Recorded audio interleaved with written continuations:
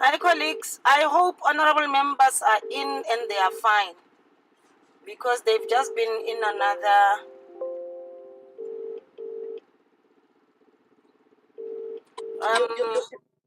You can help us in terms of honorable members are okay. You can help us in order to ascertain that we are all fine, but we have joined already. Okay, ma'am.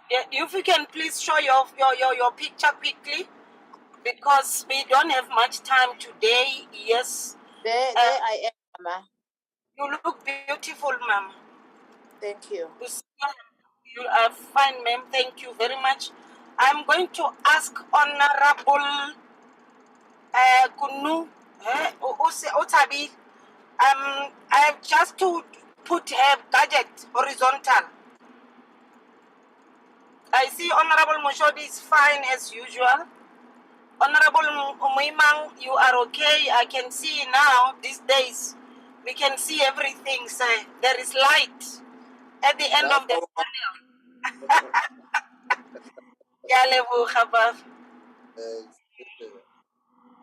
And then I need Honorable Gnudze. Honorable Gnudze doesn't look good. We need to fix. Are you in a car, ma'am? I can't hear you. Your gadget is shaking, and I hope it's not on a steady ground. It looks like you are in a car. Yes, ma'am, I can see. But if you can, maybe find a book or something to put the gadget on, because it's very difficult. You are cutting your head, you are cutting also your neck. We can't see your medium close-up shot. Shahida, if you can please ask members, if maybe we can request all members to please just show their videos quickly.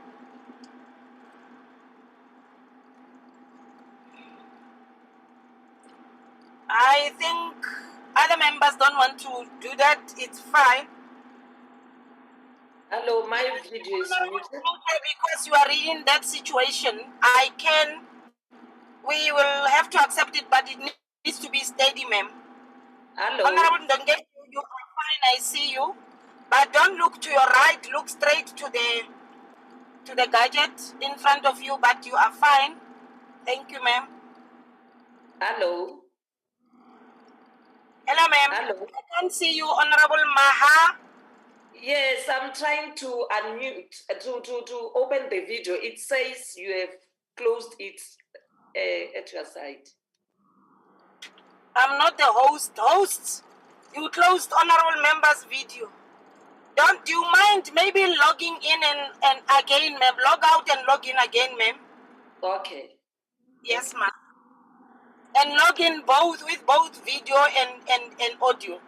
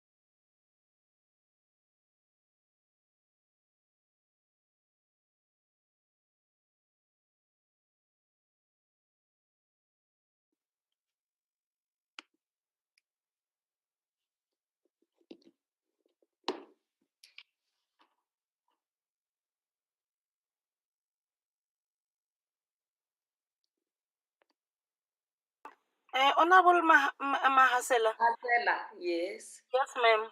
Yes, I can see you, and it's only that there is no light. You are There's no light, ne?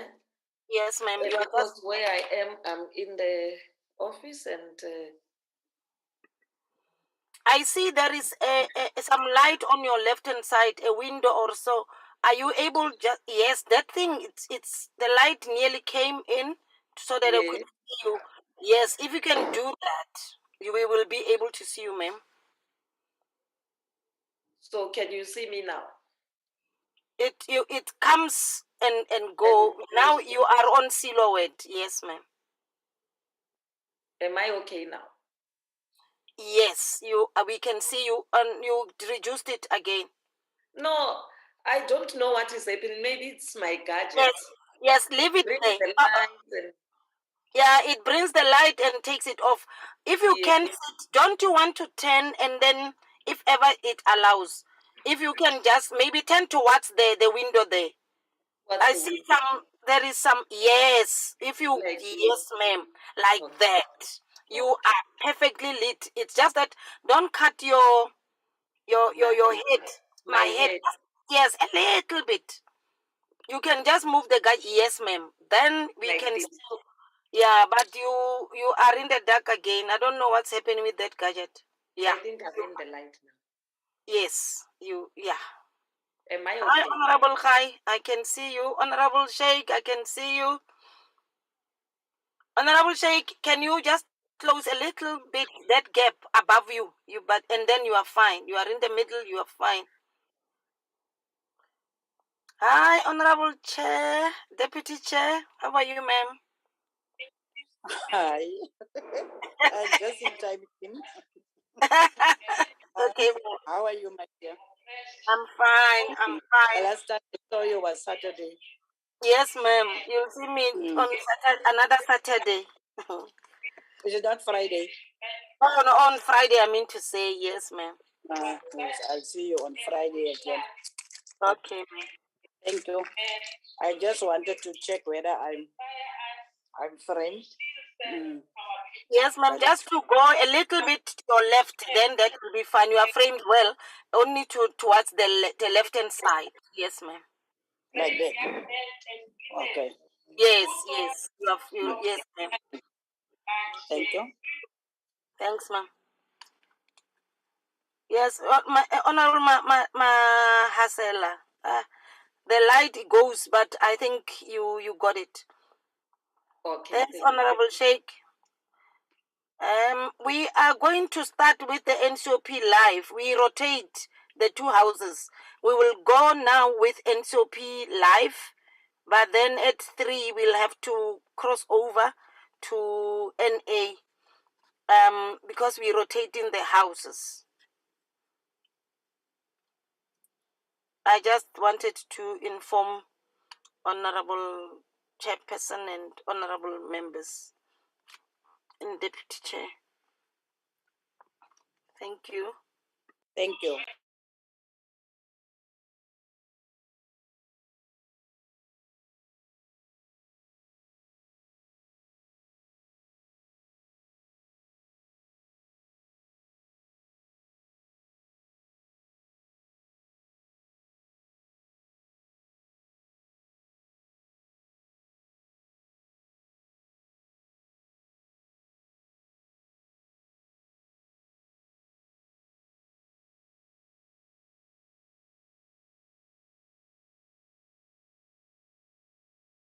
Recording in progress. Recording stopped.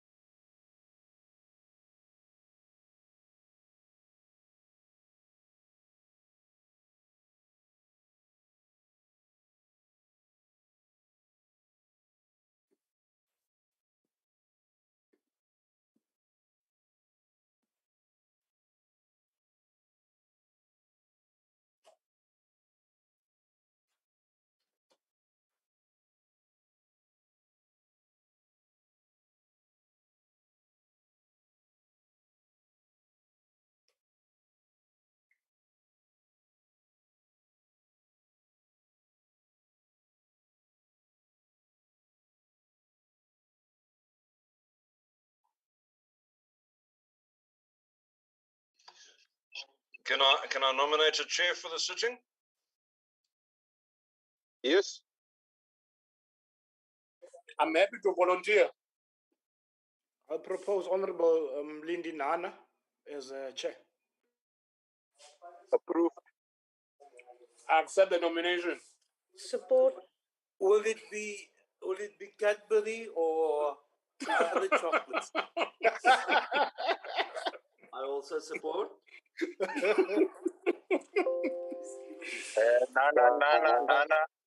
Nana, dia hotel, Nana. Chocolates all round. The great Viva, takeover viva is on its way. On condition that it gives everybody the chocolates of their choice, whether it be diabetic or otherwise. Done deal. Done deal, Honorable Dango. Taking over with It's called bribery. It's undemocratic ways of taking over. You can continue, Honorable Mlana. It's a coup. It's a coup. It's clear it's a coup. The house is suspended.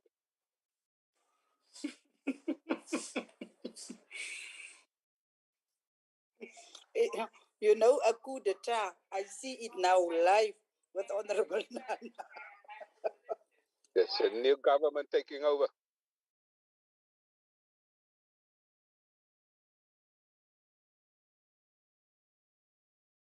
Is it the new color revolution?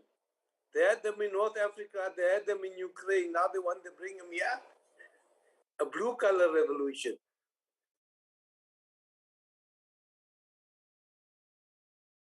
This one is proper, is without guns. This is at least one that gets things done.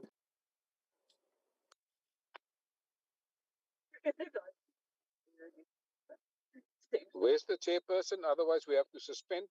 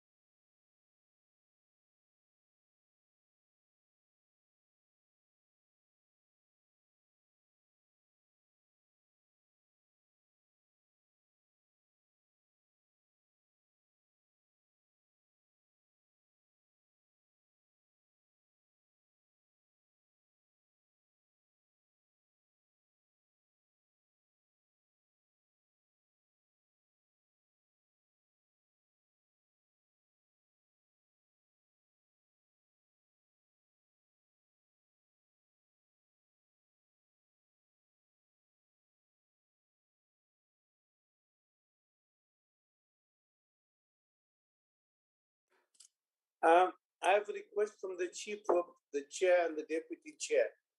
They are just consulting on a matter that concerns the House, and they will join us shortly. They apologize for the inconvenience. Thank you very much. Honorable Dangor, the silence is definitely better than the inputs that I expect from you guys later, so I am not complaining. Yeah. Ouch! Aina.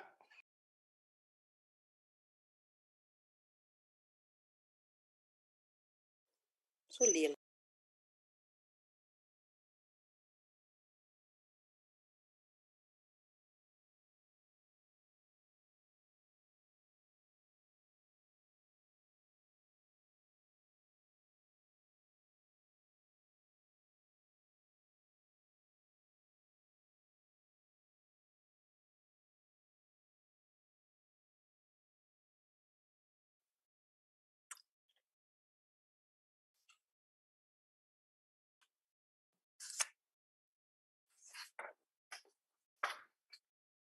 Advocate Pindel, I'm ready.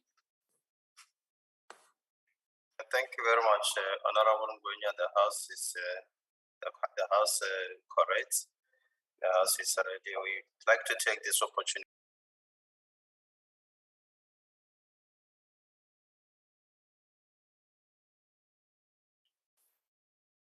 Okay. Honorable members, now I'm going to bow to my right and bow to my left. Honorable members, now is the time of observation. Observe moment of silence for prayer and meditation.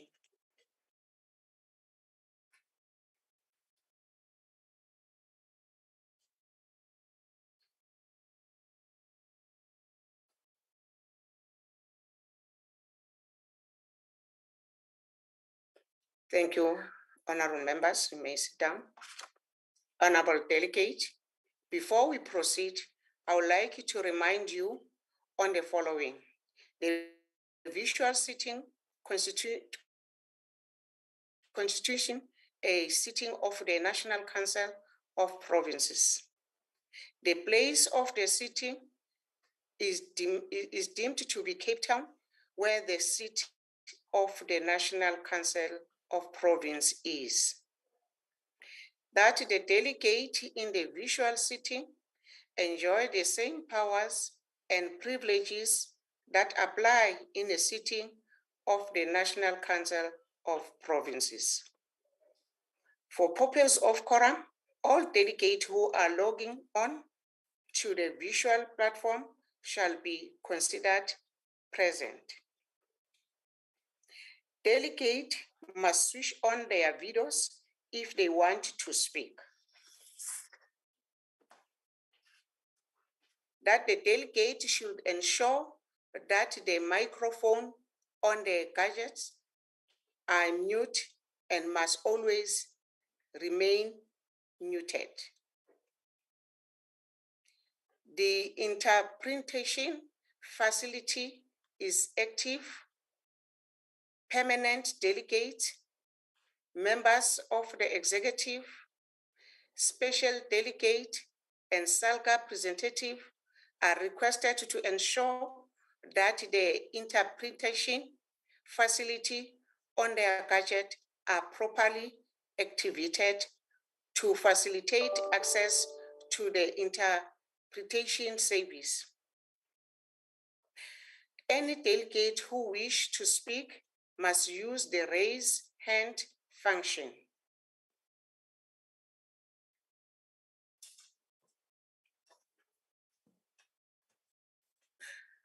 Honorable members, I have been informed that there will be no notice or motion without notice except the motion on the order paper in the name of the Chief Whip.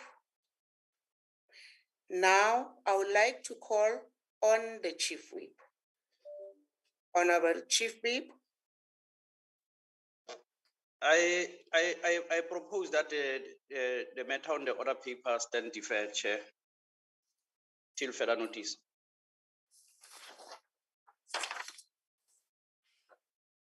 Okay. Honorable Delegate, before we proceed to the subject for debate, I would like to take this opportunity to welcome the Deputy Minister of the Health, the Minister and Deputy Minister of Public Works and Infrastructure, MEC, and all special delegates to the House. I'll now call upon the Honorable E.S.E. Lucas, Deputy Chairperson of the National Council of the Provinces, to open the debate. Mayor Lucas. Thank you very much, Honorable House Chair, Chairperson of the National Council of Provinces, House Chairpersons, Chief Whip of the National Council of Provinces, permanent and special delegates. I have been mandated to open this debate, very important debate, and I want to open it with the wise words of the first president of Ghana, Dr. Kwame Nkrumah, when he said, and I quote, "Africa is one continent, one people, and one nation." The notion that in order to have a nation, it is necessary for there to be a common language, a common territory, and a common culture, has failed to stand the test of time or the scrutiny of objective reality. The community of economic life is the major feature within a nation, and it is the economy which holds the people together living in a territory. It is on this basis that the new Africans potentially recognize themselves as one nation whose dominion is the entire African continent, close quote. These words still ring true today, providing relevant perspective on Africa's desired unity, which must be based on economic unity, holding the people of Africa together as mechanism for dominion across the continent. As we strive to recover and reconstruct our economies, Africa must do so being mindful of the single most imperative of economic emancipation and independence, which is what has impeded an effective renaissance. Fellow South Africans, honorable members, Africa Day is a day of great significance to our continent and its people. It is essentially an annual commemoration of the foundation of the Organization of African Unity, which took place on the 25th of May in 1963 in Addis Ababa, Ethiopia. The OAU existed until it was disbanded on the 9th of July 2002 when it was replaced by the African Union. Honorable Chairperson, a prosperous, stable, secure, and peaceful Africa remains an important objective of the South African government's international policy. For Africa to be prosperous, it must be based on inclusive growth and sustainable development. We must therefore recommit ourselves to eradicating the cyclical nature of poverty and inequality across generations by building shared and generational prosperity. Through the social and economic transformation of our continent, it is imperative for Africa to become an integrated continent that is politically united based on the ideals of Pan-Africanism and the vision of the African Renaissance. The Pan-African Developmental Regional Integration Agenda has to do with regional integration for the political unification of Africa. In the main, people-to-people relations should be prioritized. The proper pursuit of regional integration in Africa must involve the mobilization of the people of Africa to understand that the ties that bind them in terms of the color and history of deprivation should make them denounce artificial barriers and disharmony, which was imposed by the imperialists. The pandemic accelerated the unequal treatment of Africa, driven by the rules and systems of global economic governance. It exposed the practical implications of inequality, notably the differences in state capacity to limit the socio-economic impact of lockdowns. The shifted terrain of the global political economy has significantly impacted Africa's economic standing, reversing some of the developmental gains we have made.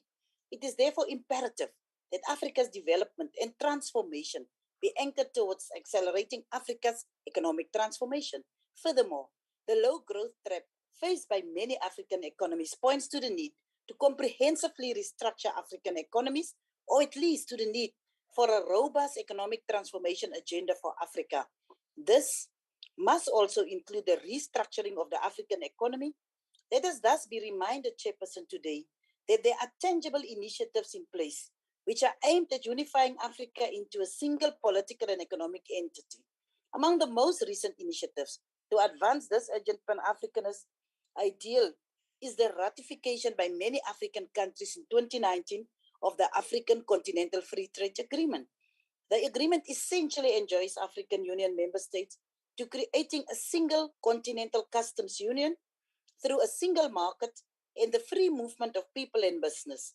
It also enjoins African Union member states opportunities for increased intra-African trade through liberation and regional integration, as well as boosting investment, competition, and economic diplomacy through economies of scale. The African Continental Free Trade Area holds great potential to accelerate economic transformation, but only if well implemented with an alternative model of cooperation, which is principally centered on a political agenda for the effective unification of Africa. This agreement has the potential to increase income and welfare for its member countries with estimated long-term income gains of up to 5% from the reduction in trade barriers in the context of the African Continental Free Trade Area Agreement. This is indeed an ambitious trade pact to form the world's largest free trade area by connecting almost all 1.3 billion people across 54 countries.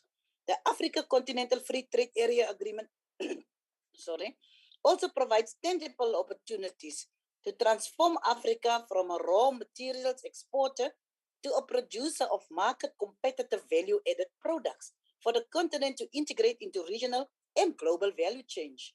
This will also promote vertical and horizontal diversification anchored in value addition, innovative approaches, and local content development. Africa must also build integrated and complementary African value chains to support the commitment to transform Africa. This also ties in with key aspects of localization in South Africa's economic reconstruction and recovery plan, which calls for an integrated approach in the implementation of the economic recovery strategies across all the regions of the continent. A key component of the African agenda is the strengthening of continental and regional institutions.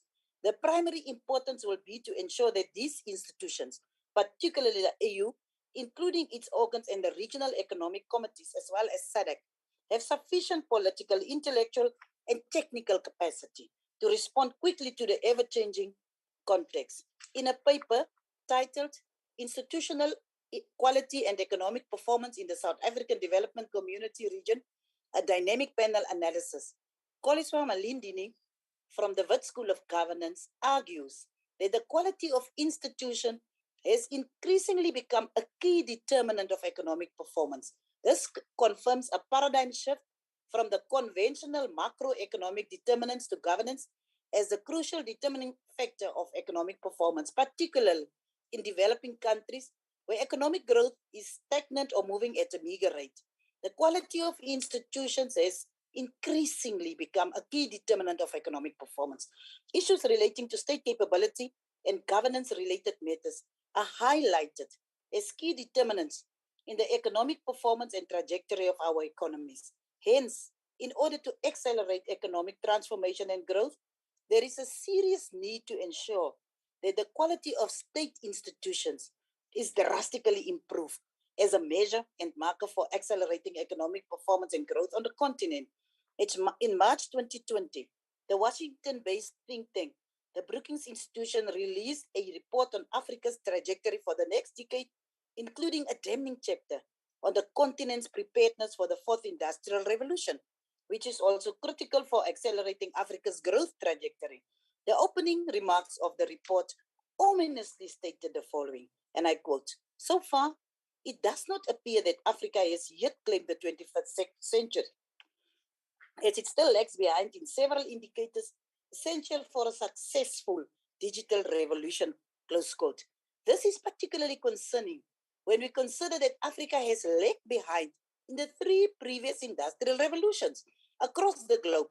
Progress has been defined by the ability of humanity to adapt to change. Here, the continent has often missed the call.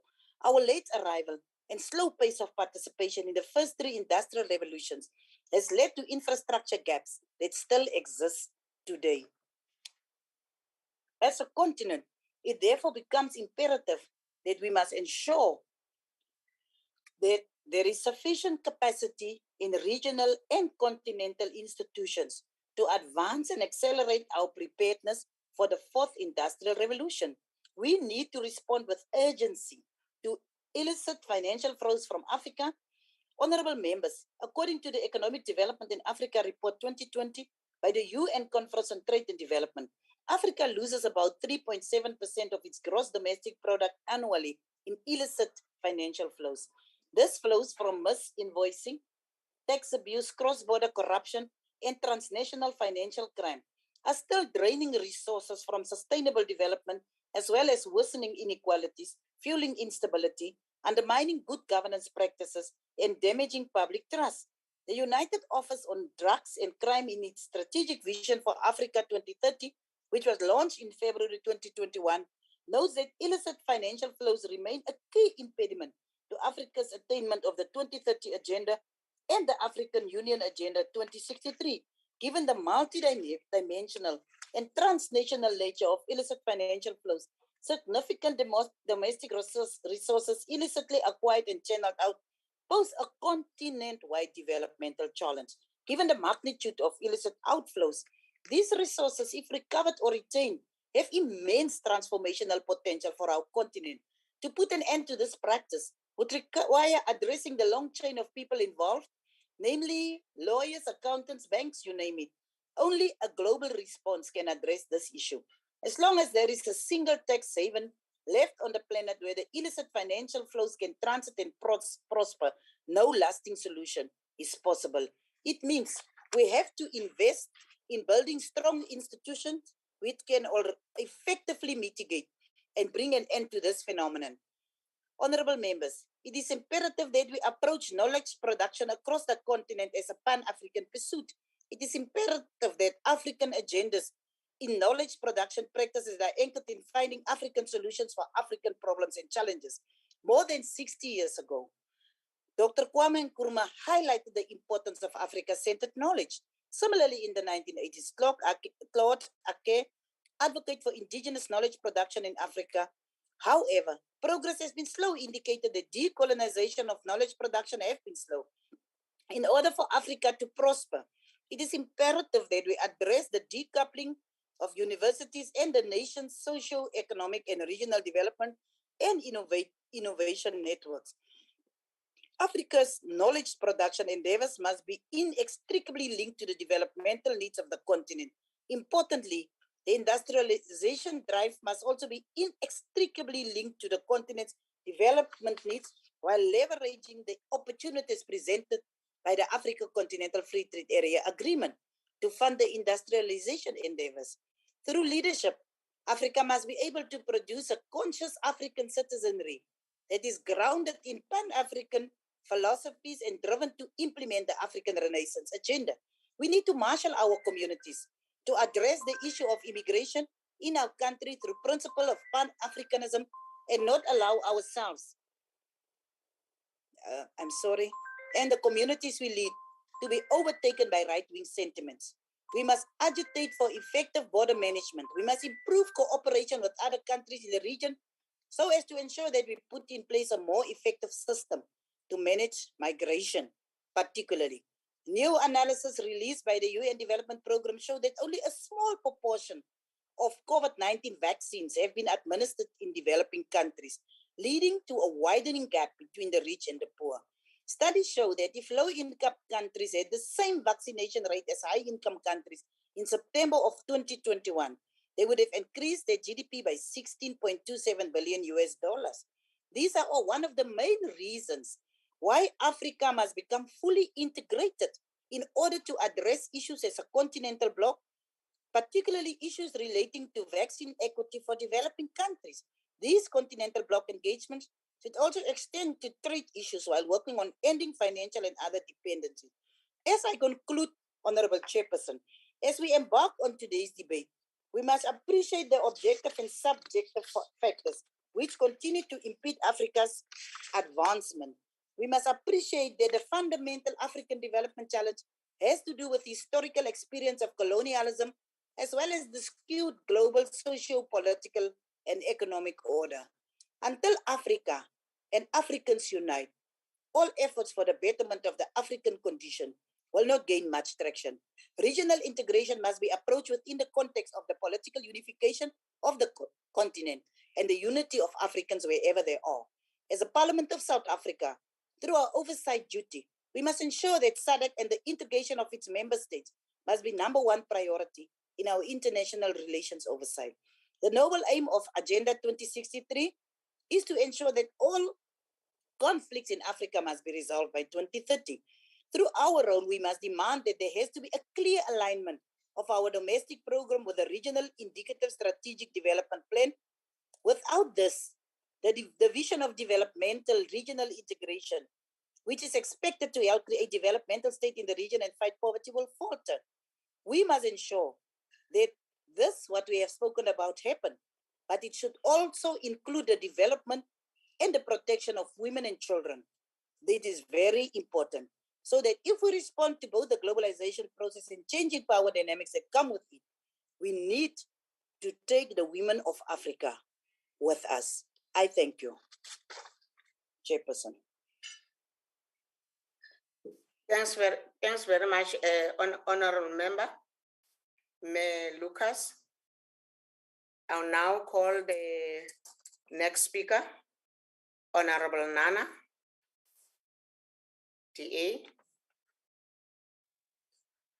Thank you, Honorable House Chair, honorable members, South Africans, good afternoon. We are gathered here today to observe Africa Day, a day whose essence should really be to celebrate individual nations and collective achievements as a continent. But more so, Africa Day was created by the Organization of African Unity, the predecessor of the African Union, in order for this body and the continent to celebrate victories against colonialism and apartheid. Today, elsewhere on the continent, the African Development Bank is holding its annual meeting of member states to tackle, amongst other things, modern difficulties such as poverty, civil strifes, corruption, illicit cash flows, tax invasion, the negative impact of climate change, and the negative impact of Russia's invasion of Ukraine.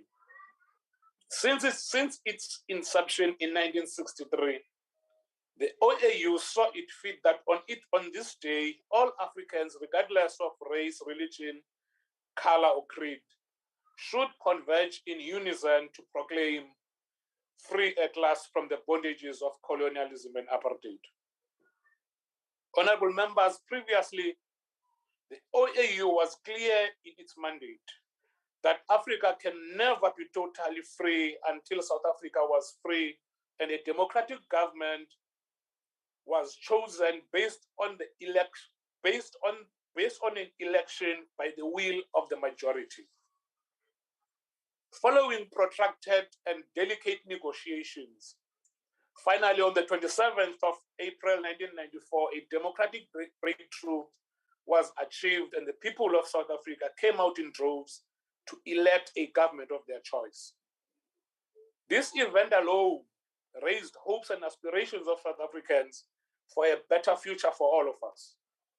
One key advantage for South Africa, having been the last country in Africa to attain its freedom, was we had an opportunity to observe and learn from the mistakes of our counterparts who had been liberated in earlier years before us.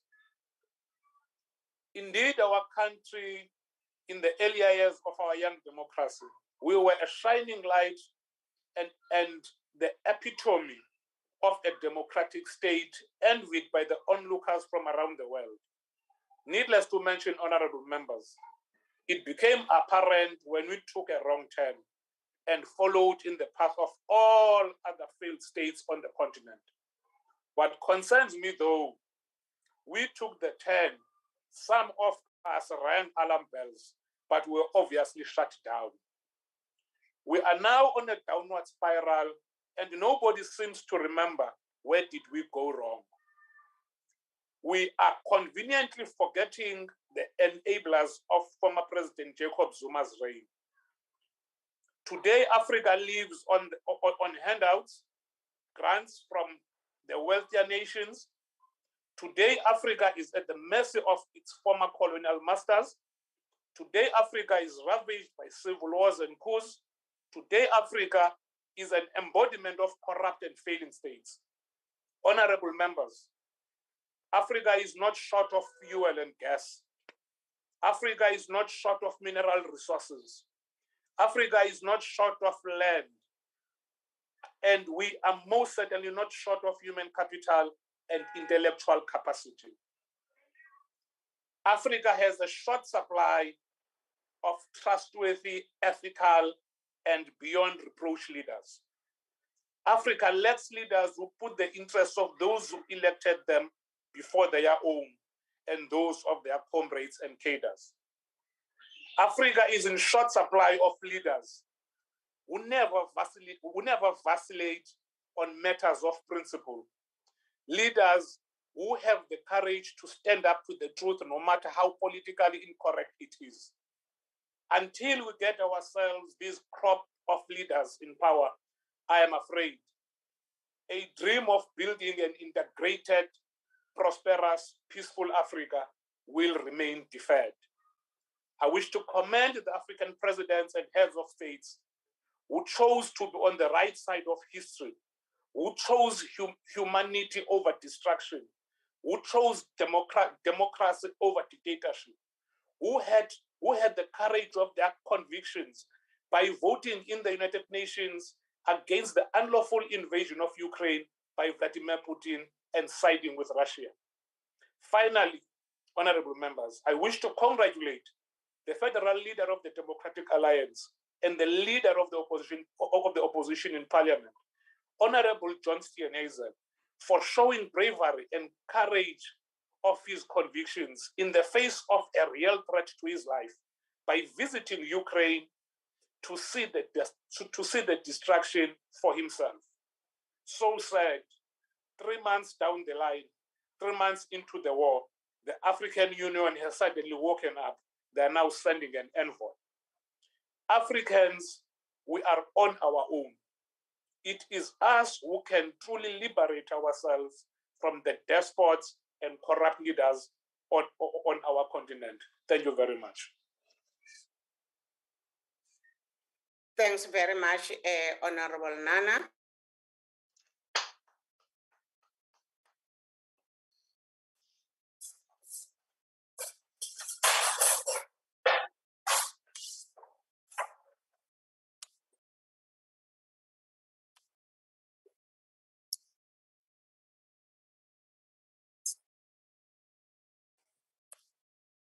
Honorable Zanda Mela. Okay, now thanks, House Chairperson.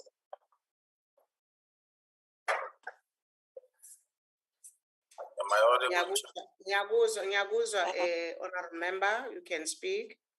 Okay, maybe ngabuzo ucaleni. Sibonge. Nyabo. The Economic Freedom Fighters stands here today to mark the 59th anniversary of the founding of the Organization of African Unity, a day which is celebrated on a global scale by various African communities as Africa Day. Africa Day is a day of great importance to the continent because of this day. On the 25th of May 1963, African leaders met in Addis Ababa, Ethiopia, to commence discussion aimed at uniting the African continent. This day stands significant to the continent and its people as it provides us with a day of reflection on Africa's achievements in the recent past and in its celebration of its population and culture. We are also granted an opportunity to remember the great historical achievements of the Pan-Africanist and founding fathers of the Continental Organization. This day therefore stands as a celebration of Africa, a continent which is home to 3 billion people and account for 16% of the world's population. The largest and second most populous continent after Asia, standing at approximately 30.3 million square kilometers. The EFF joins in and celebrates great African leaders which paved the way for this day. We salute the fighting spirit of revolutionaries who resisted the colonial spirit, subjugation of the black majority. We salute liberation heroes and heroines such as Dr. Kwame Nkrumah, Emperor Haile Selassie, Julius Nyerere, and all those progressives who met in Addis Ababa to commence discussion aimed at uniting African continent. Each year we take pause on the 25th of May to celebrate Africa, to reflect on the long journey of political emancipation, the defeat of imperialism, and make an effort to understand the challenges which are faced today as a continent. And we once again are reminded that the celebration of Africa Day is is and should be celebrated of ourselves. A celebration of African political, economic, and social unity. It is a day for all African countries. House Chair, a day which is observed as a public holiday in 12 African countries: Ghana, Mali, Namibia, Zambia, Zimbabwe, Angola, Chad, Comoros, Equatorial Guinea, Lesotho, Liberia, and Mauritania, where citizens of these countries take a day off from work, school, and other duties to stay home, celebrate who we are and where we come from. Something which we as South Africans are yet to have. This day should be a public holiday so that proper reflections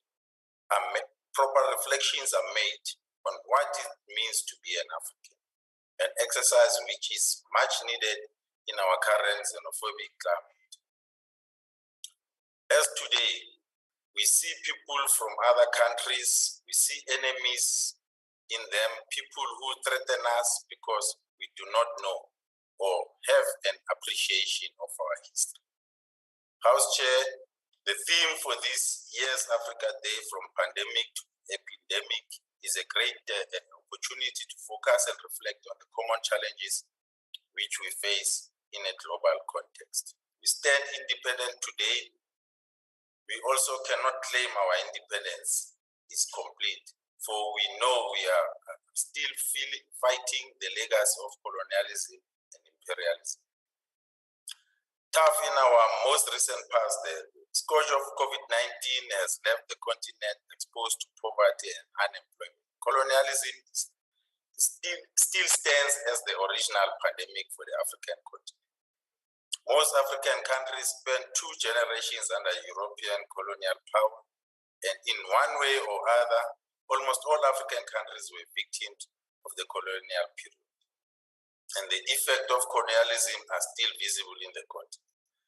The current political instability, social disorder, and economic crisis experienced in Africa has their roots in the colonial period.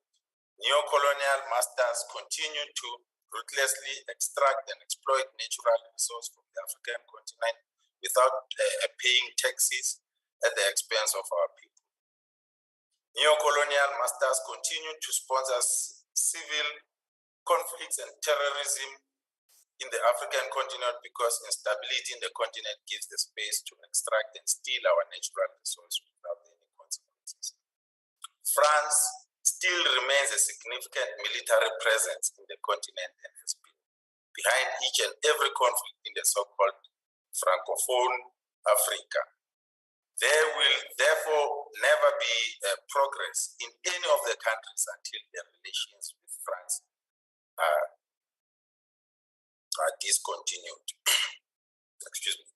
Which is why earlier this morning, as the EFF held a picket at the French embassy in Tuane to demand the withdrawal of France from the continent. As we celebrate African Day, may we be reminded of our Africanness and realize that we as a people are independent and interconnected. As the EFF reaffirmed the principles contained in our founding manifesto, which states that the development of African continent is inextricably linked with the development of South Africa. For no amount of sustainable socio-economic development and stability will be realized in South Africa unless the state plays an active role in economic development of the continent. We therefore need to strengthen the ability of our country and economy to absorb the labor forces. For no country can be sustained economic development without industrialization. We know this is to be true as most advanced societies are currently enjoying great economic gains through investing in their own people. House Chair, as EFF, we therefore say forward to the unity of the African continent and forward to the economic emancipation in our lifetime. Thank you, Chair. House Chair. Thanks very much, Honorable Member. I'll now call Honorable Sheikh. Honorable Sheikh. Thank you very much, Honorable Chairperson. Greetings to yourself, to the Deputy Chairperson, Ministers and Deputy Ministers on the platform, all delegates of the NCOP and all South Africans. Honorable Chair, today we join the rest of Africa in commemorating and celebrating Africa Day. It was on this day 59 years ago that the great leaders of our continent gathered in Addis Ababa, Ethiopia, to form the Organization of African Unity to define and shape the Africa of the future. It is perhaps prudent that on this occasion of the commemoration and celebration of Africa Day, we take a step back into history in order for us to move forward. On this day in 1963, the Emperor of Ethiopia, His Imperial Majesty, Haile Selassie said, and I quote, "Africa is today at mid-course, in transition from the Africa of yesterday to the Africa of tomorrow. Even as we stand here, we move from the past into the future. The task on which we have embarked, the making of Africa, will not wait. We must act to shape and mold the future and leave our imprint on events as they slip past into history." For his part, the then President of the Republic of Ghana, His Excellency Kwame Nkrumah, said, "On this continent, it has not taken us long to discover that the struggle against colonialism does not end with the attainment of national independence. Independence is only the prelude to a new and more involved struggle for the right to conduct our own economic and social affairs, to construct our society according to our aspirations, unhampered by crushing and humiliating neo-colonialist control. And former President Thabo Mbeki to launch the African Union to the Africa of tomorrow, as Emperor Selassie alluded to in 1963. At the launch of the AU, President Mbeki pointed out that Honorable Sheikh, we have come to understand that there can be no sustainability. Yes, Chair. Honorable Sheikh, we can't hear you. Can you switch off your video? Maybe the sound will be better than this. Can you hear me now, Chair? Yes, I can hear you now. Continue. 39 years later, in 2002, former President Thabo Mbeki with leaders of Africa gathered in the city of Durban, South Africa, to launch the African Union. In doing that, Africa was transitioning from the Africa of yesterday to the Africa of tomorrow, as Emperor Selassie alluded to in 1963. At the launch of the AU, President Mbeki pointed out that as Africans, we have come to understand that there can be no sustainable development without peace, without security, and without stability. That the Constitutive Act of the African Union provided for mechanisms to address this change, which stood between the people of Africa and their ability and capacity to defeat poverty, disease, and ignorance. President Mbeki further said that we must work together for peace, security, and stability for the people of this continent, and we must end the senseless conflicts and wars on our continent, as these have caused so much pain and suffering to our people and turned many of them into refugees, being displaced or forced into exile. The Constitutive Act of the African Union also provides for mechanisms for dialogue and peace and peaceful resolution of conflicts to guarantee enduring peace and stability for our people. Our forebears have correctly asserted that the economic integration and social well-being of the continent can only happen in an environment of peace and stability.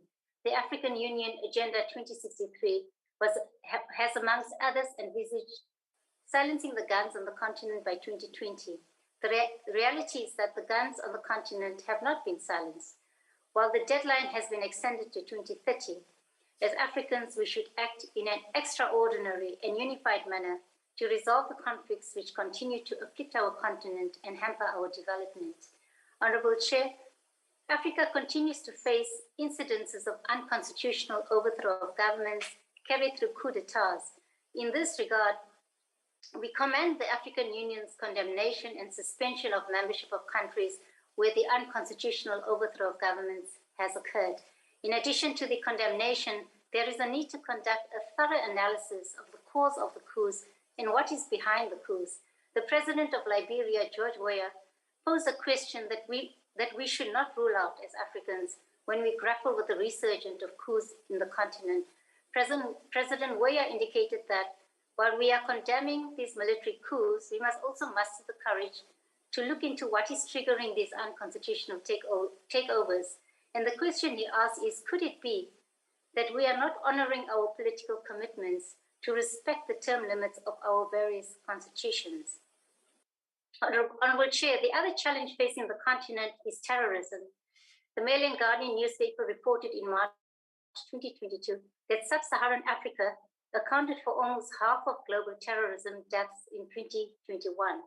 And according to the latest Global Terrorism Index report, the Sahel region is home to the world's fastest growing and most deadly terrorist groups.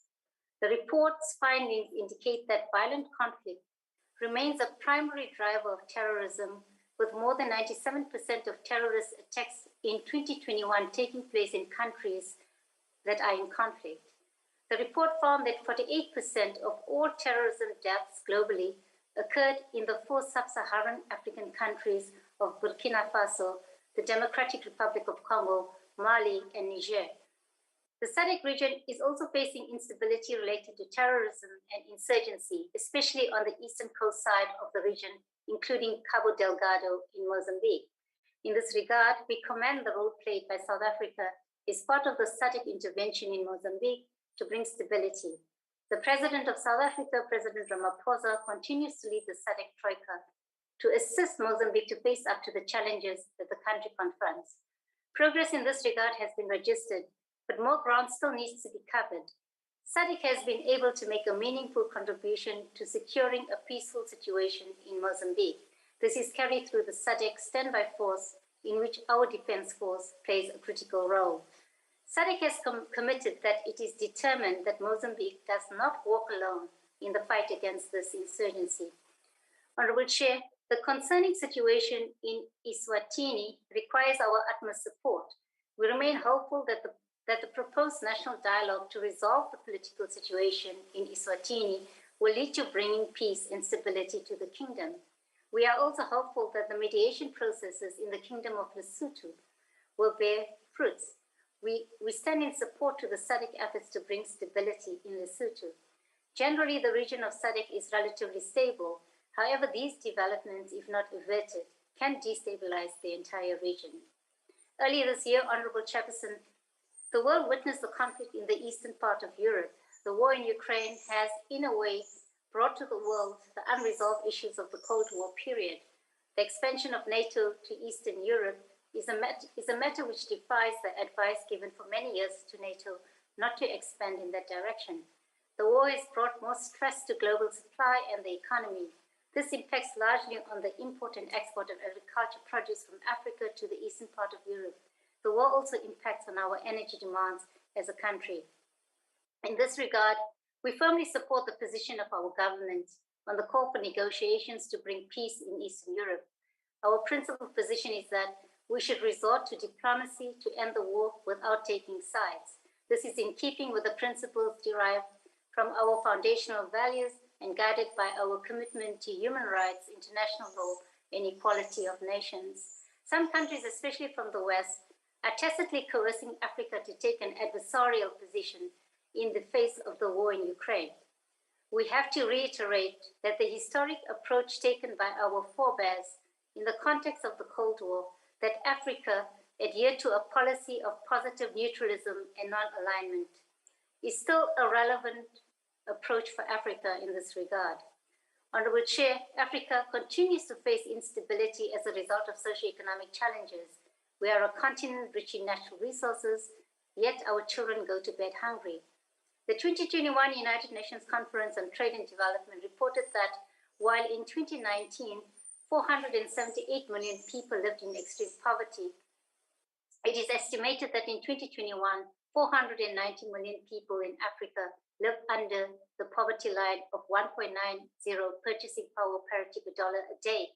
And this is 37 million people more than what was projected without the pandemic. This points to the need for Africa to collectively intensify its efforts to reduce poverty and eliminate hunger on the continent in line with the Sustainable Development Goals. The socioeconomic challenges of unemployment, poverty, and inequality continue to confront Africa and Africans. This was further brought to the fore by the COVID-19 pandemic. Member states of the African Union should ensure that they address these challenges domestically and on the continent. Many African people pushed by unbearable socioeconomic realities in their countries risk their lives on a daily basis to cross rough terrain and at times rough seas to enter Europe. Honorable Chairperson, the Africa we want should be enjoyed by all citizens of Africa. Without addressing these socio-economic challenges, Africa will forever remain fragile in the attainment of peace and stability. The fight against corruption and criminality should, Honorable Chair, be our collective responsibility as Africans. We need to strengthen the institutions of democracy in our countries, as well as the continental bodies such as the African Union and SADC.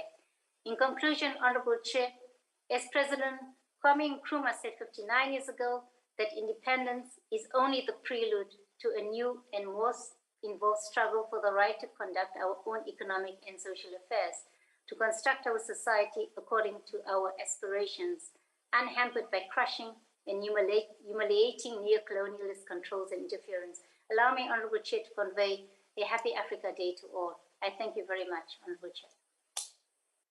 Thanks very much, Honorable Member. The next speaker is Honorable F.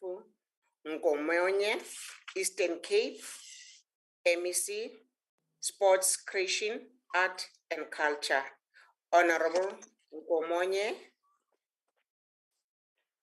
Good afternoon, House Chair, the Chief Whip of the NCOP, Deputy Ministers present here today, permanent and special delegates to the National Council of Provinces, fellow MECs, distinguished guests, ladies and gentlemen, a very good afternoon to you all. Once again, Honorable House Chair, it is always a pleasure to make a contribution on matters before the NCOP. Today marks the 59th anniversary of the founding of the Organization of African Union, OAU, that was founded in Addis Ababa, Ethiopia in 1963. And it also marks 20 years since the establishment of the African Union in Durban in 2002. We are therefore called upon today, honorable members of the House, to remember who we are. It is befitting that we look back in order to look forward. Julius Nyerere, the former president of Tanzania, said in 1997, and I quote, "What the founding fathers, certainly a hardcore of them, had in mind was a genuine desire to move Africa towards greater unity. We loathed balkanization of the continent into small unviable states, most of which had borders which did not make sense, ethnic sense, or geographical sense," close quote. So the aim of these formations was to promote unity and solidarity of African states, but also spur economic development and promote international cooperation. Unfortunately, honorable members of the House, to date, Africa is still divided by unmarked boundaries of unnecessary competition among states, and most unfortunately, hatred towards each other as Africans that result into Afrophobia. The primary objectives of these institutions was to rid the continent of the remaining vestiges of colonization and apartheid. And another objective was to promote unity and solidarity among African states, also to coordinate and intensify cooperation for development, safeguard the sovereignty and territorial integrity of member states. South Africa is a member of the African Union, and it participates actively to ensure the noble objectives are achieved. Africa Day, formerly known as African Freedom Day and African Liberation Day, thus provides us with a platform to celebrate and acknowledge successes of our united effort in the fight against colonialism, apartheid, as well as the progress that has been made over the last 59 years, whilst at the same time reflecting upon the common challenges that the entire continent is currently faced with. Honorable House Chair, I want to acknowledge that this month is very significant to us, particularly in the province of the Eastern Cape and the nation at large, as the icon of our liberation struggle, Tata Walter Sisulu, was born 110 years ago, on the 18th of May 1912. We are paying homage to Kamela and recognize that his fight for freedom was not in vain. Yesterday, as the province, we commemorated Bulhoek massacre that took place 101 years ago, where more than 180 people were killed in a battle between the police and the Israelites, who were gathered to celebrate Passover in the holy village of Ndabelanga, Bulhoek in Koman. May their souls rest in eternal peace and rise in glory. These martyrs and many others who fought for liberation in our country and in the continent at large should serve as a broad shoulders we stand on as the leaders of today to liberate our continent. Attainment of our freedom and democracy was aided by active participation and support from our fellow African brothers and sisters on the continent and in the diaspora. Our diversity as African states and similarities in our cultures, language, neziduko, should unite us in the understanding that we are Africans not because we come from Africa, but because Africa comes from us. The African Union's theme for 2022 is strengthening resilience in nutrition and food security on the African continent, strengthening agro-food systems, health and social protection systems for the acceleration of human, social and economic capital development. This is a very important topic because no continent can be able to develop without first being able to feed its people. Over the last decades, Africa has grown more dependent on important agricultural goods instead of developing its own. We can reverse this trend through management of the food value chain that enhances professional job opportunities for people that offer them as a decent living in a career. It would be very rewarding to contribute to feeding our own population and making our own nation resilient against external shocks. And I can assure you, Honorable House Chair, that the Eastern Cape has the best beef product, has the best mutton, has the best coastline, and is very rich in terms of agriculture. The food crisis that has been triggered by the COVID-19 pandemic, by the droughts and the war in Ukraine, are a stark reminder that Africans must take responsibility for feeding their populations. Africa imports agricultural products worth the US $60 billion every year. If Africa were to be self-sufficient, it could finance long-term development investment. We need to trigger political action to produce the necessary change.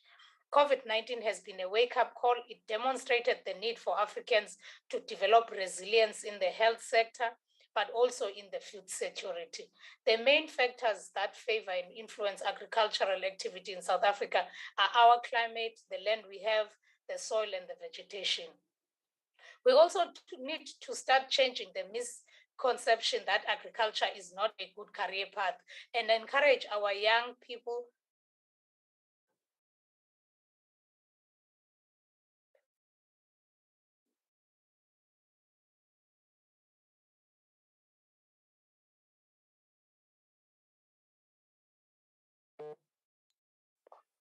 Honorable House Chair? Honorable member, I can't hear you. I can't hear you. I thought you were speaking. Thank you very much.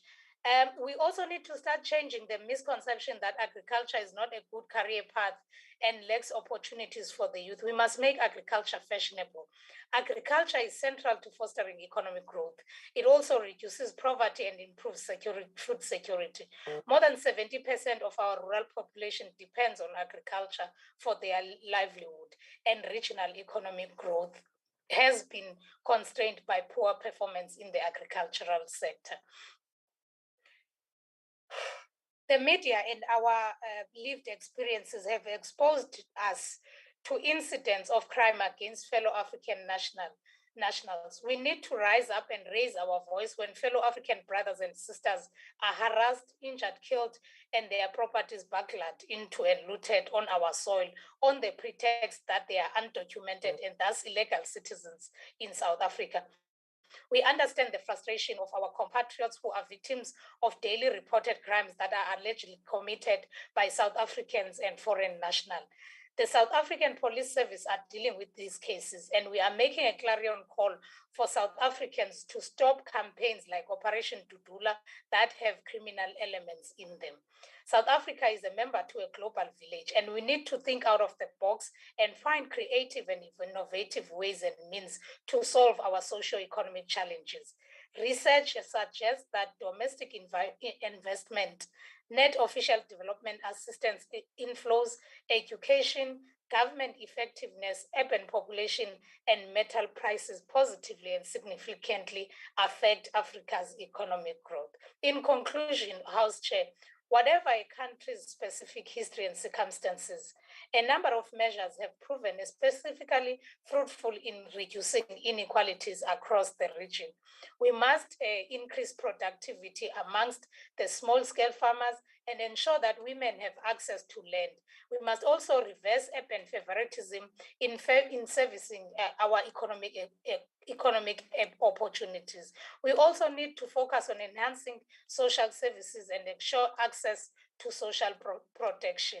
We have excelled in improving the lives of our people, including those of our siblings from other African countries, and we can do more to make Africa a better continent to work and live in. Thank you very much, House Chair. Thanks very much, Honorable Member. The next speaker is Deputy Minister, Honorable S.M. Lomo. Chairperson, the leadership of the NCOP, members of NCOP, MECs logged in, ministers, deputy ministers. Pandemics are widespread, rapid spread of diseases with exponential rising cases of over large areas. For a pandemic to reach an endemic phase, it would need to be a situation where you have a control level of a disease. This means that while some people would still get infected, it would not be an unbearable number of devastating consequences that overwhelms the public hospitals, the health systems, and the providers. There is no hard and fast rule for when a pandemic becomes endemic. South Africa has an opportunity to move from COVID-19 from being a pandemic to an endemic, which means that the disease will still be around and will remain, but the level would not be causing significant disruptions in our lives and the whole country. Chairpersons, vaccination acceptance and the programs of government that have been put in place will remain the key going forward. Currently, South Africa has administered at least over 35 million doses of COVID-19, with a population of over 49%, at least with a single dose of the adult population, and 45% of our people actually are fully vaccinated. We also note that this program, while Omicron variant of COVID-19 leads to an enormous surge in positive cases around South Africa, there were encouraging signs connected to the endemicity. For the most part, people who were vaccinated and then tested positive had mild symptoms or were not symptomatic at all. The more people who are vaccinated, the better for us. We can conclude that, in a way, the disease is much milder, at least so far, for vaccination-based immunity appears to be provided to provide very broadly the immunity against multiple variants.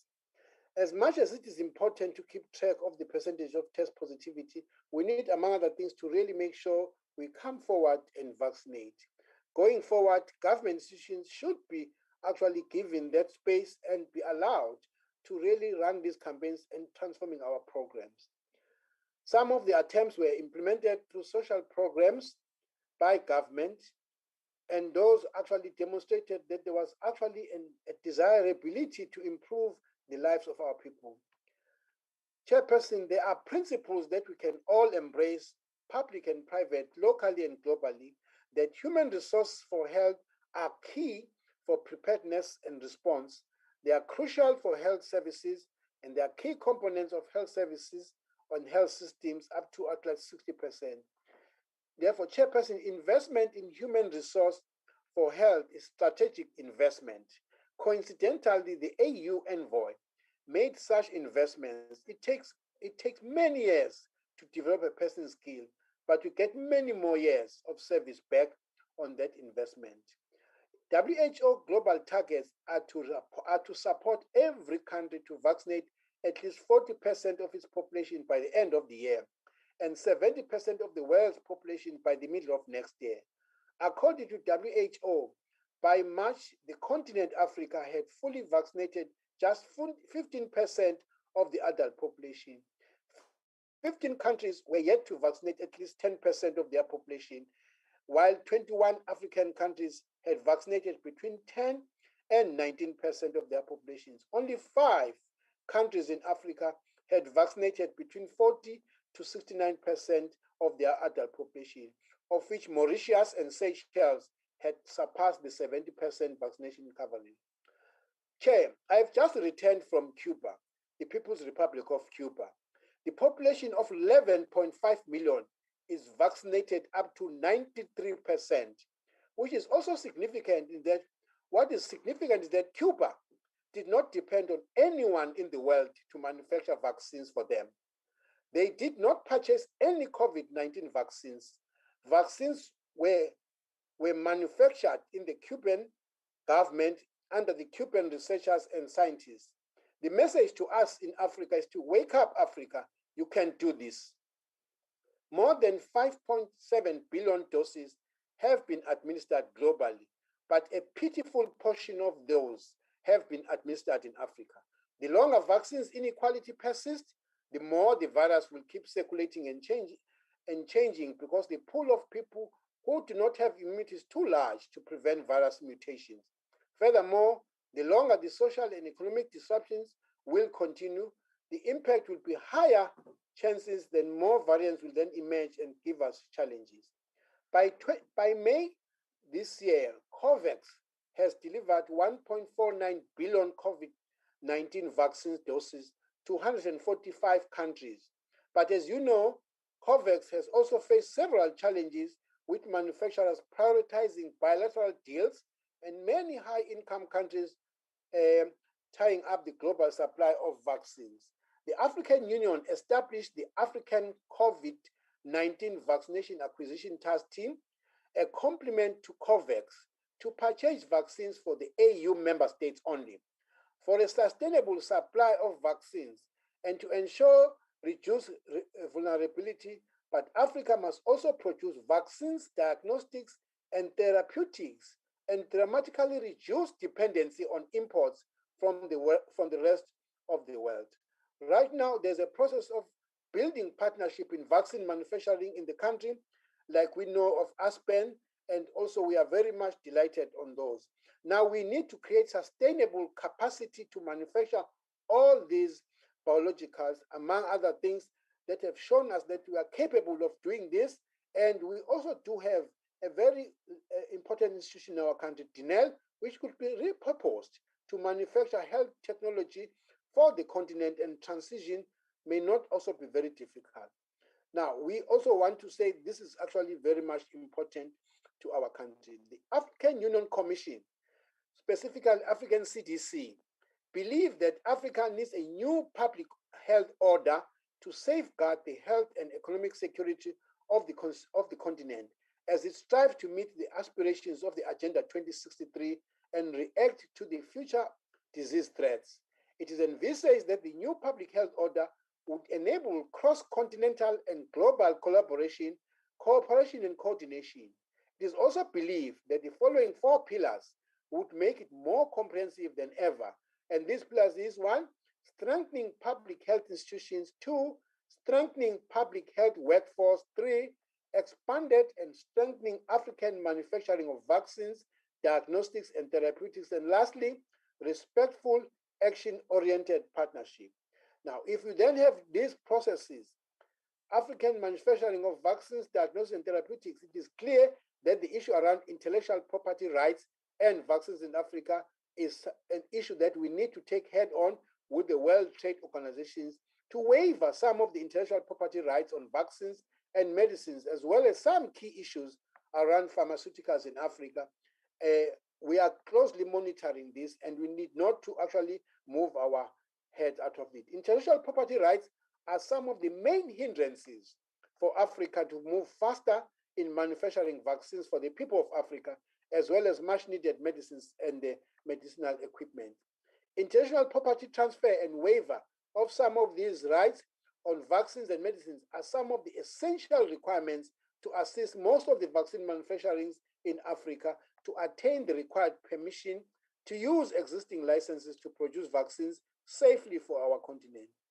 It has to be considered that there are advantages to partner based on intellectual property transfer between large vaccine manufacturers and smaller ones, so that we can actually ensure that the entry into the market is easy, increase in volumes of vaccines that are produced, and regional expansions is actually key. So we would need, Chairperson, to continue to really fight this and support the struggles of largely India and South Africa that are leading in their efforts to remove the intellectual property limitations on local vaccine production. In particular, the COVID-19 pandemic accentuated the desire for countries to produce their own vaccines for the public health security of their citizens prior to the COVID-19 pandemic.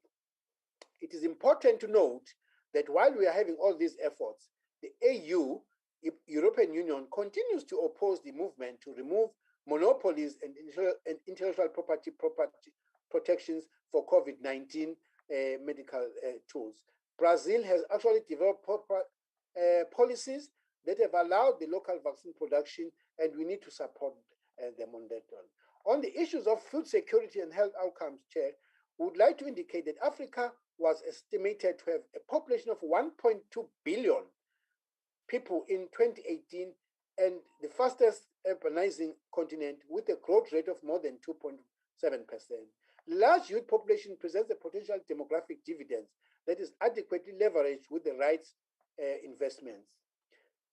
According to the findings of the Continental Accountability Scoreboard that was launched by the AU and the African Leaders for Nutrition in 2019, the data shows that more than 150 million children under 5 years of age in Africa are stunted. In the world are stunted. But 57.8 million of those who are stunted of the 150, almost a third, are in Africa. Only 7 member states have stunting rates below 19%. 15 member states have children wasting prevalence below 5%. So you could therefore see, Honorable Chair, that food security and nutrition remains the most challenging health threat to the population of Africa at large. Each year, 1 in 10 people in the world fall ill from contaminated food. In Africa alone, 137,000 people die every year due to consumption of unsafe food. It has been estimated that the public health burden of foodborne disease is comparable to the malaria, HIV, and AIDS. Apart from its public health impact, unsafe food has serious implications for food security, nutrition. As you conclude. As I conclude, Honorable Speaker, we would like to say, as we celebrate the Africa Day, we need to look inwardly, look into Africa and see what can we do. So partnership, strengthening of African strides is the key, so that we one day could say, just like Cuba, when everybody is having embargoes on us, we will not be able to look up to them for support, but we can support ourselves and move on as a continent. We need one another in Africa. Thank you very much, Honorable Chair. Thanks very much, Mhlonishwa, nemvunulo yakho enhle siyabonga. The next speaker is Honorable D. Ryder, DA. Thank you, House Chair. When one considers the lofty position of respect, the moral high ground that South Africa enjoyed in the early years of our democracy, when we were the darlings of the world, who would have thought that we would be standing here today, ashamed of ourselves and the role that we play in international affairs on our continent and in the world?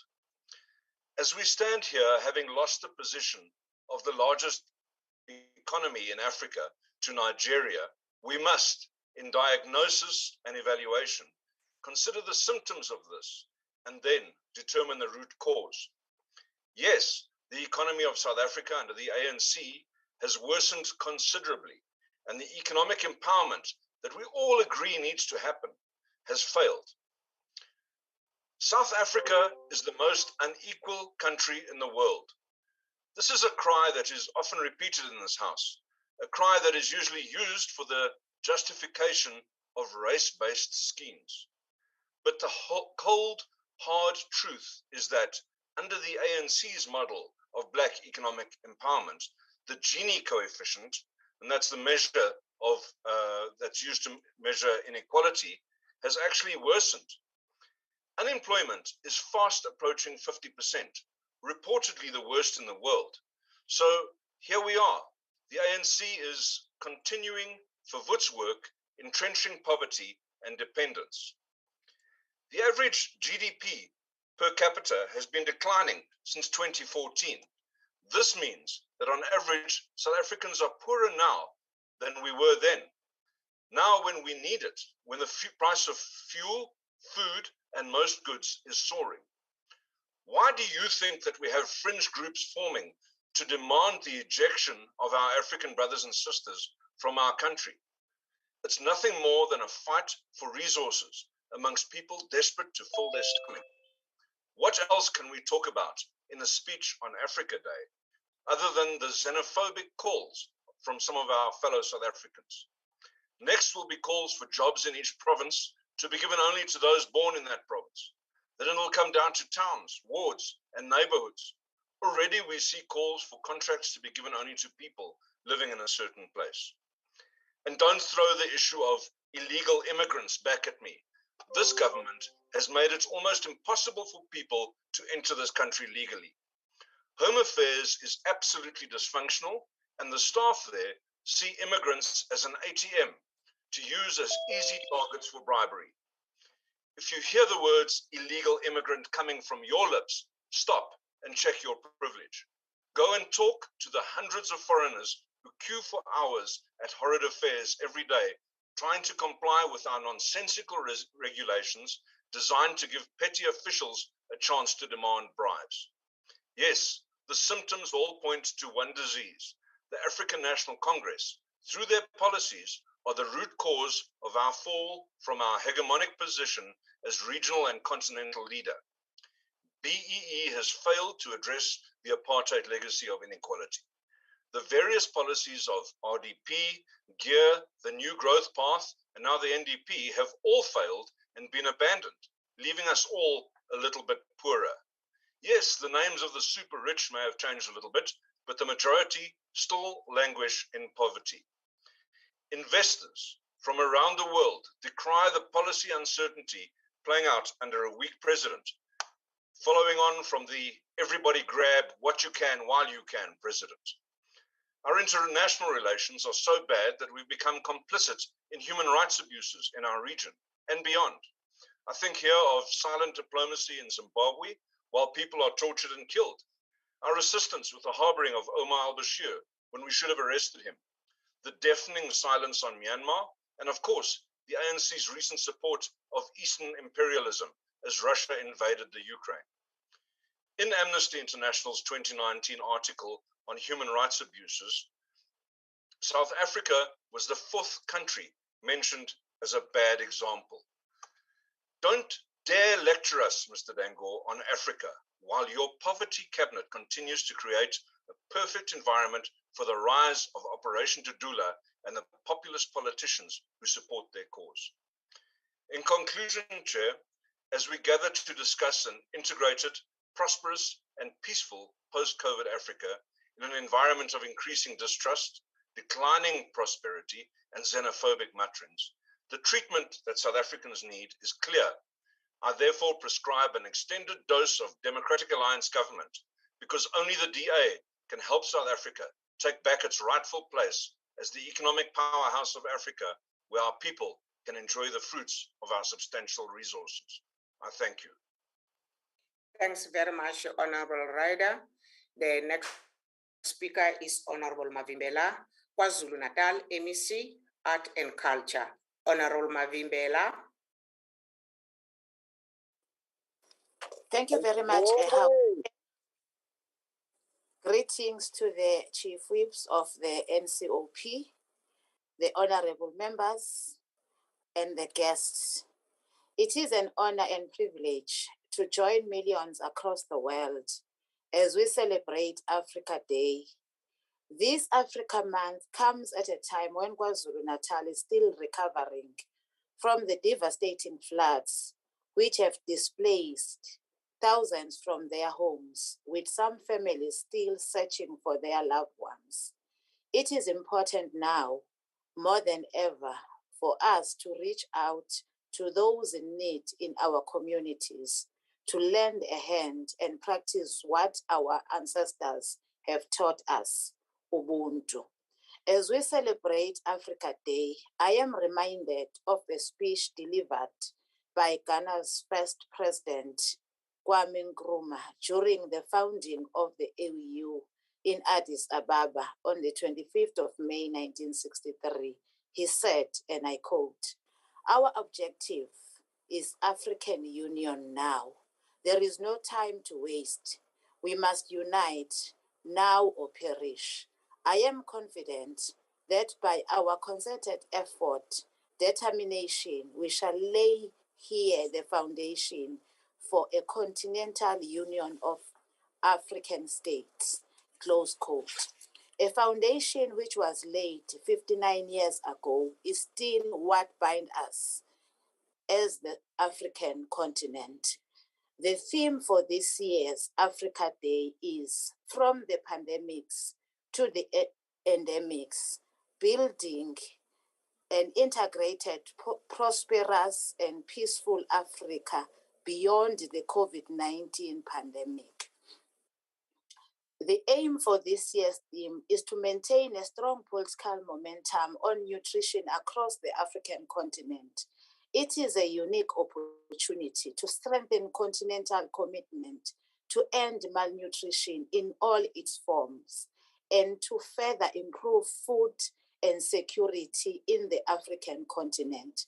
Triple challenges of poverty, unemployment, and inequality remains the worst enemy for our democratic state, as many of our people remain below the poverty line. The outbreak of COVID-19 pandemic and the civic unrest we faced in July last year also played a part in many households losing income, putting a strain in our economy. With this year's theme, it gives us an opportunity as the African countries to come together as we rebuild communities. In order for this to succeed, we need to be tolerant of each other and embrace our brothers and sisters from other African countries. This Africa Month, let us promote the clarion call for an end of xenophobic attitude, expression, and behavior, as these are contrary to the Pan-Africanism and African cultural renaissance mandate. We can do this articulating the importance of Africa Month in driving the united efforts for decolonization and regeneration of the African continent. It is our duty to lead by example and educate youth to take pride in their culture and heritage. It is up to us to ensure that we educate them about tolerance and acceptance of those that come from different cultural, linguistic, and religious background.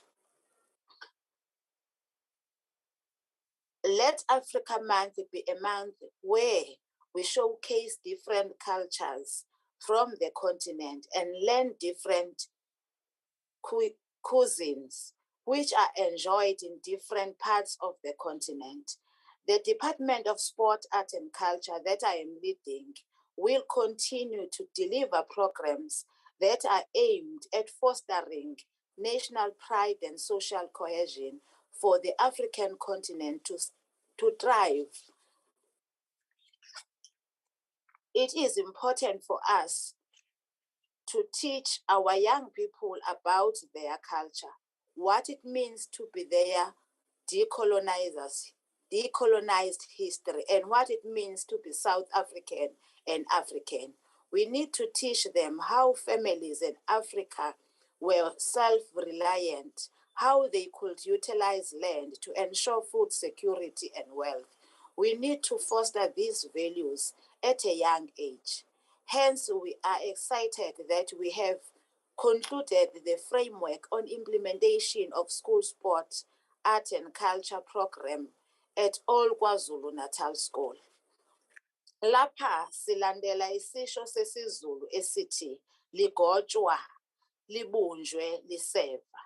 Lokhu kukhombisa ukubaluleka kokufundisa izingane zethu zisezincane ukubaluleka kwempilo yase-Afrika. Kanti lokhu sizokwenza ngokusebenzisa ezemidlalo, ezobuciko nezamasiko.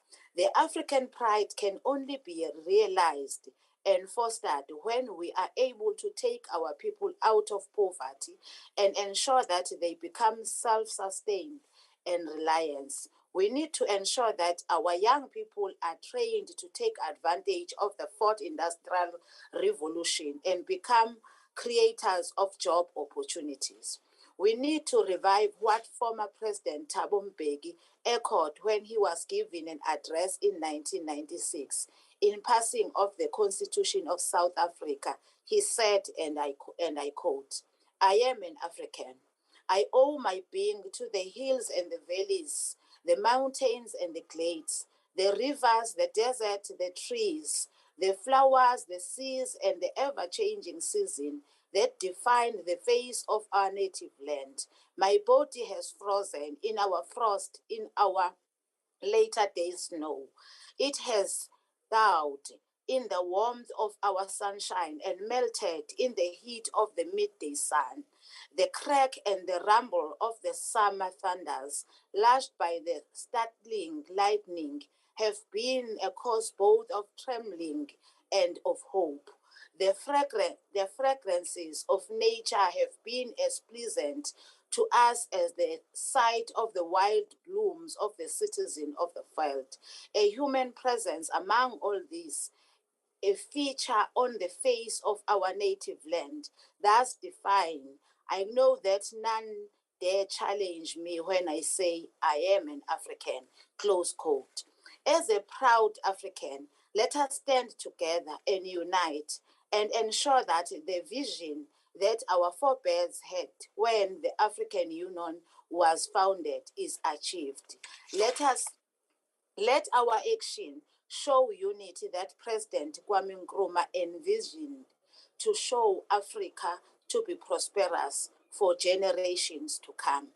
Honorable Chairperson, I would not be proud if I cannot respond to Honorable Member who is talking about the weak president, because we are where we are as the South Africa because of the apartheid government that have removed our pride and dignity. So we are fighting as this current government in terms of bringing back the pride of the African people. Thank you, Honorable Chair.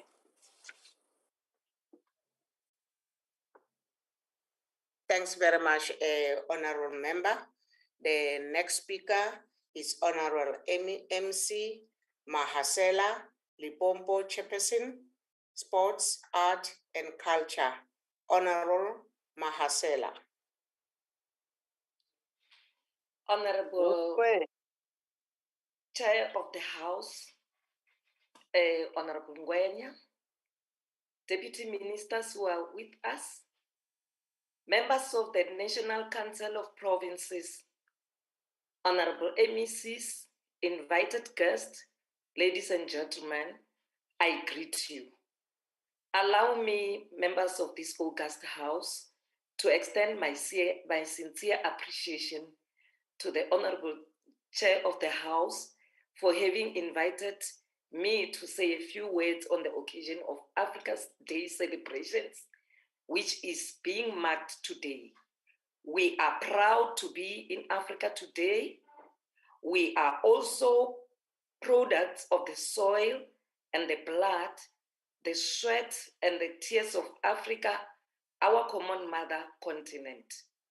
We also commit ourselves to work with other Africans in our region and the rest of our continent to promote the achievement of the goal of African unity.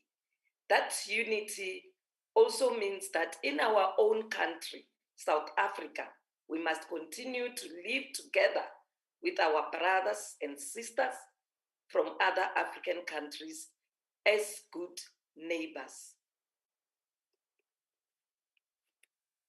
Hello, Honorable Chair? Yes, Honorable Member. Or am I audible? Yes, you are. Thank you very much. Okay. Ladies and gentlemen, as a continent and the world, it is barely a few months that we emerged from the notorious COVID-19 pandemic that has created universal impact on mental health.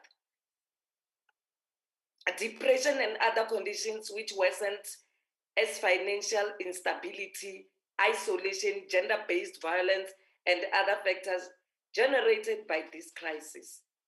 As countries in Africa and elsewhere roll back strict measures against COVID-19 and aim to soon declare the pandemic over, South Africa and public health stakeholders are also starting to shift their attention. Vaccination continues to remain important, but the focus is moving on to longer-term testing and surveillance approaches that can be integrated into and will strengthen national health systems. Honorable Chairperson, let's all know that countries will not enter an endemic phase at the same time because of variable host, environmental, virus factors, including vaccination rates. The availability and rollout of booster vaccine shots each year or season will also shape this path. Poor vaccine coverage could allow the virus to continue at an epidemic level for longer. In a location where immunity wanes quickly and there are no longer booster shots available, COVID could go from end. In Africa, less than 13% of the population had been fully vaccinated as of March 2022 in a continent of 1.4 billion people. Only about 693 million COVID-19 vaccine doses have been received, with nearly 40% of these doses not yet administered back to epidemic. Members, today it has been reported that Africa Centers for Disease Control and Prevention has expressed confidence that the continent is now better prepared to deal with any likely pandemic and disease outbreak, including monkeypox, noting that the new disease outbreak will continue to occur anywhere, as seen with the monkeypox and wild polio. The African CDC, which is Commonwealth Development Cooperation, and AU members, states should be encouraged to mobilize public health assets that are required to do a good diagnosis, to identify, respond, and contain hotspots. As Africans, we have reasons to be extremely chuffed, and a round of applause for our collective achievement will surely not be amiss. Today, Africans on the continent and indeed the diaspora are joined together in celebrating Africa Day, the most auspicious event on the continent calendar. On behalf of the Limpopo provincial government, I take this opportunity to convey our best wishes to all Africans everywhere. We also recommit ourselves as the provincial government to work with government at large to promote the achievement of the goal of African unity. Honorable Chairperson, Africa has given so much to us and to the world. Africa fought relentlessly with us against apartheid. And as South Africans, we will forever be indebted to the continent and its people. The Africa of which I speak has been generally acknowledged as the cradle of humanity. Honorable members, with high levels of unemployment and vulnerable employment on the rise, the world of work in Africa is still facing tremendous challenges in terms of job creation and sustainability. Unemployment appears to be on a downward trend in Africa, but labor market distress remains pervasive, particularly among women and youth. The QLF revealed that in second quarter, the number of employed people fell by 54,000 to 14.9 million, while the number of unemployed individuals increased by 584,000. As it stands, 7.8 million South Africans between the ages of 21 and 64 are unemployed. All other measures will be taken to avoid the recurrence of the criminal violence, which has besmirched the good image of South Africa. On this day, Africa Day, let us pause to reflect on what it means to be a human being, a South African and an African. Thus, we shall be able to answer question whether we are on the right path towards the dawn of a new day for Africa and her people. Therefore, lobbying all African countries, we need to strengthen the ability of economies to absorb the labor force. History has shown that countries cannot be sustained economic development without industrialization and without a burst of entrepreneurial energy. In this particularly true in many East Asian countries where the demographic transition has been especially rapid. Picking China as an example, it has clearly enjoyed significant gains where the demographic dividend contributed to nearly 1/4 of the economic growth in the past 3 decades was also spurred by an emergence of a strong private sector and entrepreneurship. Honorable Chairperson, we are worried about the rise of xenophobia and particularly Afrophobia, racism, and disrespect of Black African lives, which has now become a defining future vigilantist mindset and which we must unequivocally condemn in totality. Members, I'm saying this pointing out the Operation Dudula, and we must all assist one another to understand the phenomenon of migration, its global nature, its causes, and how others elsewhere in the world manage it, avoiding its mismanagement. Civic education is vital part of what we need to do to deal with the events of the last 2 weeks, wherein white students urinated on Babalo Mwanyana's desk. This is the time for unity, and we don't need that in our beautiful continent, Honorable Chair. It is a time to speak with one voice against something which, if it takes root, will take us back to a past of violent conflict which no one among us can afford. All our communities should remain ever vigilant, making it forever impossible for anyone to manipulate their concerns and aspirations for criminal purposes. Honorable members, mind you, as a continent, we have emerged into independence in a different age, with imperialism grown stronger, more ruthless and experienced, and more dangerous in its international association. Our economic advancement demands the end of colonialist and neo-colonialist domination in Africa. But just as we understood that the shaping of our national destinies required of each of us our political independence and bent all our strength to this attainment, so we must recognize that our economic independence resides in our African Union and requires the same concentration upon the political achievement. The unity of our continent, no less than our separate independence, will be delayed if, indeed, we do not lose it by hobnobbing with colonialism. African unity is above all a political kingdom which can only be gained by political means.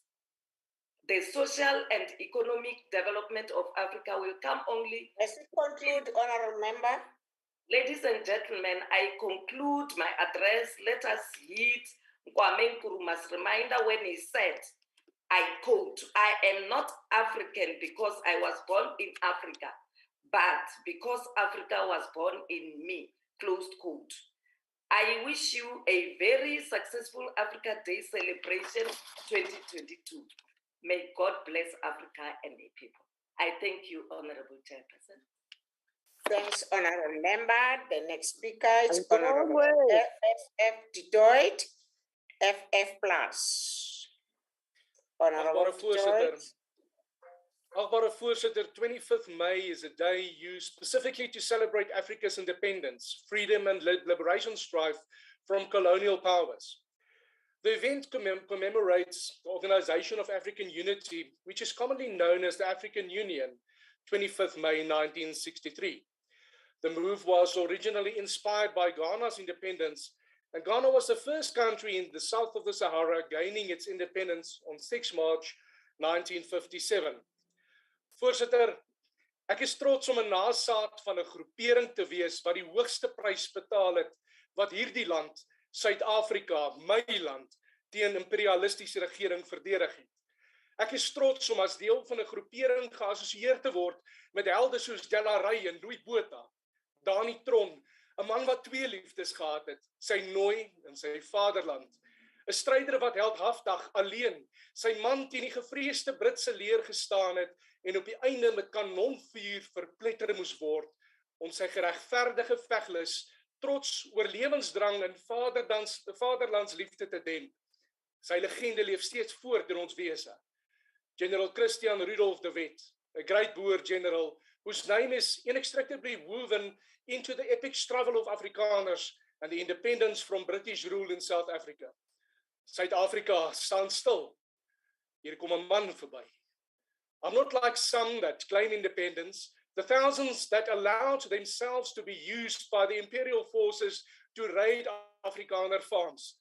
Voorsitter, kolonialiste het die rykdom en potensiaal van verskillende lande reg oor die wêreld gesien, dit ontgin infrastruktuur gevestig en soms op verwronge wyse vooruitgang, kundigheid, potensiaal gevestig voordat dit weer Afrika en Indië se oewers verlaat het.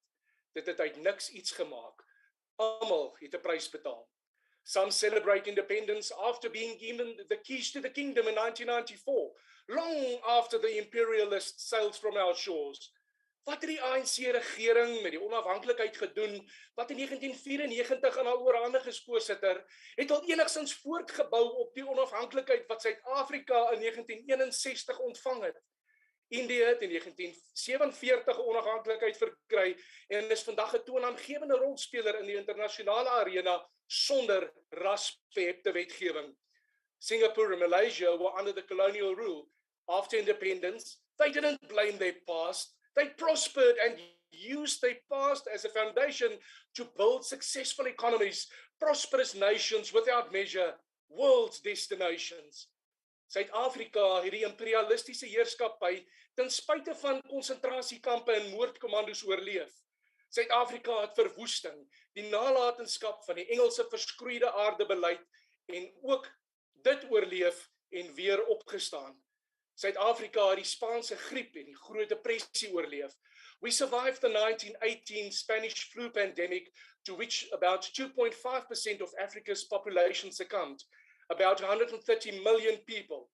South Africa survived the 1994 elections, the 28-29 recession, the 29 to 2018 Zuma reign, the ANC COVID lockdown regulations, and 28 years of race-based legislation protecting and furthering the rights of a majority.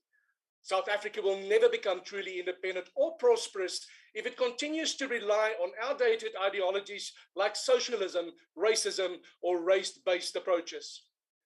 Are we really independent, Chair? Does this government really want an integrated and prosperous, peaceful South Africa? Ons het tot nou toe en sal met ons inherente veerkragtigheid in die toekoms die ANC oorleef. Laat ons soos Japie Greiling, die kinderheld van Hoopstad, nie swig onder die geblaf van die vyand nie. Ons sal oorwin. Dankie, voorsitter.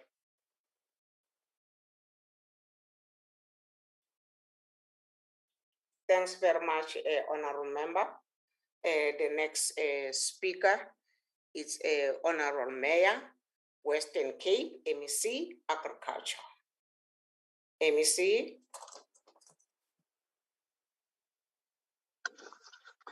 Thank you, Honorable Chairperson. Thank you for this opportunity. On July the 27th of 2020, the World Bank published a report on the African Continental Free Trade Agreement. This report highlighted that the African Continental Free Trade Agreement presents significant opportunities for the African countries to bring 30 million people out of extreme poverty. With the implementation of the Africa Free Continental Trade Agreement, trade facilitation that cuts red tape and simplify customs procedures would drive $292 billion of the $450 billion potential in incomes. Talking about Africa brings us nowhere, Madam Chair. Doing in Africa is more rewarding and more impactful.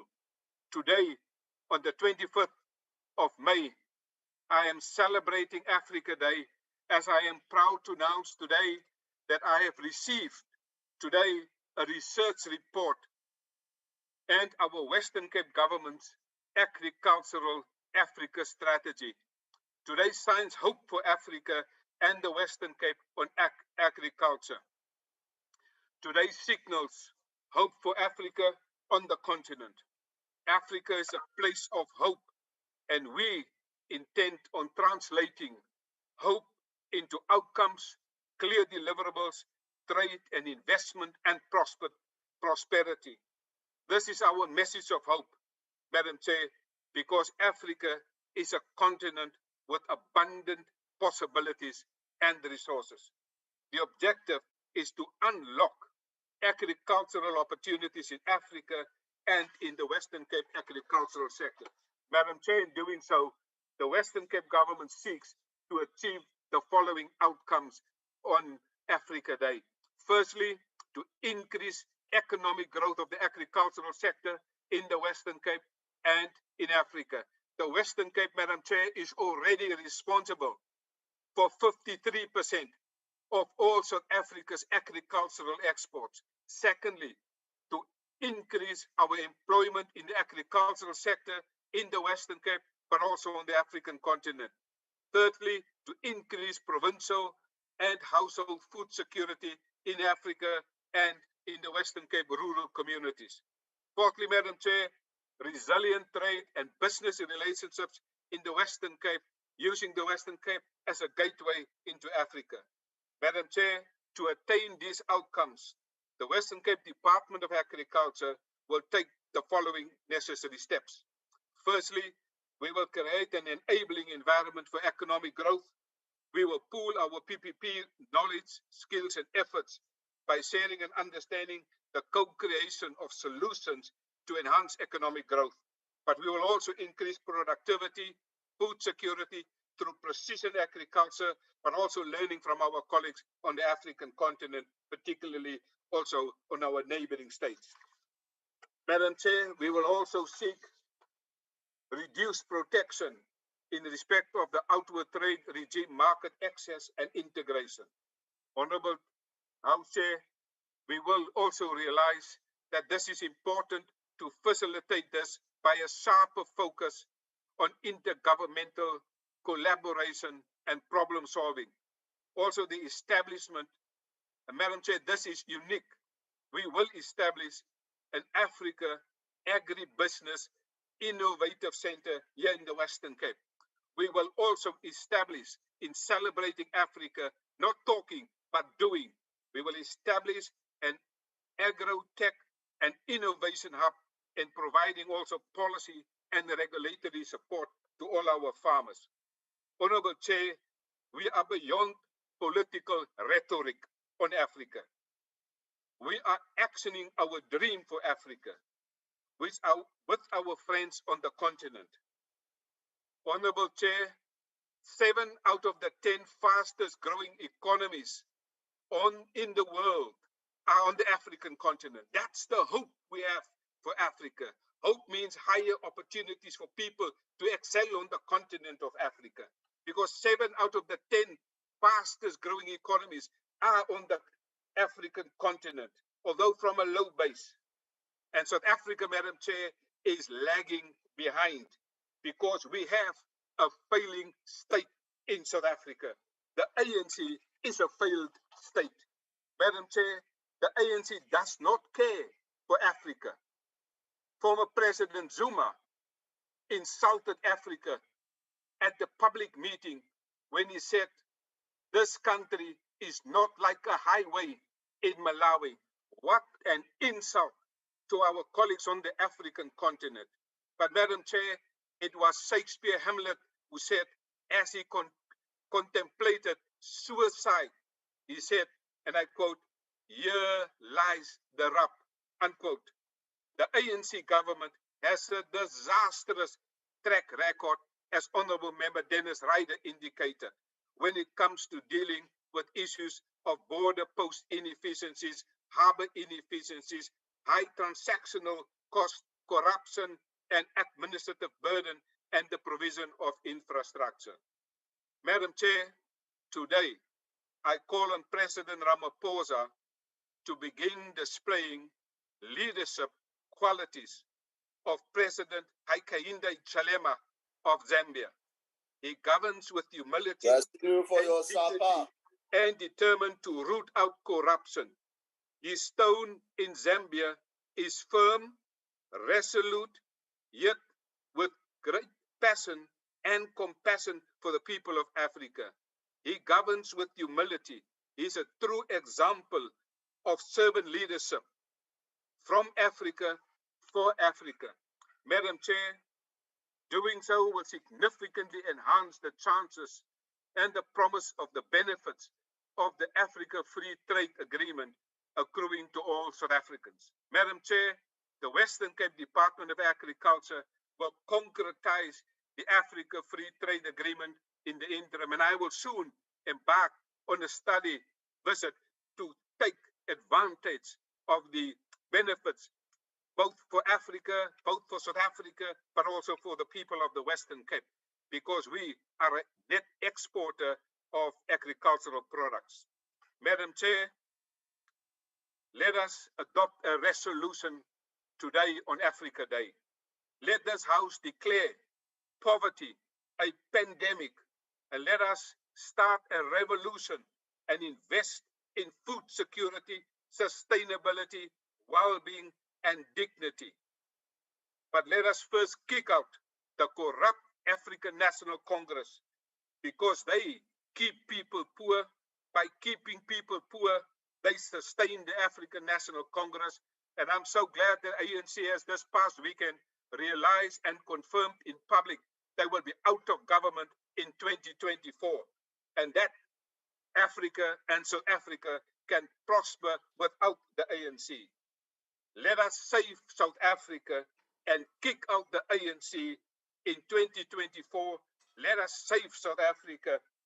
Ek is trots op Afrika, maar die ANC het Afrika vertrap soos die koloniale heersers.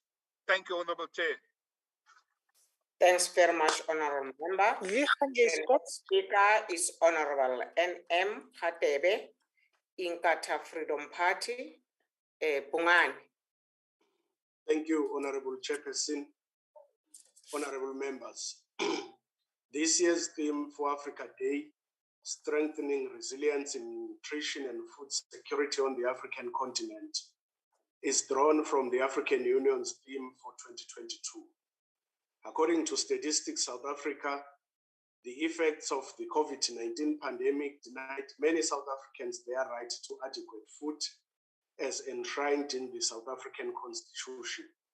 And the population classified as severely food insecure was 17.3%, which is 10.1 million in South Africa in 2019.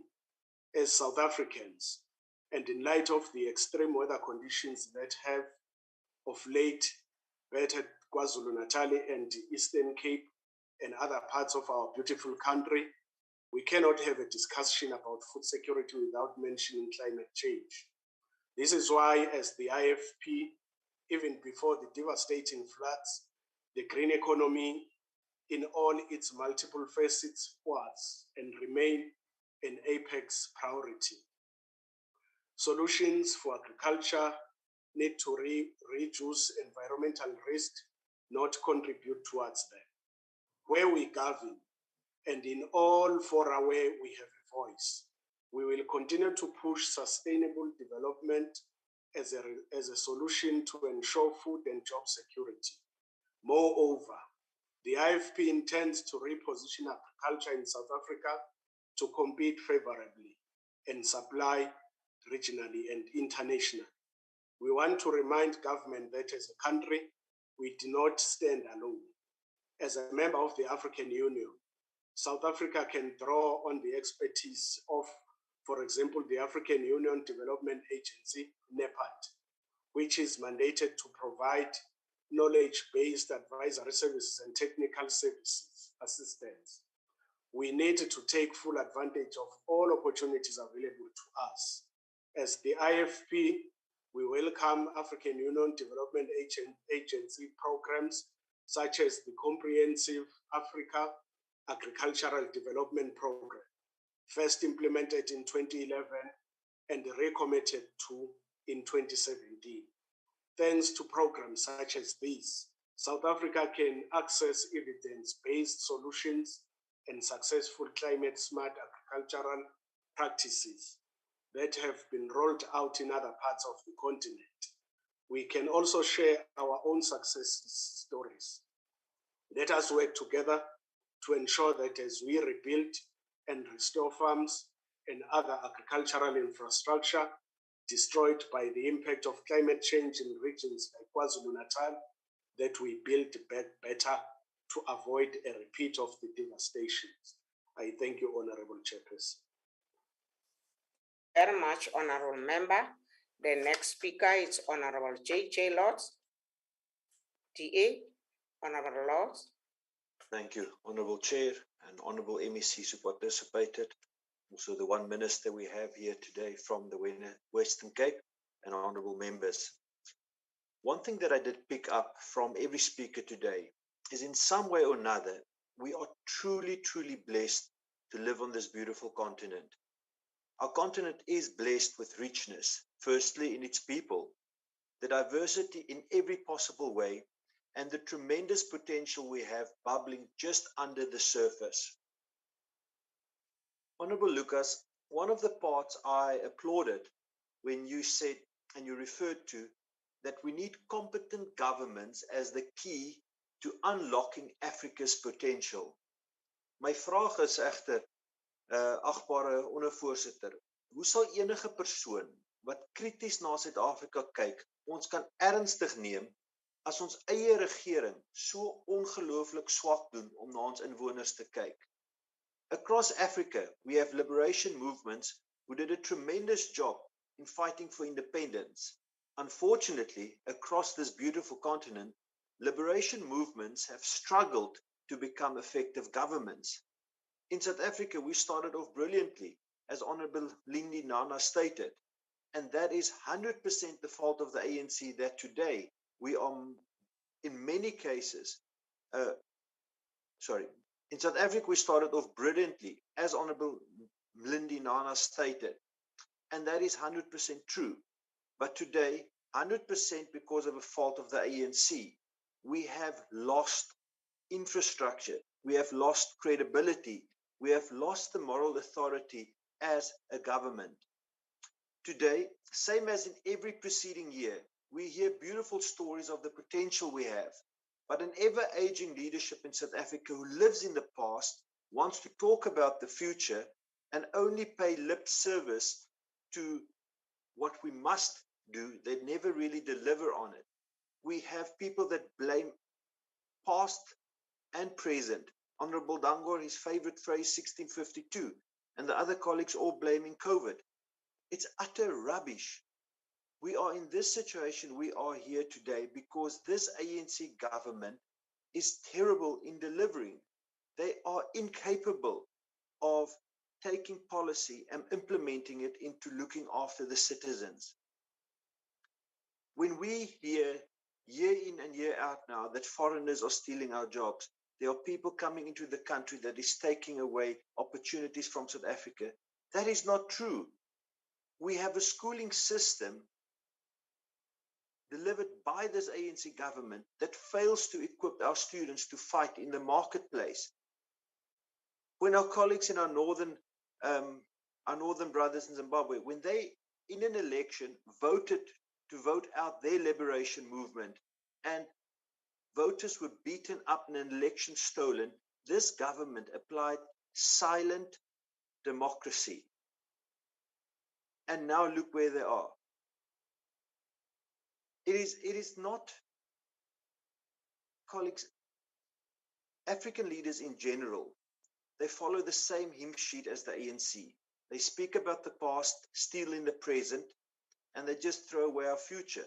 A perfect example of this is Honorable Nkumonya, the ANC MEC from the Eastern Cape, who proudly stated they have the best beef, the best mutton, the best land, the best coat line. I have traveled extensively in the Eastern Cape and I can support you. You have a province of abundance. But what you fail to mention is that you have one of the worst regional governments with all that resources. You fail to look after the citizens in your province. Honorable Mavimbela, the MEC from KZN, proudly proclaims that the current ANC leaders are bringing back the pride for our people. But Honorable Mavimbela, please help me understand how you bring back pride when people have to lie in hospital corridors to get treated, when people who want to work cannot find job opportunities, because you ensured that our economy is tanking. Please tell me, how do you bring back pride when the ANC steal billions upon billions that has to go to the most vulnerable? This is after you allowed billions more to be stolen by your handlers, the Guptas. When I listen to you, how can your friends, family, and your children even have pride in you defending the indefensible? Colleagues from the ANC, you were on the right side of history, but you are not anymore. One thing is certain, if you don't change your ways, and I suspect that you will not, you will be consigned to history as the generation that should have, as the generation that could have, but the generation that didn't do anything to build on the hard-won freedoms of the past. We cannot continue this way. We have a beautiful country. We have a beautiful continent. We have weak leadership that cannot tap into that massive potential. And as Dr. Ivan Meyer, the MEC in the Western Cape, stated, come 2024, you will sit in the opposition benches and you will regret missing an opportunity. You will regret putting us back years upon years upon years. And your children and their children will be embarrassed to share your surname because you had the opportunity and you didn't take it. Let us celebrate this beautiful continent we live on. Let us celebrate the wonderful diversity and the wonderful people. But let us also be honest with one another. That is the leaders that's currently failing this continent. And that can and must change. I thank you. Thanks very much, Honorable Member. The next speaker is Honorable AJ Nyambi, African National Congress. Baba. Thank you, Mama. House Chairperson, Tatemas Sondo, Deputy Chair Lucas, Deputy Minister, special delegates, fellow members, ladies and gentlemen. I'm not going to waste much time and spoil this important day. To all of you, happy Africa Day. One day I'll sponsor a debate where we'll try to deal with the legacy of apartheid and colonialism and the impact it has had in our beautiful country. Of course, I agree with you, Honorable Lund. We have got a beautiful continent and a beautiful country. But other things you said, the least I focus on them, the better for me. One day we'll have ample time to do justice to what you have raised today. The debate on Africa Day takes place at a time when the countries of the world and our country are emerging from a global pandemic that has disrupted the social and economic activities. The COVID-19 pandemic has slowed economic growth across the world and thus leading to massive job losses and loss of income for the many people of the world. As South Africa, we are also affected by the global slowdown of the economy. The triple challenges of unemployment, inequality, and poverty are worsened by the pandemic and global lockdown. And as such, Africa has also not been spared. We commemorate and celebrate Africa Day when our country has outlined a plan of recovery from economic downturn. We are referring here to the Government Economic Reconstruction and Recovery Plan, the ERRP. The ERRP is aimed at stimulating equitable and inclusive growth. This plan is located within the broader agenda of the EU of contributing to the integration of the economy of our beautiful continent, Africa.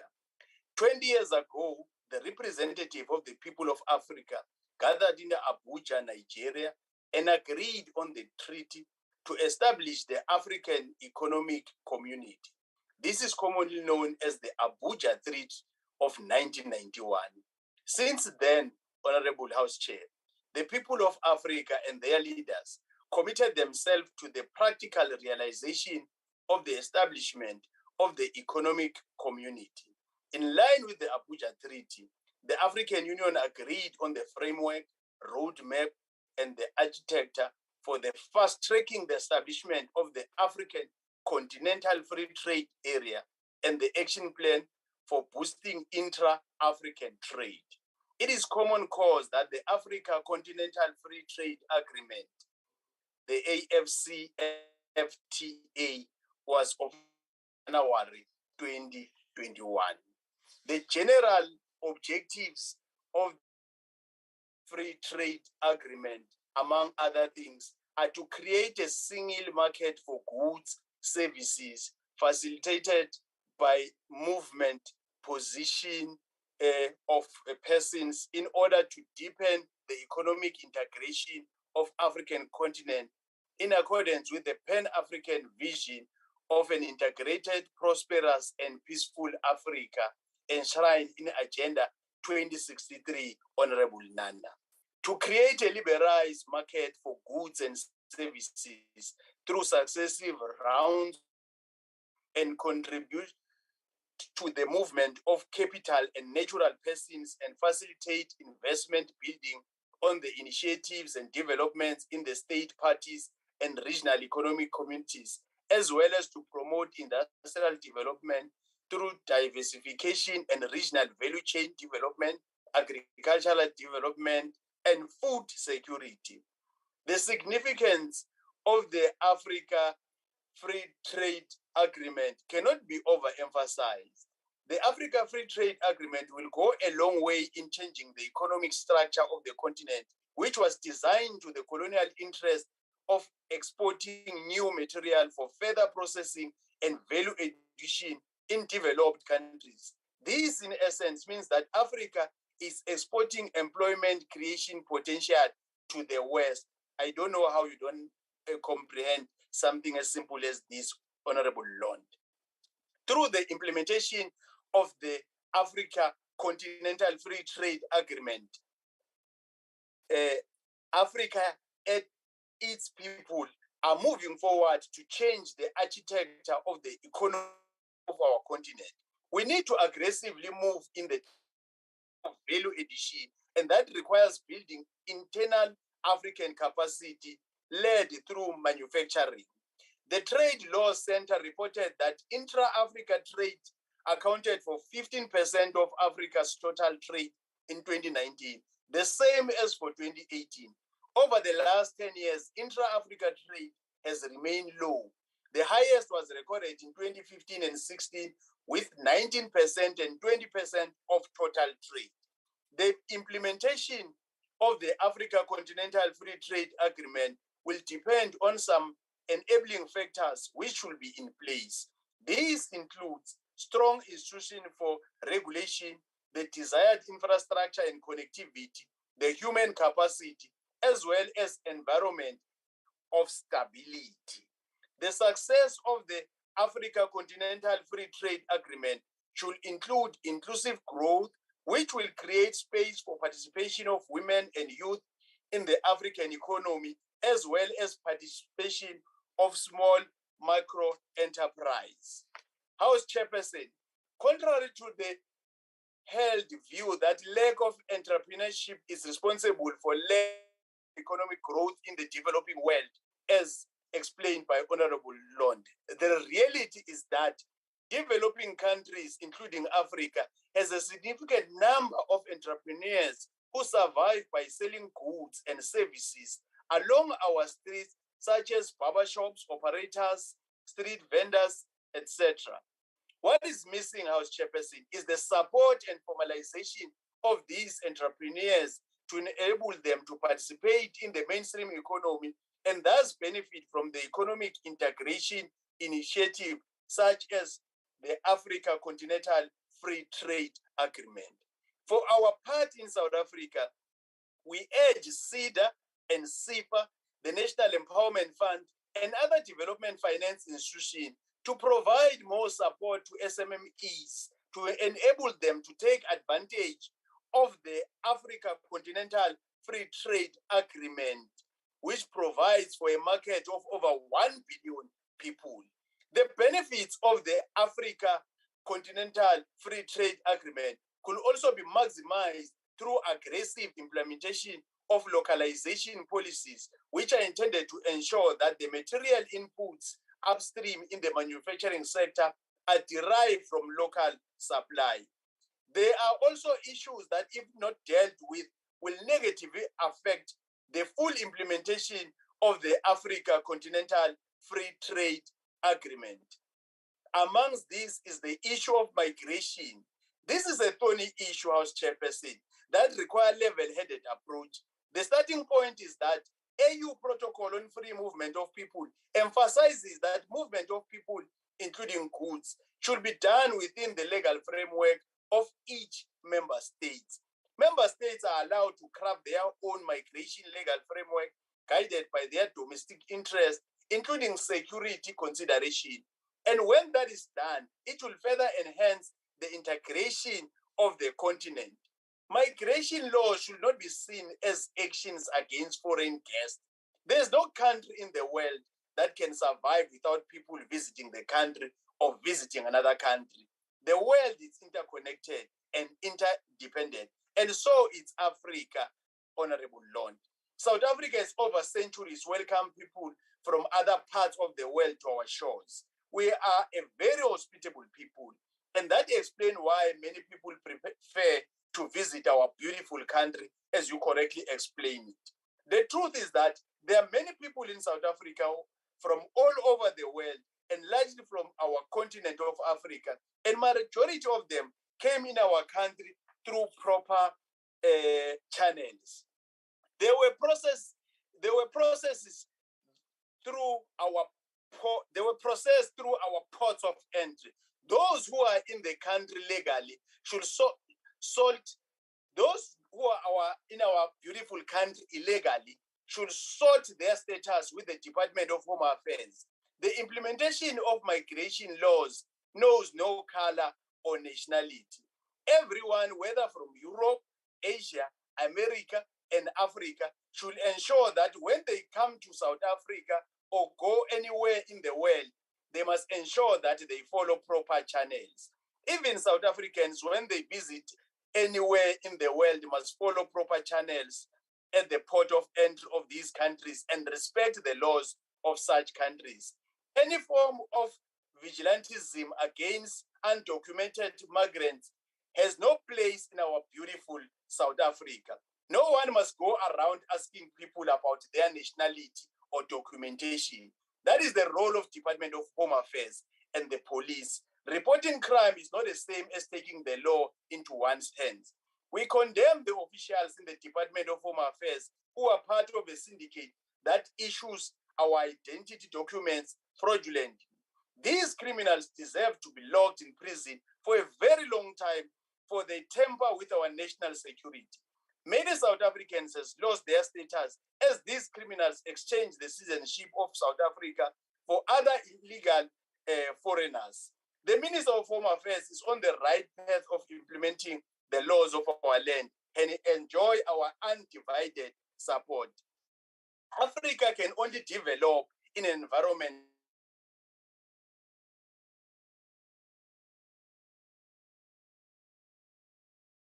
me to quote the son of the African soil, a true revolutionary, a visionary, the late President Kwame Nkrumah, open quote, I'm not African because I was born in Africa, but because Africa was born in me, close quote. Thank you, House Chairperson. Thanks very much, Baba. Honorable members, the next speaker is Honorable S.E. Lucas, Deputy Chair of NCOP.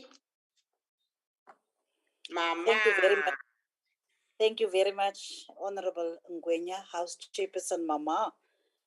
First of all, love you, Mama. Let me express my appreciation to everyone that participated in the debate. It doesn't mean if we have different opinions, we don't agree, that we can have common solutions. So first of all, let me say, I want us to celebrate what binds us together as Africans, and I want us to work hard to overcome what divides us. I want to repeat what Honorable Nyambi just said now. We are not Africans because we are born in Africa, but because Africa is born in us. I want to come to, because I've got little time, let me just express few ideas. It is as if when we are speaking about failures of Africa, we forget that there was a scramble for Africa once, even if it was in former centuries, where Western European countries sat down and divided Africa between themselves because of the abundant resources that was there in Africa. They also made sure that they never took time out to develop capacity and capability in an African people, because Africans remained a reserve for cheap labor. That is what happened.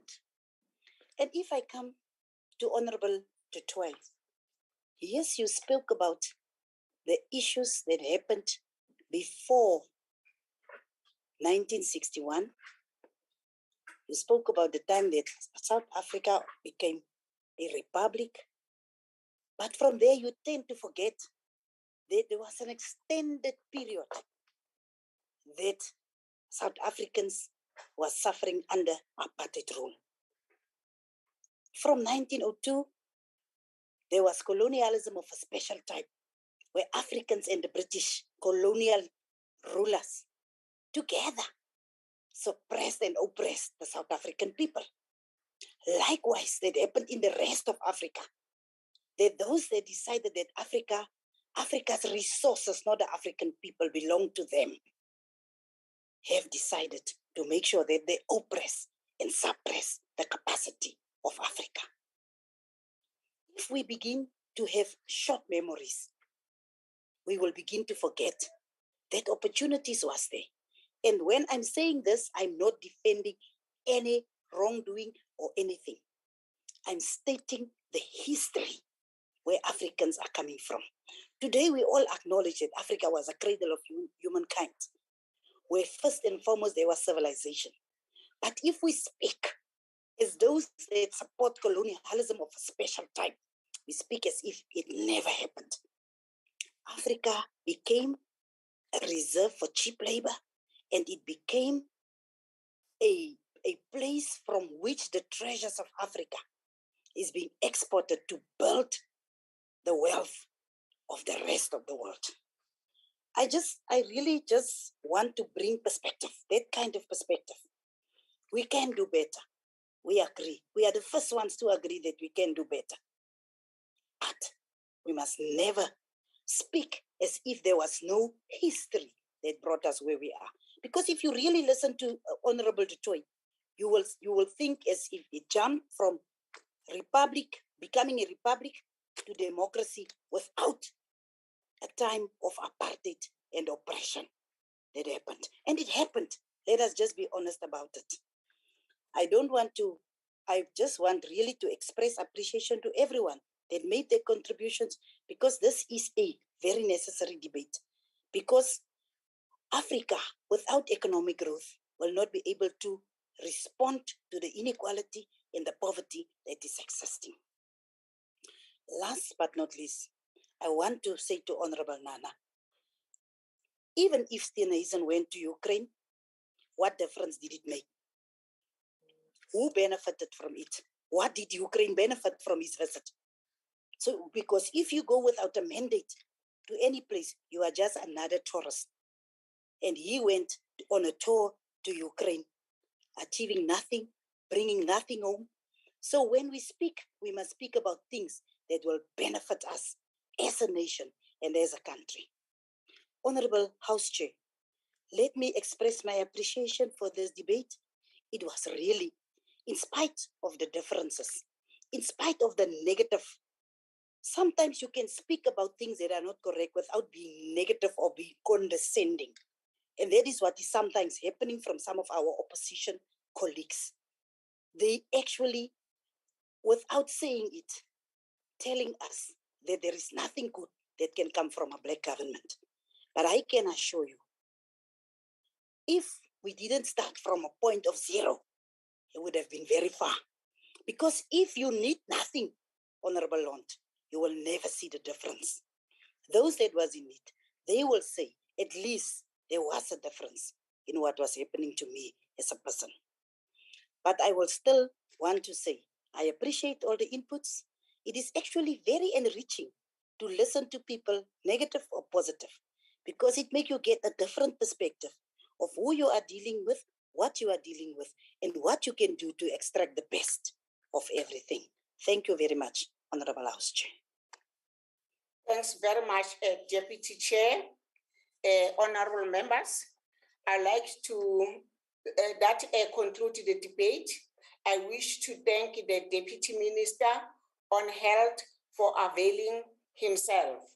Honorable members, I would like to invite our chairperson, Honorable Baba Masondo, to proceed to the order of the day, our second order.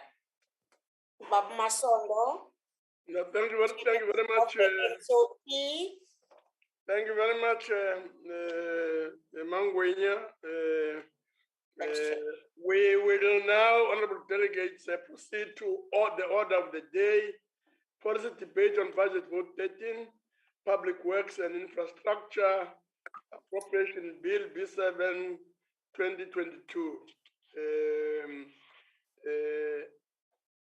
So I now call upon the Honorable Patricia De Lille, Minister of Public Works and Infrastructure to open the debate. Honorable Delil. Good afternoon, Honorable Chairperson Amos Masondo, to the Deputy Chairperson Sylvia Lucas, the Chairperson of the Select Committee, members of the NCOP. Good afternoon. Chairperson, this year has seen us slowly emerge from the devastation of COVID-19 pandemic. And as the Department of Public Works and Infrastructure, we remained as determined as ever to align our work to the rebuilding of our economy and assist our most vulnerable communities. It will take a collective effort. And my call to action to the department on a daily basis is to work with urgency. We have a lot of work to do, and the patience of our people is running out. Today, we celebrate Africa Day, and it's incumbent on us to work harder for our people by investing in infrastructure that bring us closer to our continent as we link to our neighbors with new ports of entry, bridges, and roads, and increasing trade and deepening our links with the continent. As we rebuild, sadly, 4 of our provinces have been devastated by the impact of climate change with severe flooding. In KZN and also in the Eastern Cape, the department has been involved in work streams and interventions to assist in the reconstruction of KZN and the Eastern Cape to mitigate the effects of the disaster. We have provided a database of over 300 build professionals to COCTA to help assess and scope and cost design and implement critical reconstruction and building of damaged infrastructure. Our department resources will focus on the current 53 government-owned buildings in KZN and 12 government-owned buildings in the Eastern Cape to make them usable. Some repairs in the buildings in KZN are between 20% and 75% complete, while in the Eastern Cape, we are nearing to the 95% complete. The department has also identified 258 land parcels, while the KZN Department of Public Works and Human Settlements, MEC Sabia, have identified a further 25 land parcels, which are being assessed for suitability by the Human Settlements Development Agency. On rural bridges, to date in KZN, the need that we are looking at 52 bridges. The construction of the first 18 bridges in KZN is to commence on the 1st of June, and the province has identified 5 additional sites, which is already being assessed and added to the list, making 23 prioritized bridges within KZN. In the Eastern Cape, so far, 18 bridge sites have been identified and technical assessments has been done. So my department has also reassigned more capacity to KZN and the Eastern Cape Transport Department and also affected municipalities to help with the skills shortage. In terms of the rural bridges, we all know in SONA 2022, President Ramaphosa announced the construction of 96 bridges in the 22-23 financial year. The number of bridges that will be constructed in terms of the 96, it's 18 bridges in Eastern Cape, 18 in KZN, 11 in Mpumalanga, 11 in Limpopo, 10 in the Free State, and 10 in Northwest. Earlier this month, together with the Minister of Defense and Military Veterans and MEC Sabia, we handed over 3 of the bridges to the communities in deep rural KZN. If I can speak about the infrastructure investment plan that is central to the economic reconstruction and recovery plan of government, aimed to creating jobs, and has started bringing the construction industry back to life. Infrastructure South Africa, ISA, was also established following approval from Cabinet in 2020. And they have been hard at work to drive the infrastructure investment plan through assisting with project blockages, unlocking funding to ensure and monitoring and reporting on the implementation of the priority strategic infrastructure projects. I will just briefly give the NCOP, Honorable Chairperson, through you, some of the projects that we have been working on. The transport sector has gazetted projects and it's well underway with 5 of them completed, 5 of them in construction, and another 5 of them are in the procurement process. Just some of the completed transport projects is in Windhoek, in the Free State, in Polokwane, the East Ring Range, in the Free State, Ventersdorp to Kroonstad, and in KwaZulu-Natal, Matunzi Toll Plaza to Impangeni. Then there are some of the transport projects that's in construction, and that's the Messina Ring Road in Limpopo, the N3 in KwaZulu-Natal, and the N3 Ashburton interchange also in KZN. Just briefly on the human settlements programs, the sector is making good progress with 3 projects completed, 2 in construction and 2 projects in procurement, while the rest are in the planning stage. So just on human settlements in KwaZulu-Natal is the Greater Canobia, and then also phase 2 of 12,000 residential units. In Vista Park in the Free State, bulk services to Vista Park number 2, and then also bulk services installation to Vista Park phase 3, and the upgrades to Vereniging Road is also in progress. In Gauteng, the Lutheran housing project, 3,412 housing units have been completed.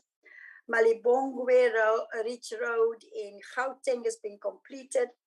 The N2 nodal development in the Eastern Cape, phase 2, the catalytic land development preparation is 53% done, and phase 3 of the implementation is at 14% done. Then also in Gauteng, we've got Green Creek with 3,623 work opportunities, and to date 421 units complete, and about 360 has already been handed over. Then we also have the Mooikloof Mega Residential City in Gauteng that has created so far over 1,335. As we all know, we're also monitoring the Lesotho Highlands Water Project between Gauteng and Lesotho. Advanced work is under construction, and the design is complete, and it's now, we are in the process of finalizing the loan agreements. The small harbors development on the 13 gazetted small harbors in the Western Cape, the 501 million project of repair and maintenance program to 13 proclaimed harbors in the Western Cape has been completed. And that includes removal of sunken vessels, repair slipways, shore crane replaces, security, civil and electrical infrastructure upgrade. The project also included upgrades to the Saldanha slipway, which the capacity has now been increased from 600 tons to 1,200 tons. And this will also service the surrounding small harbors on the West Coast. And here we have created just over 952 jobs, and we made sure that 500 of the jobs has been allocated to young people. We have also empowered 142 SMMEs to the value of over 116 million, and of which 73 of those companies were BBBE1 compliant. Briefly on the National Infrastructure Plan, since last year's budget, we have completed the approval and gazetting of the National Infrastructure Plan 2015. This plan is a long-term infrastructure development across the country which aims to ensure that there's the necessary long-term view regarding infrastructure to drive economic and social transformation to achieve the goals of the NDP. And we have started to implement the first 3 years of the National Infrastructure Plan 2050. So, the NIP 2050 spells out government's intentions to build, manage, and maintain infrastructure to address inequality and unemployment. If I can briefly turn to the budget main vote, Chairperson, in terms of the Appropriation Bill, Public Works have been allocated 8.5 billion. 7.4 billion of this budget is allocated to transfers and subsidies for our entities and also EPWP. And of the 7.4 billion, 4.5 billion is allocated to the PMTE. And the balance is just allocated to compensation of employees and goods and services. Just a quick rundown of the 23 billion rand for this.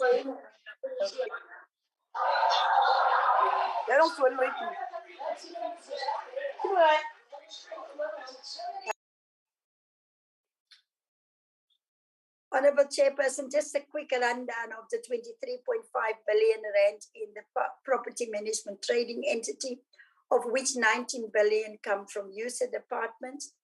The breakdown of that is that the Eastern Cape will get 2.2 billion, the Free State 871 million, Gauteng 11.2 billion, KwaZulu-Natal 2.2 billion, Limpopo 896.8 million, Mpumalanga 992 million, and then also the Northwest 1 billion, and Northern Cape 73.1 million, and the Western Cape 3.1 billion. And all the information of what we are going to spend on projects I will come to later. Just briefly on the land reform progress. Chairperson, one of the key drivers towards addressing the spatial injustices, socioeconomic imbalances in our country continue to be confronted. Our progress on land restitution since 2019, we've released 214 parcels of land, about 30,000 hectares of land for restitution, and we have exceeded our target of 10,000 hectares. The progress on land redistribution, since May 2019, we have released 25,000 hectares and 125 parcels to human settlements for redistribution. And then we also, we've identified another 50 parcels of land that we can release for the agricultural program. Human settlements, since 2019, we've released 73 parcels of land, just over 460. And we've also released about, for socioeconomic purposes, in support of infrastructure development, we have released 11 parcels of land, about 15 hectares.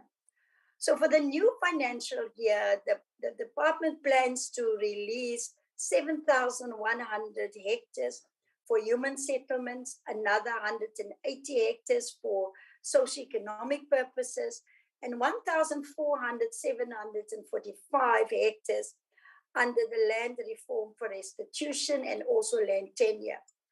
So our total that we're planning for this year is about 162 hectares. And just a quick breakdown of some of the hectares. In KZN, 346 hectares, another 15,900 in Mpumalanga, 128,000 hectares in the Northern Cape, and 10,200 hectares in Limpopo. Under the program of human settlements, we plan to release 7,100 hectares. The breakdown per province will be 502 hectares for Eastern Cape, 5,160 for KZN, and then for the Northern Cape, 0.6 hectares, 1,150 hectares in Limpopo, and another 1,144 hectares in the Western Cape, 21 hectares in Mpumalanga, and 258 hectares in the Free State. So it must be noted that the above planned release land are based on what is requested from provinces in a specific province and how far the land release program is that will enable us to release the land. Just on the construction project management in our department, last year we approximately 127 infrastructure projects were completed and 107 sites handed over to contractors. And just a few of some of the projects have been concluded and finished in various provinces. We start with the Eastern Cape. The Warmer Police Complex has been completed in the Nelson Mandela Bay, and Boksburg Prison in Gauteng Province, Mount Aleph Police Station in the Eastern Cape Province, the Simonstown Naval Base Maritime Reaction Squadron in Western Cape, and in Leboa-Goma, the South African Police Station. Then just briefly on EPWP, we have achieved our targets for the previous financial year. And then we are also working on a program chairperson together with social development to release buildings for gender-based violence and femicide. Last year, we released 12 buildings, 6 in Western Cape and 6 in the Gauteng province. And now this year, we have identified 83 properties, of which social development have selected 47. But we're also calling on the provinces and the municipalities to help us to identify more houses for shelters for GBV. Also with GBV, chairperson, last year we rolled out a number of billboards at police stations all over the country, in Gauteng, Western Cape, and Mpumalanga, KZN, in the Northern Cape, where we install the billboards at police stations with the anti-gender-based violence message. The regional offices of the Department of Public Works and Infrastructure also have got a number of projects, and I will just mention some of them to illustrate to the various provinces. In the Western Cape, we have got a project, the total for the Western Cape that is being allocated to 63.3 million. And this includes the refurbishment of the Cape Town Pero Forensic Laboratory. And in Mpumalanga region, there's allocation for the Standerton Labour Centre with a budget of 34.7 million. In the Northern Cape and Kimberley region, the department is busy with the Postmasburg Loslata Combat Training Center to the value of 45 million. And another one in the Northern Cape is in a small rural town of Jan Kemdo. And another project is also in the Northern Cape, the Kaimus, the Kairip local municipality. In the Eastern Cape, a total of 10 construction projects were completed last year. And also currently in construction is the Forest Hill Military Base, the Health Center construction, the Henke South African Police Services construction, the Grahamstown SAPS headquarters, the Burgersdorp prison construction, and in DPWI in Johannesburg, we also have got the 85 Anderson Street, where we are going to accommodate the Department of Rural Development and Land Reform. And in Johannesburg, also there is the Randfontein military base that we need to complete. And there's an... As you conclude, Minister. Yeah, I was giving, Chairperson, I will conclude. Can I just say to the members that the details of all the provinces is available on the request, and I will conclude with that. by providing them that information. Our work continues in earnest, and we are committed to bringing more urgency so that our communities can feel the impact of infrastructure, delivery, and public works. I thank you, Chairperson. Thank you very much, Minister. The next speaker is going to be Honorable M.K. Muimang. So Muimang will follow. Honorable Muimang. Thank you, National Chairperson, Honorable Masondo. Greetings to my colleagues and special delegates. Let me rise on behalf of the African National Congress to express my gratitude for the platform given to take part in the debate of Vote 13.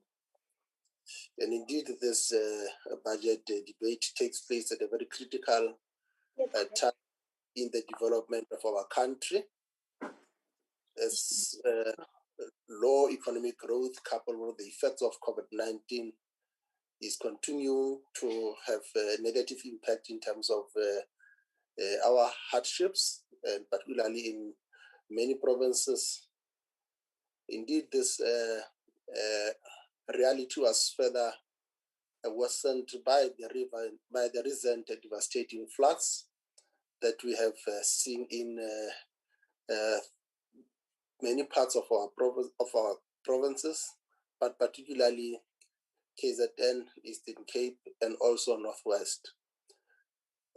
Over the past weekend, National Chair, KZN has again received torrential rains, which has further caused more destruction of homes and infrastructure.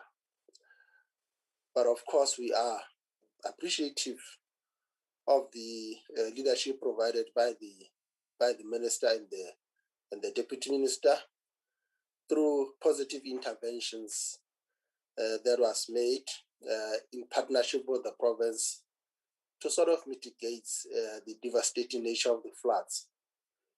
Honorable Chair, what we have seen and also appreciate from the leadership by the department was also to avail professional expertise both in the built environment sphere, which is integrated with the work of the regional and local municipalities to assist with the assessment, to assist with the scope, to assist with the costing, design and implementation of the reconstructing of critical infrastructure in relation to bridges, roads, storm water pipes, and other infrastructure, as indicated by the Honorable Minister. While we applaud the intervention of the ANC-led government, it is important that the department and other sphere of government are able to restore the infrastructure in the shortest as possible way, with a view to ensure that our communities are also resettled in environments that are not making them vulnerable to further risk in future.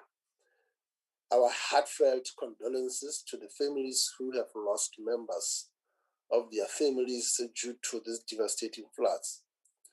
Honorable Chair, it is critical that the government's coordinated efforts at the redevelopment of the infrastructure must ensure that the normalization of economic activity takes place, more so in these affected areas.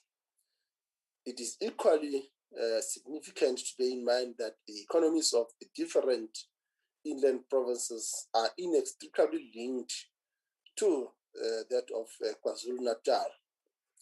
The Durban Port Road and Rail provides for the delivery of goods and freight imported from the inland market, and also ensure that these exports from various countries also reach the inland market. Therefore, the economic impact of what is happening in KwaZulu-Natal on other provinces is indeed real, National Chair. It is also critical, Mr. Chair, to appreciate the fact that the entities of the department, as we have noted during the engagement with the department, are facing a number of challenges. But amongst them is the level of vacancies in the department, which negatively impacts on the department's ability to effectively deliver on its programs.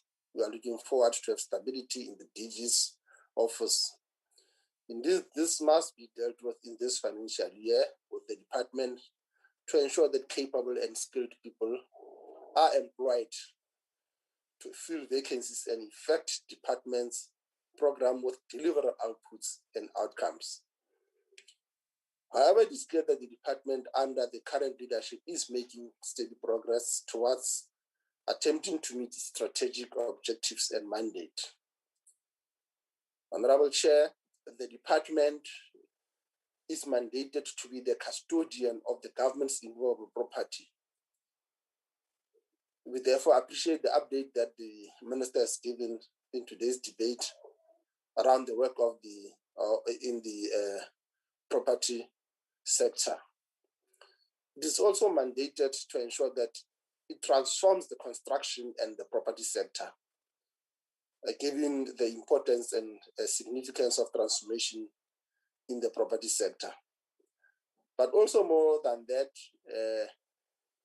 the department is expected to mitigate the level of high unemployment rate through coordinating the expanded public works program, which is a very critical program to create employment for those hailing from communities in different provinces, which will not otherwise be able to find employment.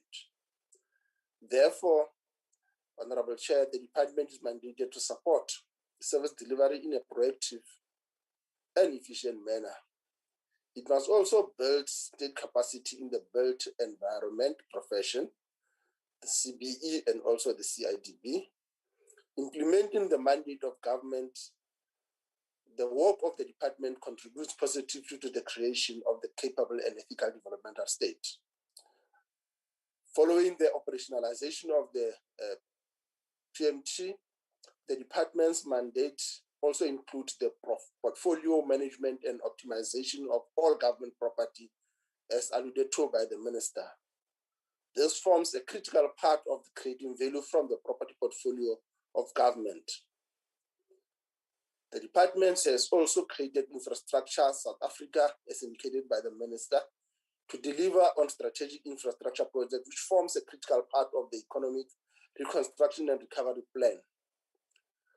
National Chair, for this financial year, and in order to effect its mandate and improve on the delivery of its program, the department has developed a focused plan to improve 10 areas of business development, which will enable the department to deliver on its mandate.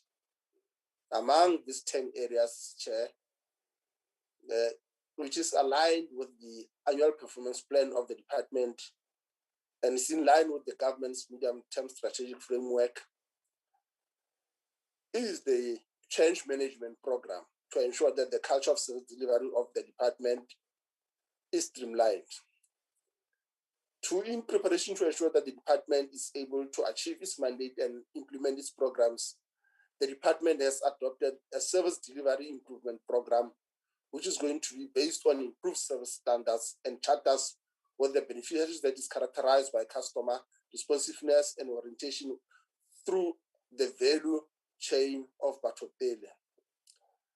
Thirdly, the business process management program is designed to deal with the coordination of property management and infrastructure delivery, which will be based on an infrastructure delivery management systems and the sustainable infrastructure development system methodology. The department, fourthly, has also, as part of its program, will be implementing the enterprise resource planning to fast-track the business process management program by ensuring it moves away from manual systems to appropriate and relevant IT system, particularly with regard to asset management. This will also enable a review of the macro business and delivery model of the department and associated revision of the structural model of the department. These programs will also be extended to the regional offices and head office models, and associated governance and accountability arrangements will be cascaded down. Also, it is important that we note that the department, because it has been battling against state capture and corruption, and as part of furthering this, as part of attaining this, it will be establishing ethics and compliance, infrastructure, and consequence management unit to guide and enforce expected standards of conduct.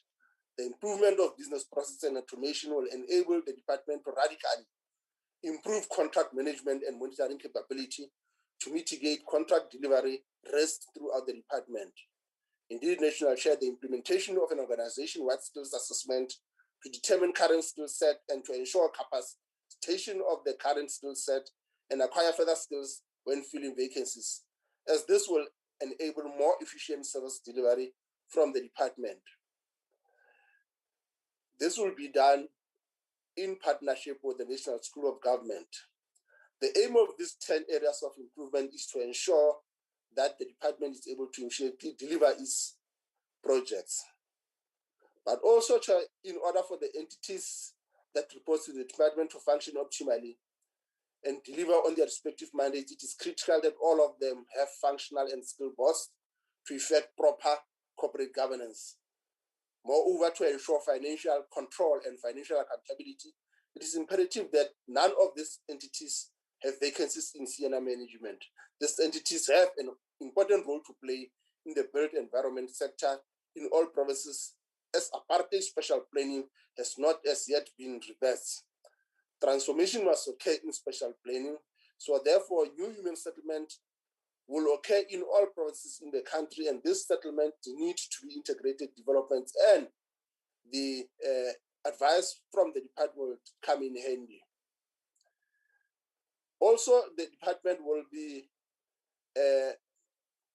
required to fast track the Public Works Act so that we are able to ensure that the legislation that plays a critical role in coordination of major infrastructure projects and employment projects have a framework.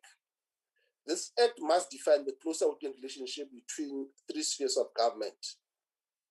National Chair, also the issue of poverty and unemployment requires focused programs such as EPWP program of the Department of Public Works and Infrastructure, as well as the mass employment stimulus package of the presidency. This is important so that we are able to monitor the ability of the department to play its critical role in the economic reconstruction and recovery plan. The idea is to ensure that the country is successful in reversing the devastating nature of the treble challenges of poverty, inequality, and unemployment through inclusive economic development and also the economic reconstruction and recovery plan. This plan is intended to reverse the effects of slow growth and economic impact of COVID-19 pandemic. It is largely driven by the infrastructure development to ensure inclusive economic growth and job creation. The Department of Public Works and Infrastructure also has created Infrastructure SA for the implementation of strategic infrastructure projects as alluded to by the Minister. And therefore, we'll be paying much more attention in terms of ensuring that as the Welisizwe program unfolds, and also the Small Harbour Development Program unfolds, job creation indeed takes place. In conclusion, Chair, there is much work to be done and much to be achieved in terms of the programs of the department. It is important that the department and its entities are capacitated to embark on the programs and that there are deliverable outcomes in all provinces and municipalities. The Select Committee will engage in rigorous oversight to ensure that the budgets for their programs achieved value for the money allocated. Much more needs to be achieved with less financial resources. The ANC supports the policy vote 13 of the Department of Public Works and Infrastructure. Thank you, Chair.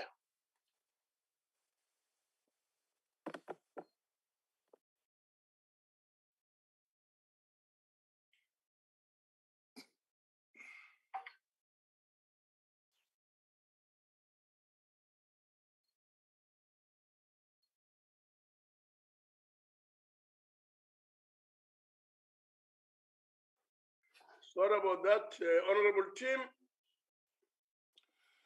Thank you, Honourable Chairperson, Honourable Minister, Honourable Members, fellow South Africans.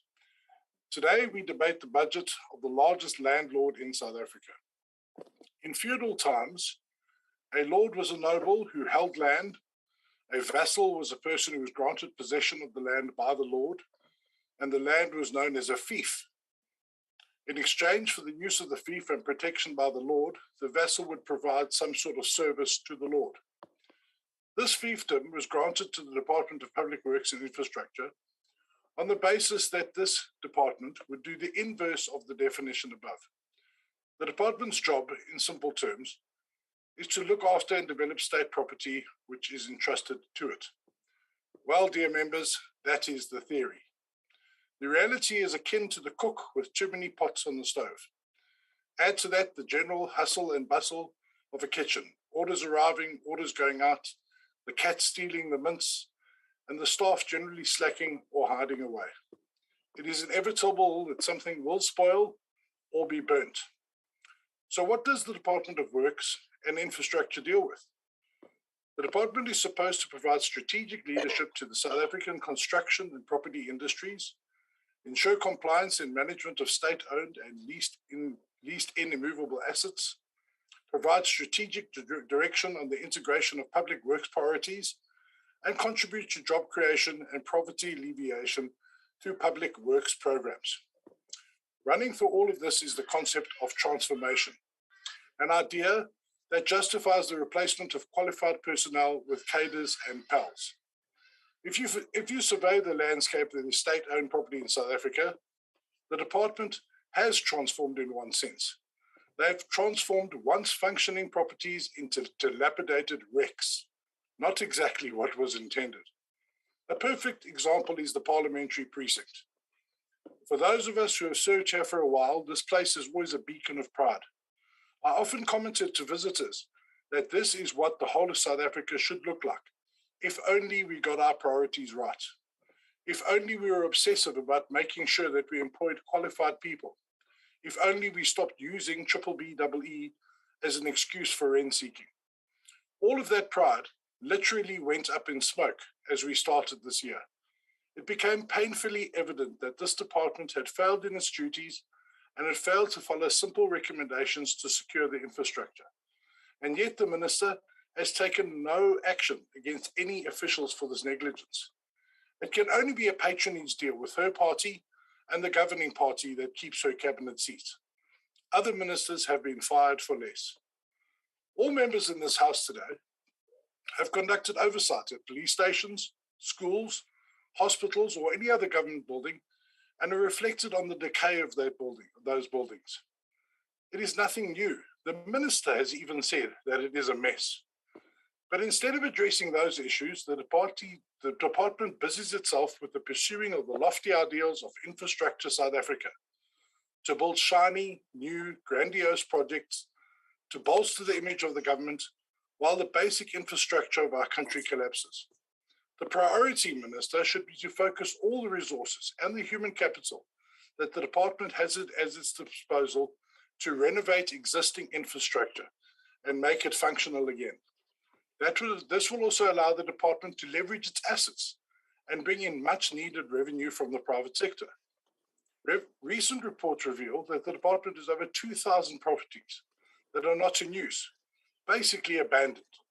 If these properties were fixed up, they could be leased to the private sector and create millions, if not billions of rands in revenue for the department to reinvest in further renovation and maintenance.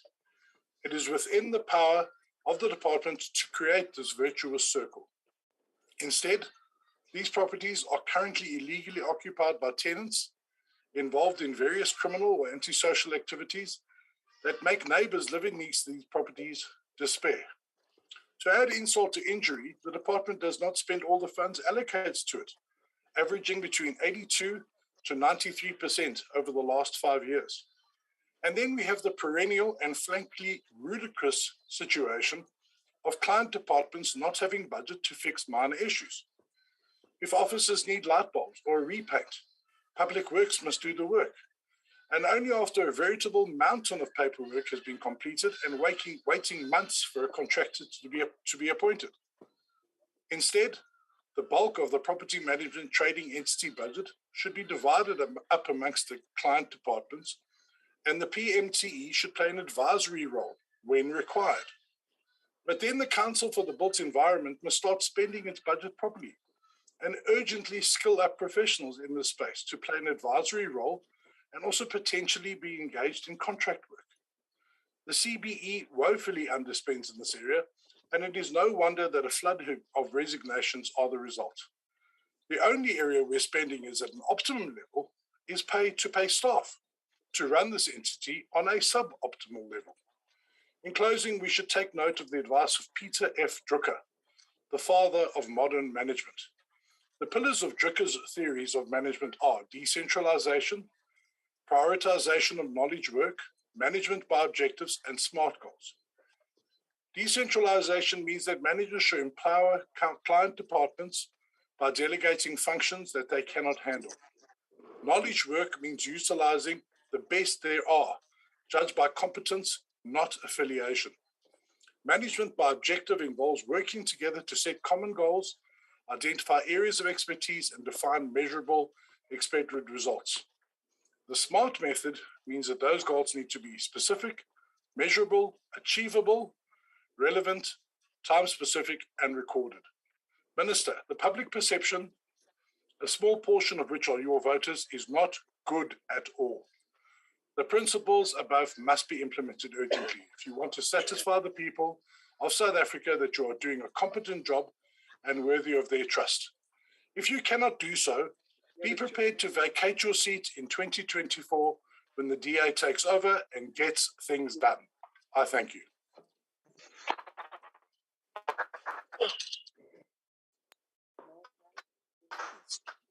Thank you very much, Honorable Tim. We'll now move on to Honorable Mama Bulo. Mama Bulo. Thank you very much, National Chair of the NCOP. Let me take this opportunity, and Chair, I hope you'll allow me not to show my face because my network is not well, and that could affect the quality of my inputs. I need your pardon not to show my face because of network problems. Hoping that I have your permission, Honorable Chair. Yes, please proceed. You're audible. Let's see how far we can go. Let me also greet the Honorable Deputy Chair, the President of SALGA, our Honorable Minister, and of course all the ministers, deputy ministers, and all the committee chairpersons, all MECs, and all honorable members, and of course the guests to this very important debate. I just want to start by saying that on behalf of Gauteng Province, we fully support the budget vote, and we are firmly behind the budget as presented by the Honorable Minister, and will appeal to the House to support the budget.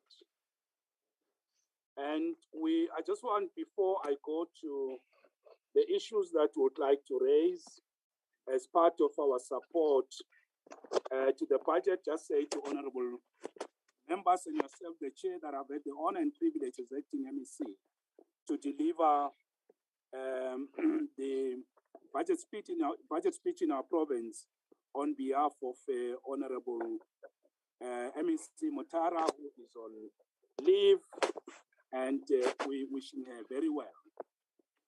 It's just unfortunate that I'm speaking before a member who has just trivialized a very important issue of infrastructure development and infrastructure delivery. And I listened to him very careful, trying to ridicule the strategic work that government is doing to consolidate its delivery of infrastructure by simply trivializing that work that is consolidated in the Department of Public Works, led by also Comrade Sputa Ramhopa, who's working with the minister. I think in the entire world, this is the first person that I've had the opportunity to listen to, trivializing the importance of infrastructure. And Honorable Chair and members, I will not want to respond much because I think the Honorable Member and his party have clearly demonstrated that they've got no grasp of how the whole world appreciates the strategic importance of infrastructure, not only to provide stimulus packages to economic growth in the short term or in the short run, but also to crowd in investments in the long run. I think that is a well-established principle, and I'll expect every member in the infrastructure space to extol and appreciate the role that infrastructure development plays. For us in Gauteng, Honorable Chair and Honorable members, we want to present to you our strategic intervention in the CBD of the city of Johannesburg, which is a multi-billion project of Kopanom Precinct. I want to say that the Kopanom Precinct is a triple P project which has reached a critical stage, and where we are now is that we will be finalizing and appointing the consortium to build, to rehabilitate, and of course to improve the current seat of the provincial government in the CBD of the city of Johannesburg. This is very important to us because, as you know, Honorable Chair, and I think you can speak quite eloquently on this issue, is that with the history of mining in Gauteng province in the city of Johannesburg, when they finally left for Sandton, for Rosebank, and for the areas of the eastern side of Joburg, the city of Joburg's interior gradually deteriorated. And we saw big corporations leaving the CBD, and government, together with the city of Joburg, are the only key players that are still remaining in the city of Joburg. And Kopanom Precinct is going to revitalize and revamp the city of Johannesburg in the CBD, which is a face of the world, of South Africa in the global world, particularly in the commercial space. So we are quite confident that, resuscitating, improving, rehabilitating the CBD of the city of Johannesburg is going to be a major injection of money into the economy, but it will revitalize and preserve and protect a very important intervention, the city of Johannesburg. We also, Chair, just want to put forward that our expanded public works program is doing very well, and we will be convening an important meeting with the municipalities in the province. We are deeply concerned, Chair, that the big metros are not reporting as they are supposed to on the targets and the achievements with respect to the expanded public works program, which is very critical to create jobs and make sure that we improve the living conditions of the people. I would like to assure honorable members that the province and of course our Department of Infrastructure Development is quite focused on making sure that we improve occupational health and safety of all our facilities, and most importantly, the hospitals. And to this extent, we are providing good support to the Department of Health in the province, but also we welcome the relationship we have with the National Department of Health, which the Minister of Health has taken a lead in ensuring that we reopen some parts of Charlotte Maxeke Hospital And on that, we are very much pleased with the decision that we have made as the provincial government to work with national government. We are also on track, Chair and members, in providing support to the Department of Education to make sure that we roll out the smart schools, which are the pride of the province, in which we are making sure that we leverage smart technologies to support learning and teaching. And to that extent, we are very much satisfied with the quality of work to support and roll out smart classrooms that we believe constitute the core of the future of our education system in the province. We also continue to provide support in rolling out infrastructure to other departments in the province, and we are quite satisfied with the work that we are doing as the the landlord of the provincial government, providing strategic infrastructure to support service delivery. I just want, Chair, to conclude by assuring the members that there have been challenges in the province relating to unethical conduct. We are dealing with issues of corruption, working with the SIU, and to this extent, Honorable Chair and members, I'd like to assure you that the provincial government is hands-on and is doing an excellent job to deal with matters of corruption, unethical conduct, malfeasance, and maladministration. Thank you very much, Honorable Chair and Honorable Member. Thank you. Thank you very much, Honorable Mamabulo. We now proceed to Honorable P. Matigizela. Honorable Matigizela.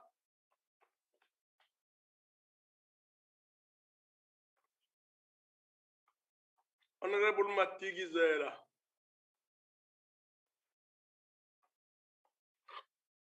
Now that Honorable Matigizela is not there, we'll proceed to Honorable Apleni. Honorable Apleni. Thank you very much, Chairperson. Chairperson, the EFF rejects the budget voted in on public works and infrastructure.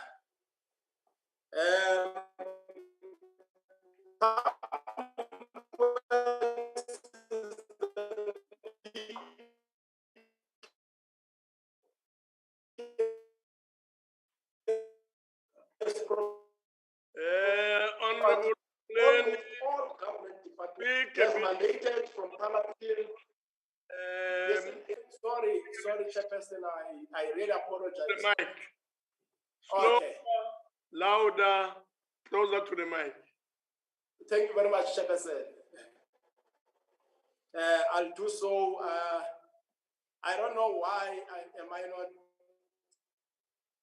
audible enough, but let me start, Chairperson. Chairperson, the EFF rejects budget vote 13 of public works and infrastructure. Public works is the biggest property owner on behalf of the state in this country. Almost all government departments are renting the buildings they are working in. It has mandate from Parliament to provide accommodation, buildings, and other infrastructure to some public works departments.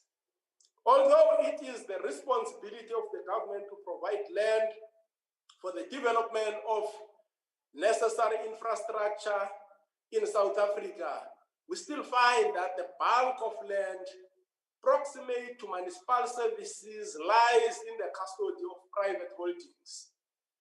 The government stands as the main custodian of land in this country, but our government can't even construct a mere road without begging private individuals who own the land. Today, most of this land is still lying fallow, and the department has done absolutely nothing to ensure that the land gets released for productive purposes to black people who need it. Just on agriculture land alone, in 2019, the department reported that there were 3,653 agricultural state land parcels which were available for redistribution. And the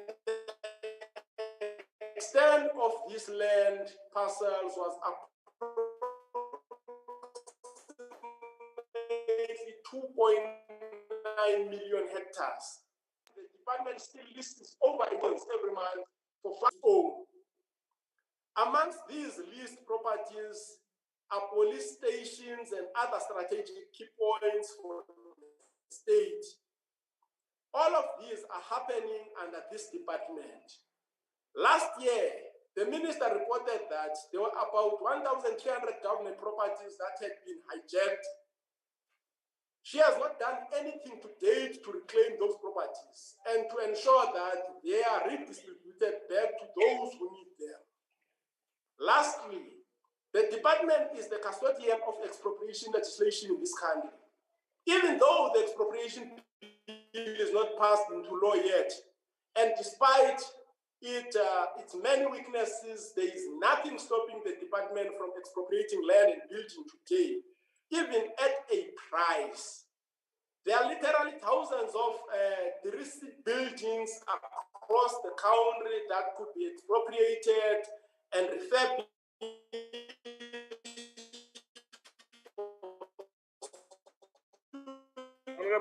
accommodation and use houses for homeless.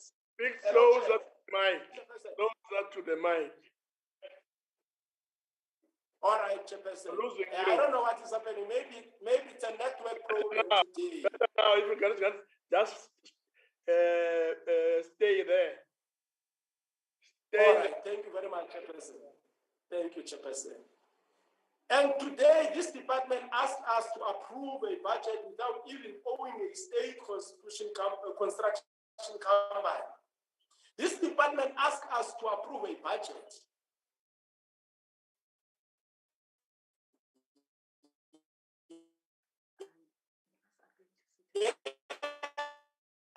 Maybe try and switch off your camera and let's see what happens. Please speak to the mic. You're not audible now.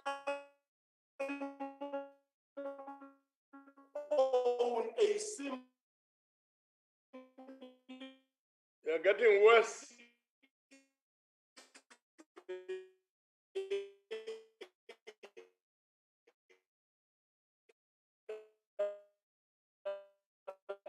Please speak closer to the mic. What is the role of the own worker to fix the rule?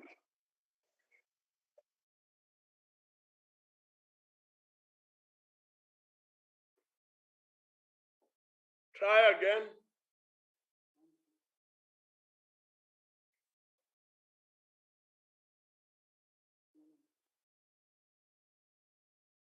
Yeah, there seems to be a bit of a problem there. Honorable Plenary, maybe what we should do is to get hold of your speech and make it available to the participants. Thank you very much. Just a comment, honorable members, that I've noted that, of course, the Honorable Mamabulo did not use his picture, which is fine. But instead, I think he's used the picture of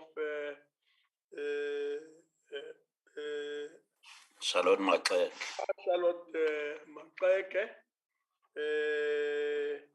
which is a bit of a problem. I'll really be asking you, honorable members, that we really try to advise our own participants, politically speaking, political party members, to avoid doing what happened. So please, the presiding officers, assist to the extent that you can, so that we limit what had just happened. So, Honorable Mamabulo, not showing your picture is fine, but showing Mama Maxeke's photograph exposes us to other practices which may be negative.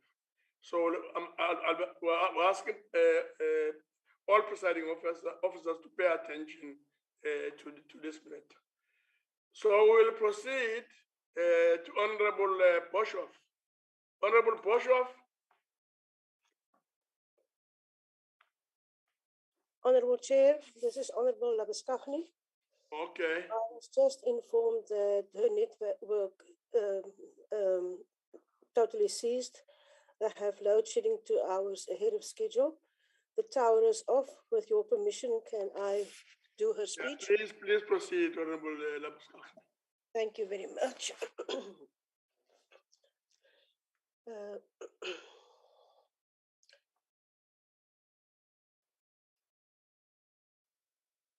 Honorable Chairperson, honorable members, and honorable Minister, today we debate the Public Works and Infrastructure Budget Policy vote, and I would like to concentrate on the Expanded Public Works Program, or as we know it, the EPWP. The EPWP is currently on its 4th phase, with the first phase being launched on 18 May 2004.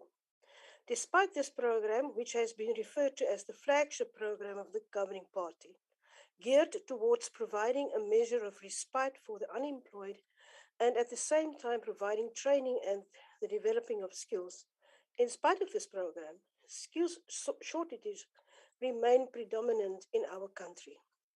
Together with these shortages, unemployment is still increasing at a high rate and the country is stricken with poverty.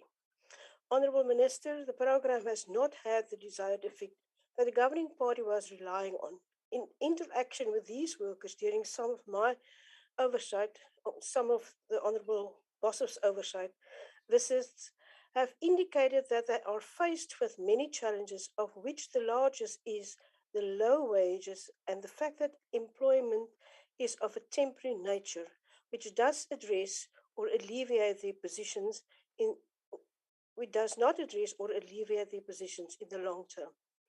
They also shared with her that they would like to see more relevant training, the offering of bursaries to improve the educational levels, to be provided with proper communication channels, and to see more monitoring and evaluation, as they are invariably placed in the field with no guidance, which impacts discipline amongst many of the workers. The governing party must, if they want to see any improvement within this program, establish a survey amongst all the EPW workers to determine what the challenges are that they encounter. This program is, after all, financed with taxpayers' money and not through ANC funding, and the taxpayer would like to see whether their hard-earned tax payments are being beneficial in assisting the unemployed. Another worrisome aspect is that in many cases these workers are being exploited to the benefit of the governing parties. They are invariably appointed by ANC ward councillors who request to see their membership cards before any appointment may take place. This is a practice that must be stopped, as the money generated for these workers is not ANC money, but taxpayers' money, and everyone should benefit equally. During the run-up to the 2021 local elections, we again witnessed how some ward councillors were, without shame, rewarding loyalists to a certain party with jobs. They were threatened with a message of, vote for us or remain in poverty. Honourable Chair, what has happened to the EPWP Code of Good Practice Framework? Why is this not used when determining who should be appointed in a temporary position on a project in a certain ward or on a project on both a national and provincial level? Is it not time that a policy review be initiated to ensure that cadre deployment and the manipulation of opportunities are not misused? The goal of the EPWP is to ultimately provide equal opportunities for all who find themselves in the unfortunate position of being unemployed. Another huge bone of contention is that this program should work on a rotational basis, whereby the majority of unemployed are given the opportunity to have, even for a short period, a form of income, and to furthermore ensure work experience is created. However, participants of this program remain the same, with practically every project? Is there no mechanism in place whereby reports are to be submitted to ensure that policy regulations are followed? It is quite clear that this program has no consequence management in place, and therefore it is used to benefit only those that can produce a green card. Honourable Minister, I call upon you to engage on this matter to ensure your department has policy programs in place that will see a program equally available to all citizens of South Africa, which will enable a temporary solution to the unemployed to also share in the financial gains this program has to offer. I thank you. Thank you very much, Honorable Labuskakne. We'll proceed to Honorable Mushodi. Honorable Mushodi. Thank you, Honorable Chairperson, Honorable Minister, Honorable Deputy Minister, Honorable Members. The budget policy vote of the Department of Public Works Infrastructure this year highlight the necessity for continuing improvement of performance of programs and projects. It is necessitated the improvement in coordination between different spheres of government to ensure optimization of budget and outcomes of programs. This necessity for the department to operate at a much higher level is largely due to the economic challenge which faced the country of low economic growth, which was made worse by the effect of COVID-19 pandemic. Honorable Chairperson, this had increased poverty and unemployment in the country. In response to the current economic situation, government has introduced the Economic Reconstruction and Recovery Plan. The plan is based on the thriving inclusive economic growth through infrastructure development. Moreover, the plan seeks to intensify job creation, including labor-intensive jobs. The Department of Public Works Infrastructure has a critical role to play both in the delivery of strategic infrastructure projects and job creation. Honorable members, in the SONA of 2022, the state president focused on job creation, infrastructure development, and maintenance of government immovable assets. The government, with its social partner at NETLEC, are finalizing plan to grow the economy and job creation. This is part of the drive by the ANC government to struggle against the triple challenge in South Africa of poverty, inequality, and unemployment. Honorable Chairperson, within the Economic Reconstruction and Recovery Plan, there are a number of plans and projects which are for the focus of the Department of Public Works Infrastructure as announced in the SONA of 2022. Honorable members, the government has embarked on measures to enable the development and growth of business, to enable job creation alongside the expanded public works program and social protection. Through the infrastructure fund with a 100 billion allocation from the fiscals over a 10 years period, require state entity to engage in infrastructure projects with an investment value of 96 billion in student housing, social housing, telecommunication, water and sanitation, and transport.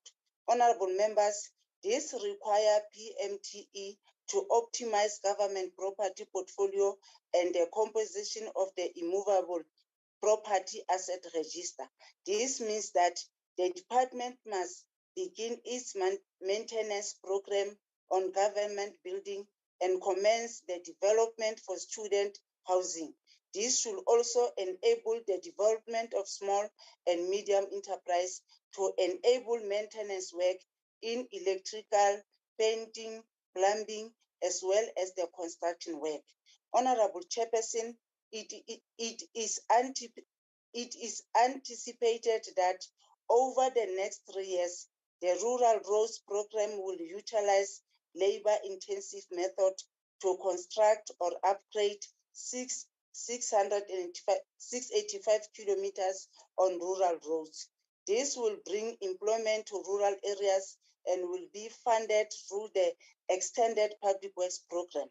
The department has already embarked upon a program to ensure youth internship with the intent to have a job track record and seek permanent employment, as most employees are not employing youth graduate without work experience. Honorable Chairperson, the Department of Public Works and Infrastructure participating in this project will certainly make a fundamental contribution to inclusive economic development and job creation. This program do make a substantive contribution to the transformation of the country. Honorable Chairperson, Infrastructure SA was created in the Department of Public Works and Infrastructure to implement strategic infrastructure project. The department has already engaged with the Development Bank of Southern Africa and National Treasury on the financing of the project. An agreement has been signed on the role of the parties. Honorable Chair, the department has been assigned 5 strategic integrated projects, which are the small harbors development nationally, the building of rural bridge, which is known as the Willisiwe program, PV and water saving on government building program, comprehensive urban management program, and the Salcop precinct. Honorable Chairperson, these are critical infrastructure programs assigned to the department and have a critical role to play in economic development and job creation. The Small Harbors program has commenced and is a national program which benefits communities in all provinces along the coast. This project requires to be in conjunction with issuing of fishing permit by Department of Forestry, Fishing and the Environment of Small Fishermen based in coastal communities.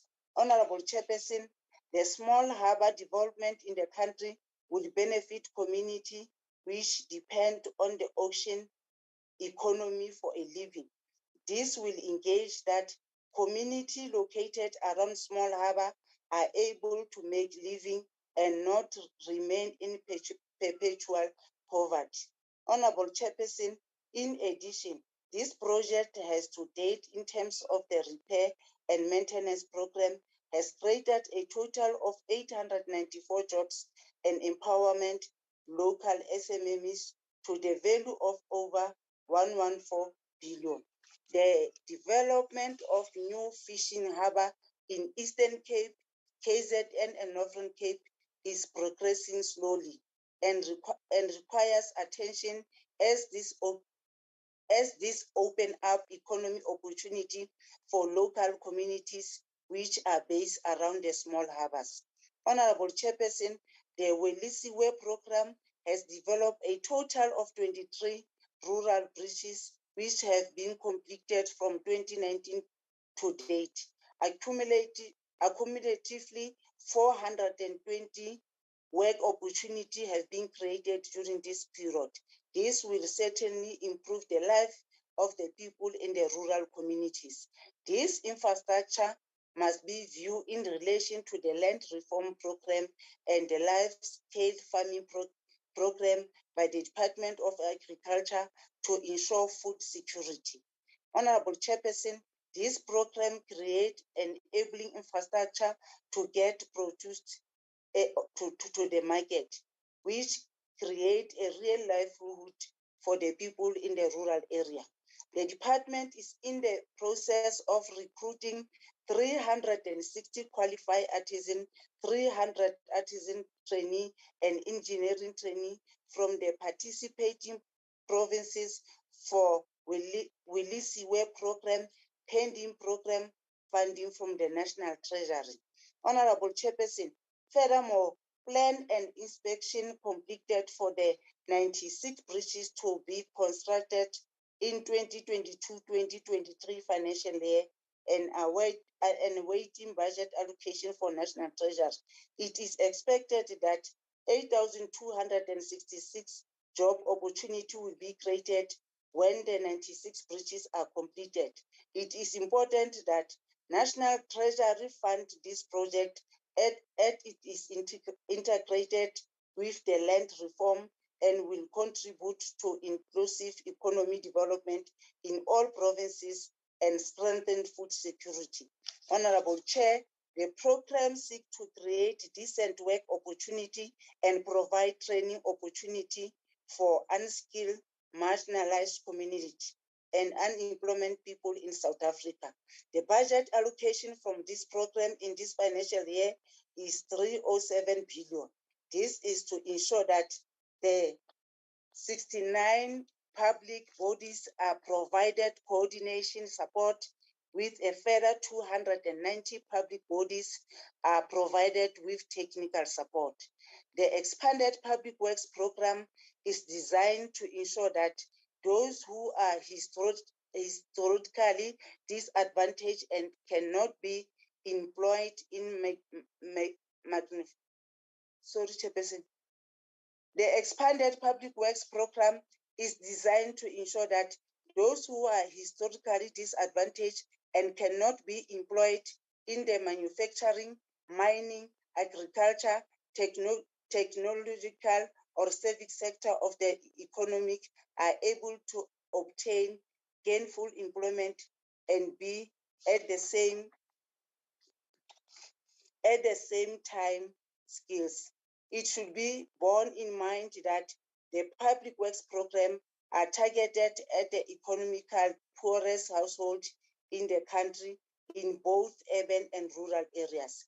This program provides the only form of income for this household. In conclusion, Honorable Chairperson, the department has many challenges to resolve, but it has certainly made steady progress. The current program and project are going a long way in developing the capacity and capability required to implement new program and project. The necessity support provided to each entity are implementing agency of developing is being prioritized. This entity contains the expertise in the building environment area for the implementation of Department of Infrastructure project. As the ANC, we support the police vote number 13. Mayor Mushodi will now move on to Honorable Masemula. Honorable Masemula, MEC Public Works, Roads and Infrastructure in Limpopo.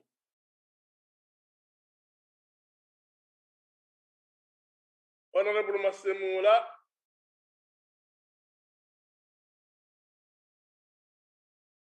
Honorable Dixon Masemula.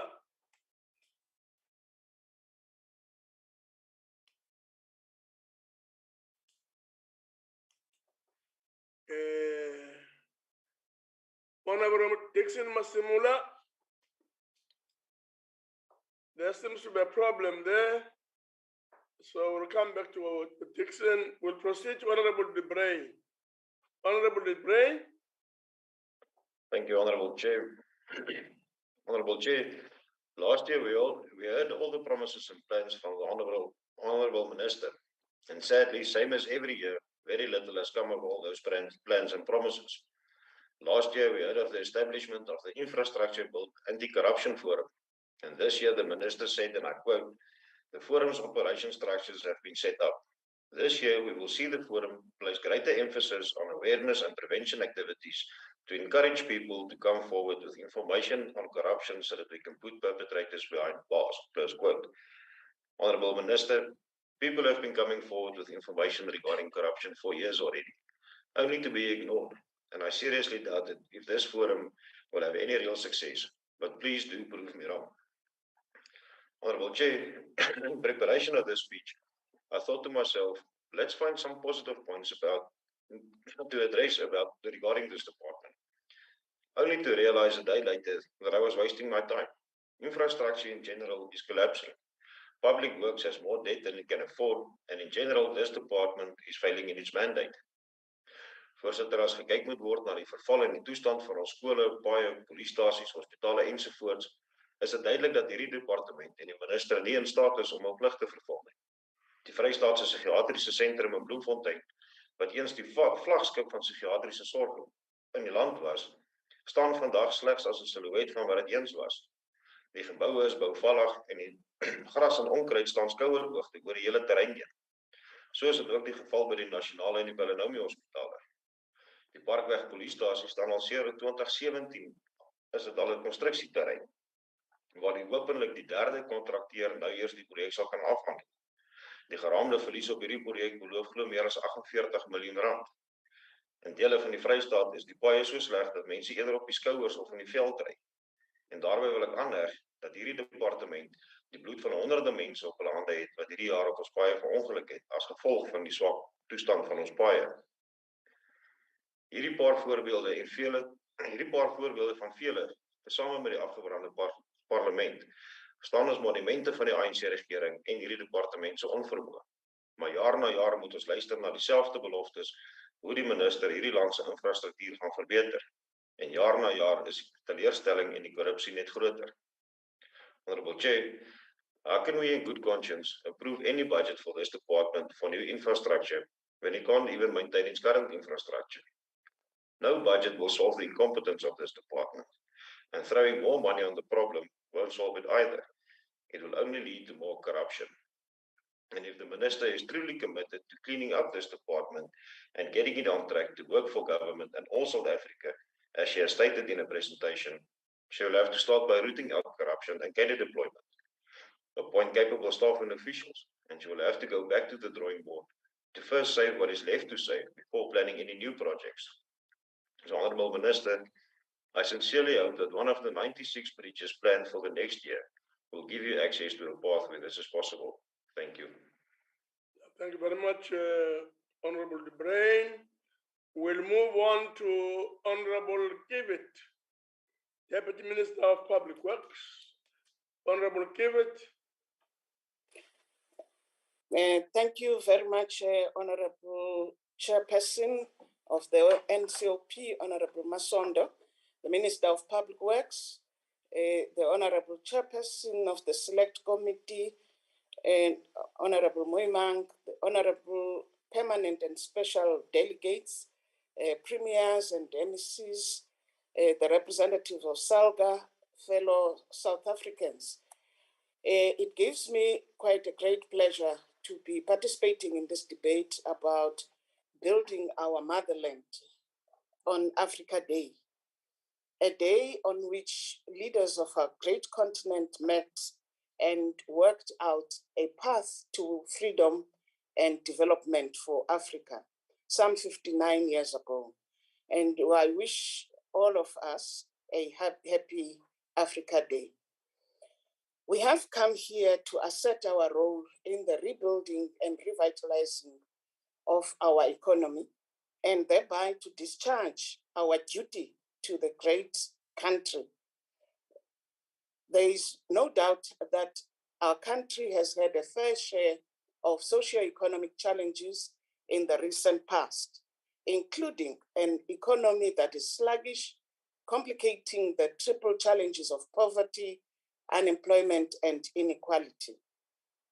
In his acceptance speech, having been elected first president of the OAU, Emperor Haile Selassie said, and I quote, "The task on which we have embarked, the making of Africa, will not wait. We must act to shape and mold the future and leave our imprint on the events as they slip past into history." And close quote. And today, for us, that task is about economic recovery and reconstruction. Our department, with the rest of government, has a duty and a responsibility to help the nation to transcend the current difficulties in terms of the economic recovery and economic recovery plan, and thereby also live up to what our people expect and so deserve of us. We dare not fail them. The steps that we are embarking upon to realize the recovery trajectory is to ensure that all our entities have a clear footmark in all our provinces. The golden thread in their current mandate is the duty to transform the sector into a more effective, responsive industry, reflective of our ambitions as a nation, both in form and in content. Referring to starting with the IDT, which is the Independent Development Trust. This entity of the department is currently embarking on various projects in almost all our provinces. These include projects in the Eastern Cape, where the entity has partnered with the Department of Education to build and to refurbish various schools in the province. In Gauteng, the entity is busy with the Department of Correctional Services facilities. In Limpopo, working with the Department of Health to build and renovate health facilities, as well as in the Northern Cape, the Department of Education, working with IDT, is renovating an unutilized school in Kgaleshiwe into changing it into a state-of-the-art Redistribution combined school. The allocation for IDT in this current financial year, as you may be aware, we're supporting them with administrative costs, is currently at 93 million, and the department continues to support the entity moving forward. With respect to the Council for the Built Environment, the Council plans to support all our districts on the implementation of the structured candidacy program, whilst ensuring that the sector drives demand and increases productivity. Over the medium term, the CBE will continue to advocate for the Council for the Built Environment professions' contributions to social, economic, and environmental development. In Limpopo, the Council is working with the Premier's Office to coordinate all interventions pertaining to the district development model implementation. In the province of KZN, besides providing assistance in mobilizing built environment capacity to assist with the disaster recovery, they are involved in career awareness programs with the Construction, Education and Training Authority, the SETA, and the Department of Higher Education and Training in Umgungundlovu District Municipality, targeting at least 2,000 learners in that province. Currently, the CBE allocation for the current financial year is at 54 million compared to 53.5, which it received in the last financial year. With respect to the Construction Industry Development Board, the CIDB, that body, the CIDB, concluded an organization design process in order to be more effective in delivering on the mandate. The minister did speak to the CIDB amendment bill, which is currently on course. The primary focus of the process is development, transformation, industry performance improvement, and promotion of ethical conduct. They have a presence in every province in the country, and in order to deliver on their mandate, in terms of development, they assist the client departments to move from planning to implementation stage with the aim of developing all role players in the built environment value chain. In KZN and the Western Cape, the CIDB has partnered with the City of Cape Town and the Department of Transport, respectively, to deliver on projects where they assist the contractor registration and ensuring that contractors meet the necessary requirements for the registration. This has resulted in the improvement of the National Contractor Development Program. In terms of gender empowerment and transformation, they focus on women and recognize excellence amongst women in the construction industry.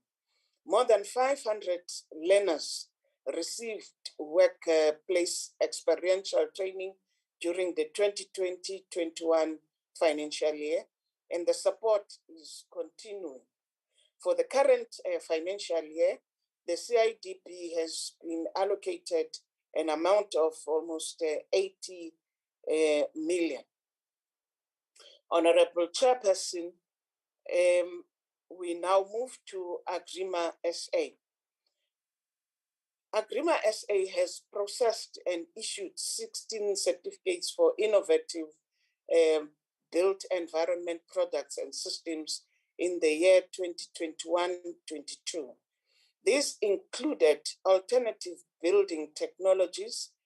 We intend to continue holding the hand of this entity, which is busy with a business plan for the establishment of a sustainability rating tool for the public buildings, and is currently administering a government-ready ready to be launched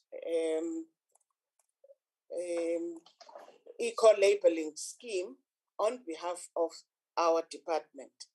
Having realized that many South Africans are not aware of what this entity is working on, they are embarking on a roadshow to showcase their service countrywide. Agrima SA's allocation this financial year is at 33.9 million. As I conclude, Honorable Chair, I must make the point that our department has many challenges and weaknesses.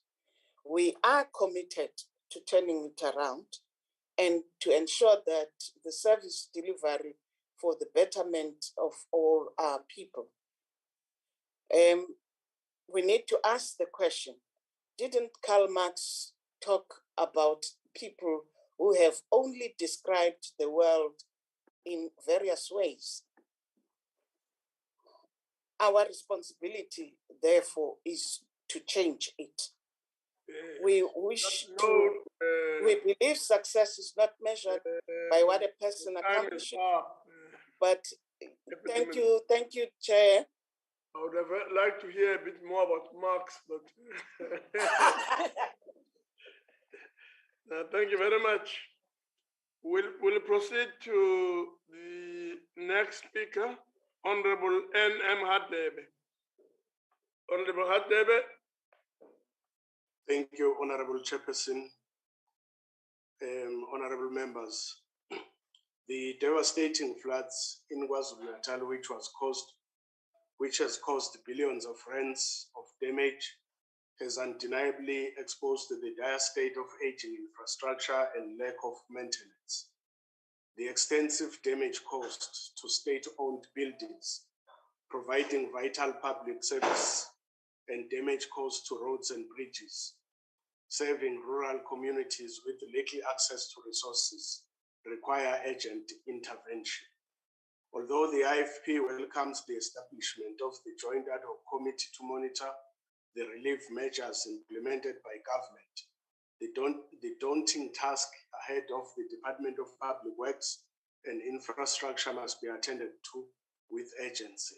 Above all, it is vital that the department clearly communicates with the public on measures adopted to ensure transparency and instill faith in the public that this task is attended to with efficiency and competence. The department's latest annual performance plan instills little confidence that the department applies the necessary urgency to ensure long-standing matters are resolved. It is alarming that the legislation that would empower the department to collect fees relating to leasing, collecting and maintenance costs due by client departments is still outstanding. There has been promises of reviewing the 1997 and 1999 white paper for years, and the Public Works Bill. The enabling legislating has been in the pipeline for many years. We cannot continue to tolerate the department's excuses for failure to review these white papers and finalizing the draft Public Works Bill. The IFP remains committed to closely monitor the department's performance relating to the finalizing of this critical legislation that will enable the property management trading entity to enforce compliance. The IFP, furthermore, on consideration of the department's budget and latest annual performance plan, remains highly concerned about the alarming number of unemployed built environment professional graduates in the council for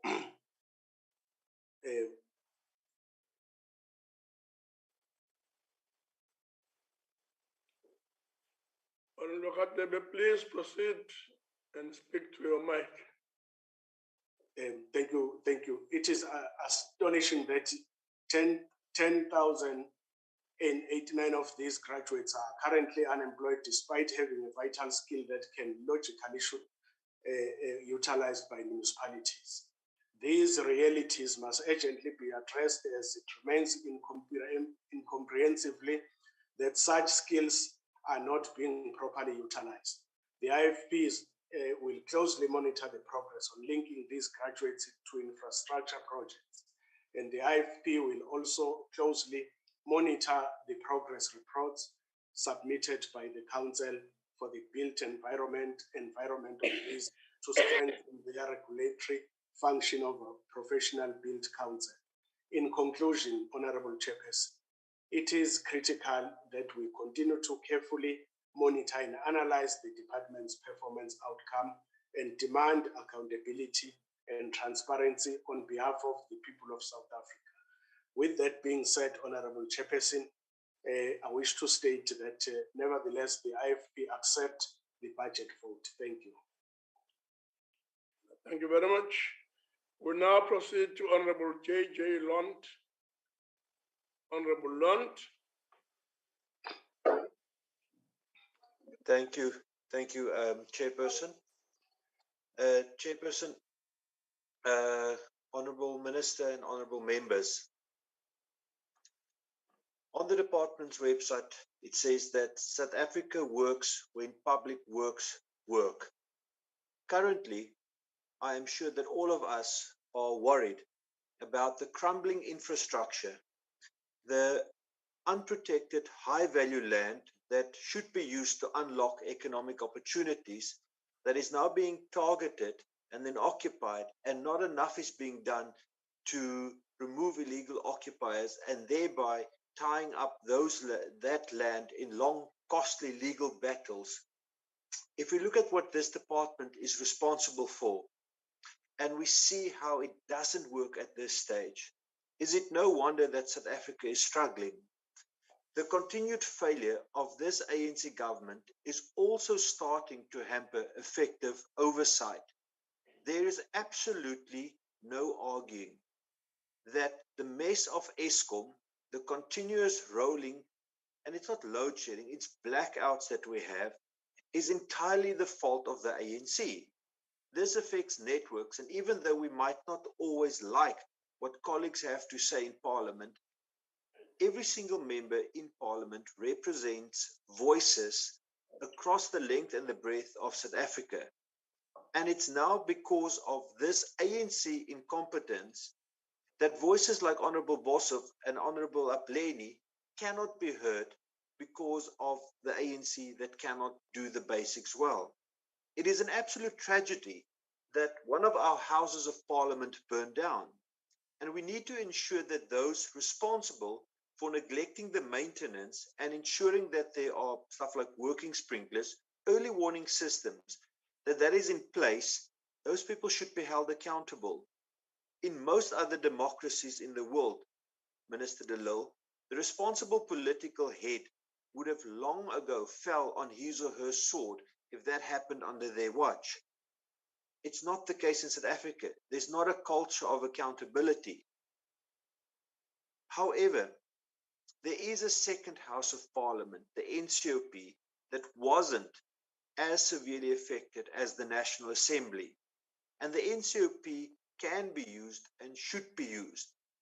We should have gone back to in-person meetings long ago. But this department and the people responsible for ensuring that the state of democracy in our country is actually working, they're not doing their job. Now, if you're not even looking at one of the most iconic symbols and buildings in the country, how can we expect you to look after every other piece that you are responsible for?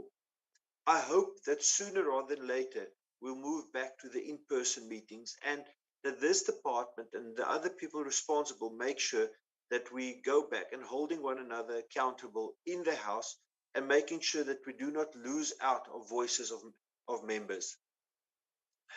Acting MEC Mamabolo, you definitely came across as an acting MEC, and even in your own portfolio last week, you struggled to realize that you are underperforming. I mean, you were impressed with your own performance. You were the one that said that the MEC or that Minister Mbalula is a youth. That's basically the same as saying that Minister De Lille never knew what Melissa Whitehead was up to. So I would suggest, I think for today, you were actually blessed by putting another picture on, but I actually think you did a disservice because you should put your face next to the words that you utter. Colleagues, South Africa can work and South Africa should work. And one of the most critical drivers of the economic recovery is making sure that our public works department functions optimally, that we utilize the assets we've got in government and make sure that we use that to unlock key economic opportunities. We currently sit with policies and with an economic climate that scare off investors. But if we can make sure that we shore up and clear up that policies and attract investors, the country will be turned around. Unfortunately, in the current trajectory, with the, well, I don't know if it's good, but there may be the less good ANC alliance, this will not happen. So we'll have to make sure that we get rid of you at the polls in 2024. And all indications are that you will be sitting with a coalition government in the country. And I do hope and pray that you get low enough support that you cannot form a government and somebody else, together with the DA, will fix what you have messed up. Thanks. Well, thank you very much. Don't be so protective, Chair. We will now proceed to Honorable Khai. Thank you very much, Honorable Chairperson. Greetings to you, Honorable Chairperson, Honorable Deputy Chairperson, Honorable Chief Whip, Honorable House Chairpersons, Honorable Minister and Honorable Deputy Minister, Honorable MECs, Honorable Permanent and Special Delegates, Honorable Representative of SALGA, Honorable Chairperson, the Economic Reconstruction and Recovery Plan, which is the current ANC government economic policy, places the Department of Public Works and Infrastructure in an important place to positively contribute through its different programs and projects to ensure infrastructure development and job creation in all provinces and municipalities. The department is strategically poised in its different programs and projects to ensure that inclusive economic development can occur and that job creation becomes an important leg in infrastructure-driven growth. This is a crucial part towards transformation and economic liberation of the majority of the people of this country. Settler colonialism was based on conquest and forced seizure of land. It excluded the majority from legitimate economic activity, and therefore the country must correct this historical injustice through a conscious process of restoration and transformation. It is the fate of the history that this is not those who benefited from apartheid system, like Honorable Lond, which contribute to fixing the problem created by apartheid, but rather the victims who have been historically charged since the 1994 democratic elections to fix the legacy of apartheid. It is important that in this policy vote of the Department of Public Works and Infrastructure, that attention is focused on the issue of land for urban and rural development. The department and its entities in the built environment and construction sector will have to play a crucial role in infrastructure development and urban and rural settlement as part of its contribution to the delivery of the economic reconstruction and recovery plan. The property management and trading entity must play a crucial role in optimizing government property portfolio, and this must commence with ensuring that there is comprehensive record of all government immovable property. It is important that attention be given to the optimization of revenue generation from government building, and this will assist in closing the funding gap required for implementation of programs of the department. The backlog of title deeds also requires urgent attention. This will enable further development to occur. The backlog of maintenance requires to be addressed to optimize the value of government buildings. This is a source of job creation and enables the creation of small and medium enterprises in the maintenance sector. However, the SONA of 2022 has focused on the development of infrastructure in the form of roads and bridges, as well as creating student accommodation and social housing. The department, in conjunction with the Department of Human Settlement, have made and will continue to make parcels of land available for social housing in the different provinces. For the development of social housing, the department has thus far released 44 land parcels measuring 2,560 hectares for human settlement purposes, and have been released to the Housing Development Agency through special power of attorney to enable development planning in relation to land redistribution.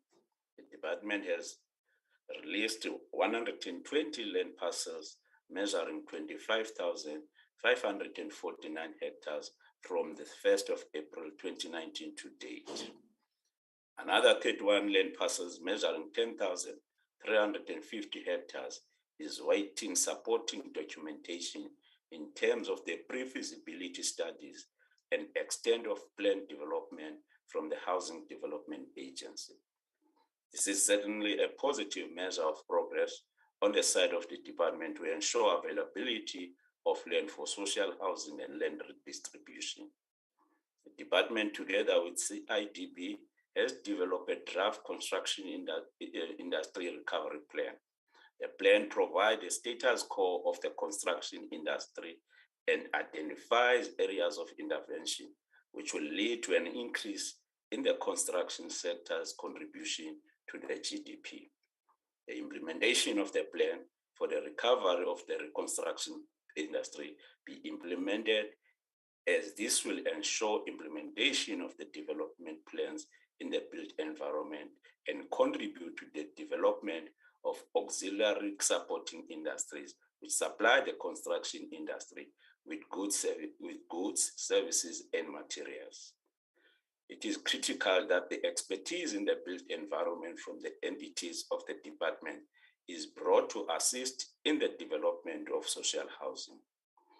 These areas which are being developed for social housing must not be merely housing projects, and the department, in conjunction with other departments, need to ensure that there is holistic housing development which is integrated with social amenities such as health facilities, schools, sporting facilities, public libraries. This is essential to create a community environment which provide concrete and constructive alternatives to community development. Efficient public transport is necessary as people require access to job opportunities. The development of the macroeconomy is critical for local job creation and inclusive economic development. When land is being made available for transport hubs, it is imperative that it includes the development of small and medium enterprises to stimulate township economies. It is important, Honorable Minister, that government is able to ascertain whether land allocated for social housing by the national government is not utilized by provinces and municipalities which sell the land to developers for developing of housing or apartments which only is geared towards those who can afford such luxury development projects. It has to be for the development of housing for those who are marginalized and for those who, due to their low income, do not qualify for bonds. This means that the Housing Development Agency has a pool of skills and talent from CIDB, CBE, and Agrima South Africa in order to create an ethical, capable, and development state. It is imperative that expertise that is available in government is optimally utilized to ensure the success of deliverables outcomes. This means that the entities under the department dealing with government land and built environment need to be optimally functioning in terms of governance and financial control. The IDT also needs to be positioned to be able to develop some of these projects, as the Honorable Deputy Minister has explained, especially in relation to the restoration of government buildings, as well as a conversion of some of these buildings for student accommodation. This will enable the entity to engage in development, which is the core function and competence of the department. Infrastructure development and social houses will economically and socially benefit all provinces and municipalities. On legislation, Honorable Plenary, the Expropriation Bill is currently being processed by Parliament, and it is an important arena for ensuring that development in the public interest is not stifled. It also allows for expropriation of land in the public interest for the correction of historical injustice and ensure land restitution in certain instances. While it is not the legislation dealing with land redistribution in general, it will enable development in urban and rural areas, which is in the public interest.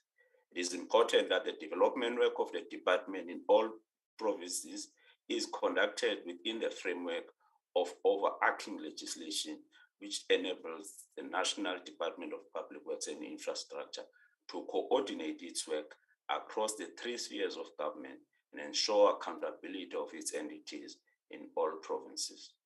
This means that it is important that the Public Works Bill is completed and processed by Parliament within this financial year.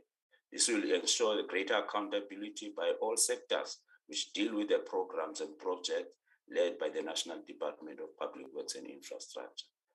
Legislation dealing with infrastructure should also be developed to ensure that there is an overarching legislative and regulatory framework which guides important infrastructure development. On skill development, infrastructure development will require skills and capability. It is important that the youth, graduates and with qualification who are currently unemployed and who are required in the built environment area be given job opportunity in these projects. The department is also busy through the expanded public works program with a skilling program for artisans in terms of electricians, plumbers, and other related areas of maintenance and construction in all provinces. It is important that the department is able to enhance this program and consider how these artisans can be employed in social housing projects and infrastructure development to ensure that they are able to concretely gain work experience. Job creation is critical, and in this case, with capability and skills. The departments intend utilizing the procurement of goods and services to ensure the creation of small and medium enterprises. This is a critical part of ensuring entrepreneurship and job creation as a microeconomy is a major job creator if the development occurs in the local communities. In conclusion, Honorable Chairperson, the department must overcome its challenges of the past and ensure that it implements its 10 areas of business improvement to enable it to deliver outcomes on the ground in communities, not just outputs. The entities under the department must be operational in terms of boards and management with the correct skills and capability to ensure proper corporate governance and financial controls and financial accountability. It is critical that programs and projects are implemented and the benefits accrue to the people of the country who merely seek a better life for all. The Select Committee will pay a key attention to the rollout programs and projects. It will oversight the progress and outcomes of the programs and projects. A lot of work awaits all in the sector in service of the people, and the department needs to embrace the challenge and focus on its performance plans and implement the plans of government in the different provinces and municipalities. Honorable Chairperson, there are some of the statements that have been attributed particularly to the African National Congress. And this issue that was raised by Honorable Labuschagne of APWPs. You know, this statement has been, bandied around even in the last term. The Deputy Minister, Jeremy Cronin, explained that the department has guidelines.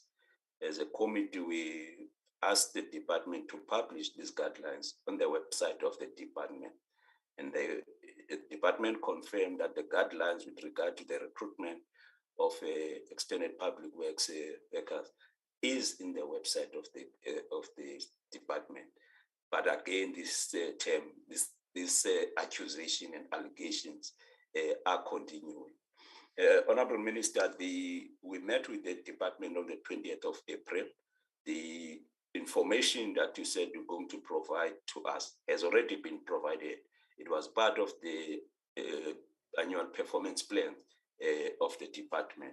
So we have all the documents, the information that you're referring to. Just an advice to those that are participating in the debate. The least that you can do, in fact, in all the debates, because I've been observing that most members of the opposition are general and sometimes are personal. They're not focusing on the programs of the department and also the budget that is being allocated. For example, the Department of Public Works and Infrastructure has 5 programs, which is administration, intergovernmental coordination, EPWP, property and construction industry, policy and research, and prestige. None of the speakers have been speaking on these issues from the opposition, except the IFP. With regard to PMT, it's called 6 programs, actually 5 programs: administration, real estate investment services, construction management services, real estate registry services, facilities management services. So I wish that members could also be talking to those programs when they deliver their speeches, not just to be general and be personal. Thank you very much, Honorable Chairperson. Thank you very much. Before we move on to the Minister, just to double check again, is Honorable B. Matikizela on the system? Give me his time, Chair. We're coming from the same province. No.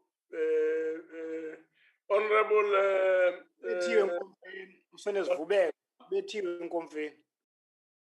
Honorable Masamula, no. So we'll then please move on to the last speaker to close the debate. Honorable Minister of Public Works and Infrastructure. Honorable Minister. Thank you, Honorable Chair, and thank you for your guidance. Also, I would like to thank the Deputy Minister for her dedication and hard work in turning around this department. To the Honorable Chairperson of the Portfolio Committee, also thank you for your guidance, and honorable members. Honorable Chairperson, the target for government is to have 10% vacancies. Public Works is currently on 11%, and the action that we've taken was to engage the services of the Department of Public Service and Administration, and they've assigned a team to us to help us to meet our targets. Also, in terms of the properties, we have introduced a new innovative method of refurbish, operate, and transfer in partnership with the private sector. And we are packaging 5 buildings to go out into the next month to get a proof of concept so that we can market more of the buildings for refurbishment. We have also put out a tender to digitize our immovable asset register that include the maintenance of the asset register, and that will lead us to put the immovable asset register onto a blockchain. Just in terms of we have established the Infrastructure Build Anti-Corruption Forum. It's chaired by Advocate Motibe, led by the SAU, other law enforcement agencies, the private sector, and civil society. So it's well on its way. The Public Works Bill, we have reported progress this morning to the Portfolio Committee in the NA, and we can certainly do the same for the NCOP. I agree with Honorable Moimang that we need to get value for money. That's exactly when the Auditor General advised us that all the month-to-month leases, it's irregular expenditure, that we stopped that we started renegotiating the overcharging of leases by the private sector to government. And in the last financial year, we've saved 273 million rand. So I do agree with you. Honorable Brutus said, I just want to remind him again of the last audit that was done by the Department of Rural Development and Land Reform. 14% of the land in South Africa belongs to the state. 79% is in the hands of private people like himself. And we've got 7% of land unaccounted for. So land is also held by all 3 spheres of government.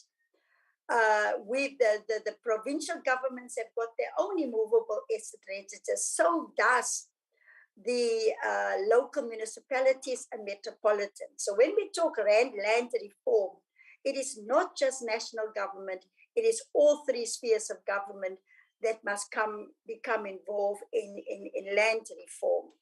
I'm very surprised that after all of these years that the honorable members in the NCOP, that is not realized in terms of the constitution that public works and infrastructure is a concurrent power. That's why even today you've got the MECs speaking in this debate. I'm very surprised at that, and therefore we have to look at public works and local government and provincial government, and they must all be held to account. Then just also one of the members spoke about that we are doing nothing. I don't know which country is living in, because we've given more than 30 title deeds to more than 30 black farmers in Limpopo. We have released over 25,000 hectares of land for up and coming black farmers, and it's all work in progress, and we are trying our best.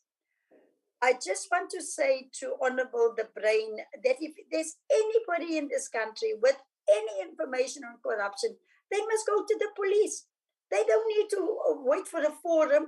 And if you've got any proof that this forum, it was established in 2021, that we have not taken up any of the corruption charges or corruption complaints that came to us, please give me the evidence and I will investigate.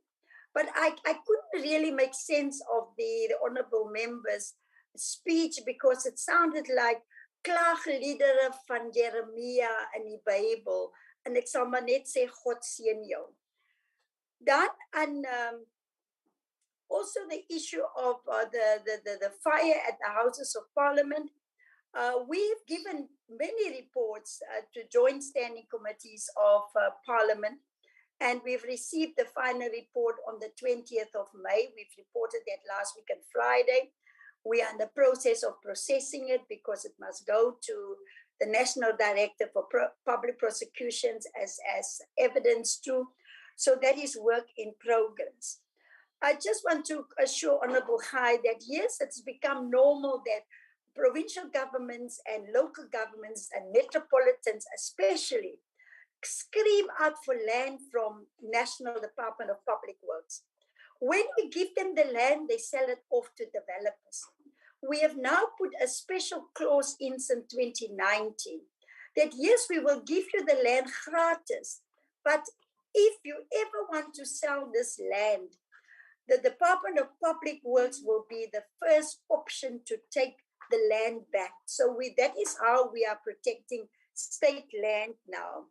Also, just in terms of the budget, I agree with you.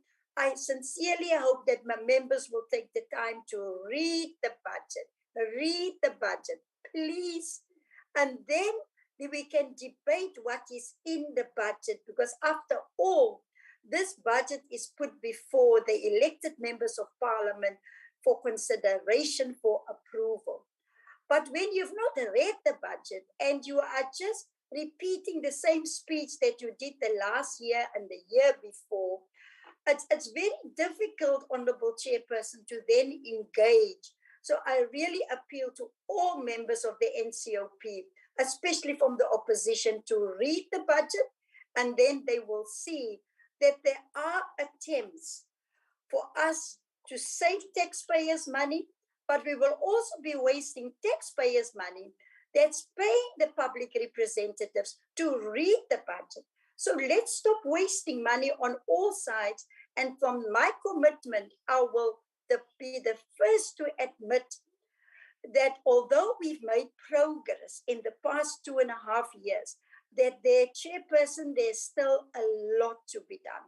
And together with the guidance and the advice and the direction from the elected representatives of Parliament, we want to be held accountable. And we learn a lot and we get a lot of good advice. Let us engage and let us rebuild our country. If you are a patriot, you will believe that every single person in this country has got a duty to say, let us rebuild our country. And the emphasis is on our. Then I have hope for our country, Chairperson, if we all work together. I want to thank all of you for your inputs and your contributions, and thank you for those members that have supported the budget. Thank you very much, and God bless.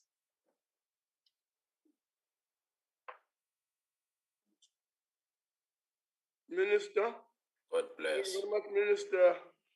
Honorable members, let me take this opportunity to thank the Minister, Deputy Ministers, MECs, and all special delegates for availing themselves for the debate.